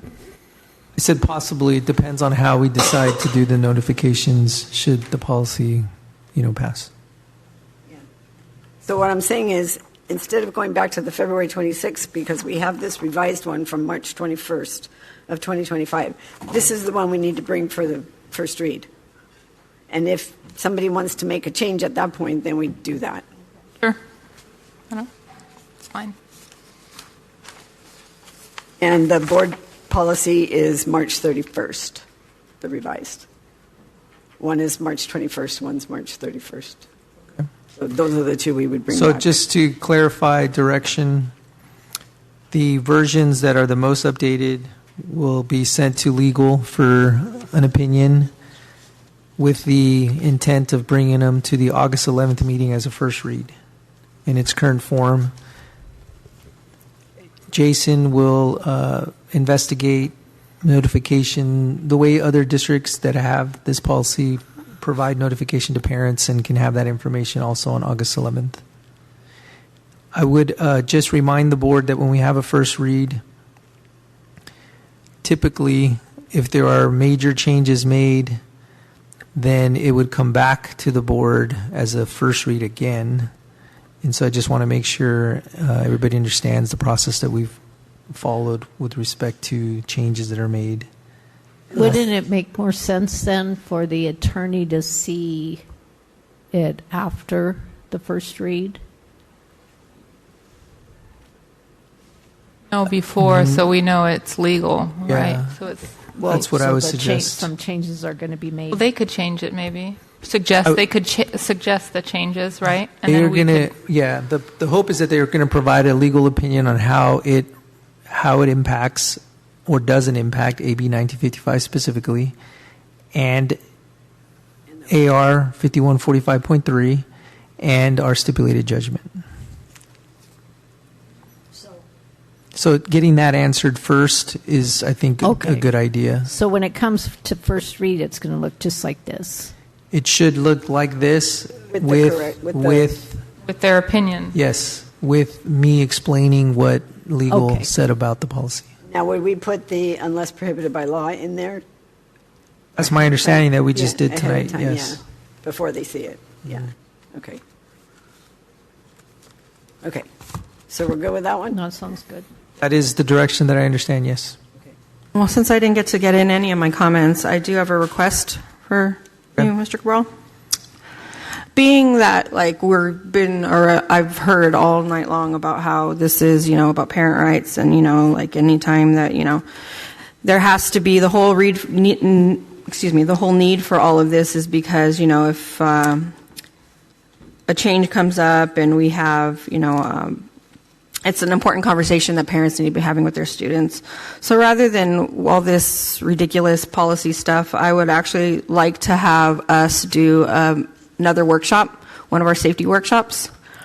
And I would actually like to know if it's possible that if we have a night where for families, and say they're faced with an issue like this, maybe a workshop on how we can help them facilitate those conversations and not, either accepting or rejecting their decision, but just facilitating the conversation in a neutral position as an alternative. It was as an alternative to the policy, but being that this is the direction the board wants to go in, I think it'd be helpful for parents. We can do that. Okay, thank you. Yes, we can do that. Okay, now we're on to no deception policy. Who would like to start this discussion? I'll just say something really quick. Since it's already the law and we already need to abide by it, Juan has already told all of our principals that we are under no circumstances able to lie to parents or be dishonest by omission or overtly. We should just put it in policy so that it doesn't happen. I understand we're not lying to parents currently, but that doesn't mean that in the future some teacher may feel the need to do that. And so it's always good to have a policy in place so that we can hold teachers or staff accountable who would choose to maybe make that poor decision and lie to a parent. We already don't break the law. Excuse me, you said your piece. Can I? Again, I didn't interrupt you while you were speaking. Did you have something else to add? I can answer you when you're finished. Well, no, this is... Okay, so what I wanted to say was that when you are a professional at work, it's against policy to do certain things, right? They have policies for a reason. So let's say you can't steal supplies at work. It's against the policy at the hospital or wherever you're working, right?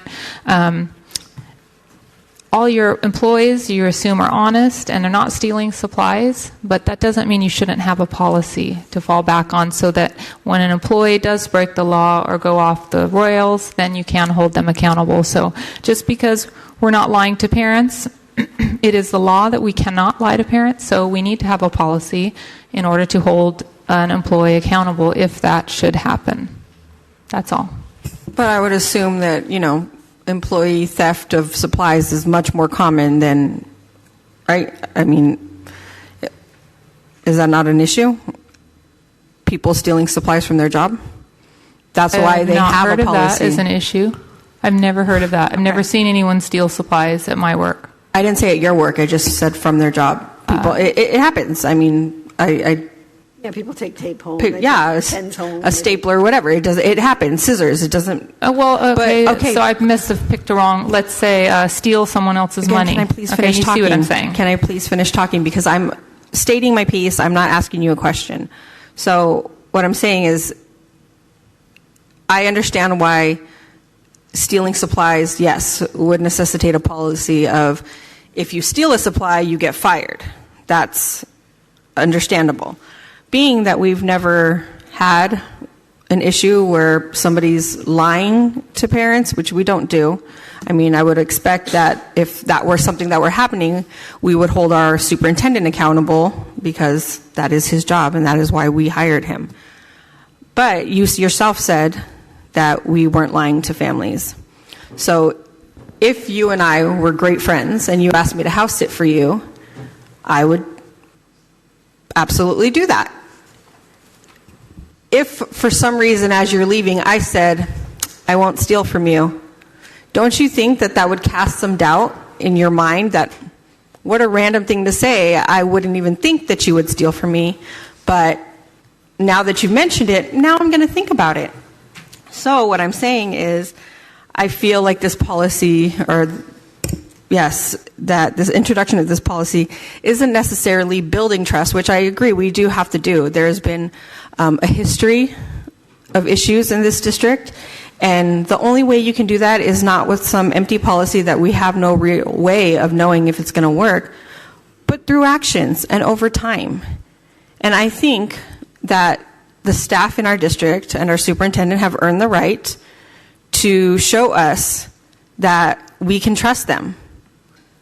If there is an issue where they show us otherwise, then, I'm sure there are protocols in place and there are disciplinary actions that can happen. But to have this, we're not going to lie to you policy just seems very odd when we're not doing it and suggesting otherwise that we need this policy, even though you agree we're not doing it, just seems very deceptive. Is there any way that we can incorporate some of this into the notification policy? Because there's a spot in there that said it is the intent of the Redlands Unified School District in enacting this notification policy to do the following. And then it says, provide procedures designated to maintain trust between school district parents and guardians of pupils. I mean, is there a way to I'm fine with that. I think incorporate that in there somehow? Yeah. Well, actually, I had looked into incorporating it into board policy 6020, parental involvement, because we already have that policy as well. And I even drafted an idea of how to do that, but just putting it in somewhere, it seems unnecessary to have a whole separate policy. If someone in the audience said, what if this was your child? If it was my child, I would want to be notified. So to me, there's been so many cases recent in the last few years of situations where students have had problems and issues and psychological, emotional, mental health issues, whatever you want to call it, that parents have not been notified about, or staff. I'm talking about throughout the United States or other countries as well, but where they have not been provided with honest information. So to verify that we don't and won't do that in a policy, I think it's great, personally. Yeah, I think it just needs one or two sentences somewhere in the policy, saying that the trust that we build, with our staff, and that they're not going to lie and makes, And it also, I think it also gives some, I don't know what you call it, stability or confidence in teachers who may have felt like other teachers or the students want them to lie, even if maybe the student says, please don't. If my mom asks you, am I wanting to, whatever the issue is,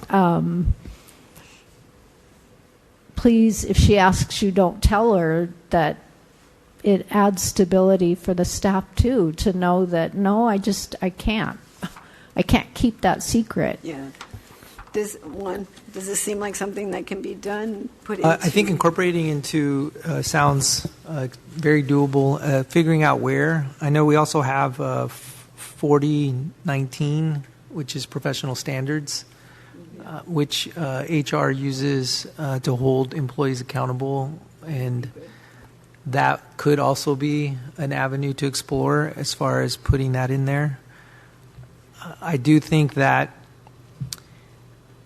we want to make sure that there is not anything conveyed to employees that they would have to violate FERPA in any way, because that would still be something that we'd have. So I think somehow referencing FERPA would be good. That would be my only suggestion. Otherwise, I think Member Olson said it. We're already doing it. I think Melissa said, or Member Ayala Quintero said it. Or clerk, sorry. We're already doing it, and so it's not like it's going to change what we're doing. But I do think that there are still, and we can get a legal opinion on this, and that's why I mentioned FERPA, there are still going to be times where it isn't legal to disclose all information. And it could be as simple as 12-year-olds and up who are protected with some medical situations. And so I just want to make sure. But the staff would have to say that's information I'm not allowed to share. Well, that's what we want to make sure that we make clear, Yeah. like that we can give direction to our staff, Right. and that they don't feel they're violating any professional standards, because it just has a blanket statement that you can't lie. Because in the professional standards, it would say, unless otherwise prohibited by law, right? Like we would keep using that. Right. That's what I'm suggesting, and Using that FERPA language. could be a part of that. But yeah, any of the ones that you've mentioned, I think I'm not familiar with 6020 as much, but professional standards, I know the 4,000s, if you remember, are personnel, and that is specific to how we expect our staff to behave. Okay. So the direction for that is to find out what policy it could go into that we already currently have in place, maybe? Does that sound right? Yeah, 60/20 or the one that Juan, whichever it fits better in. Can I hand you this one, or do you want me to email it to you, just the idea I had for 60/20? It's not the whole. I'll do both. If you email me, that would be good, because then I can It's not the copy. whole policy, because that's a long policy. One thing that we had an issue with before not having a policy is when the librarian brought in the cartoon porn into the library without permission. And the first question is, what policy did she break? There was nothing. So it doesn't mean we think our teachers are lying or anything. It's So what does just, that have to do with the no deception policy? It's exactly the same parallel. If a teacher, let's say, goes and lies to a parent, intentionally omitting information or lying to them, then what policy did they, how is WAN That's going to not hold them written in, accountable? yeah. They can't be disciplined for lying to a parent because we don't have a policy that they broke. That's We just had a exactly why. norm. We just had a norm, right? It's like, it would be just a norm that. I wouldn't say that one issue is requires an entire policy. But why No, not? That's why I'm saying don't have it as its own policy. No, I know, I understand, but that's what I'm saying. Like, we created a whole, thing for, or we wanted to create a whole thing for one issue, which seems like there's not even an issue, but we're still doing this. That's all I want a clarification on. Okay, my understanding in the direction is to find a board policy that exists that we can incorporate it into, and then I can provide that as a first read on August 11th. Okay. And I don't think necessarily the whole thing, right? Just the important, general basis of the it, important yes. thing of it, yeah. Okay. All right. So this meeting will be adjourned, and I can't see that clock.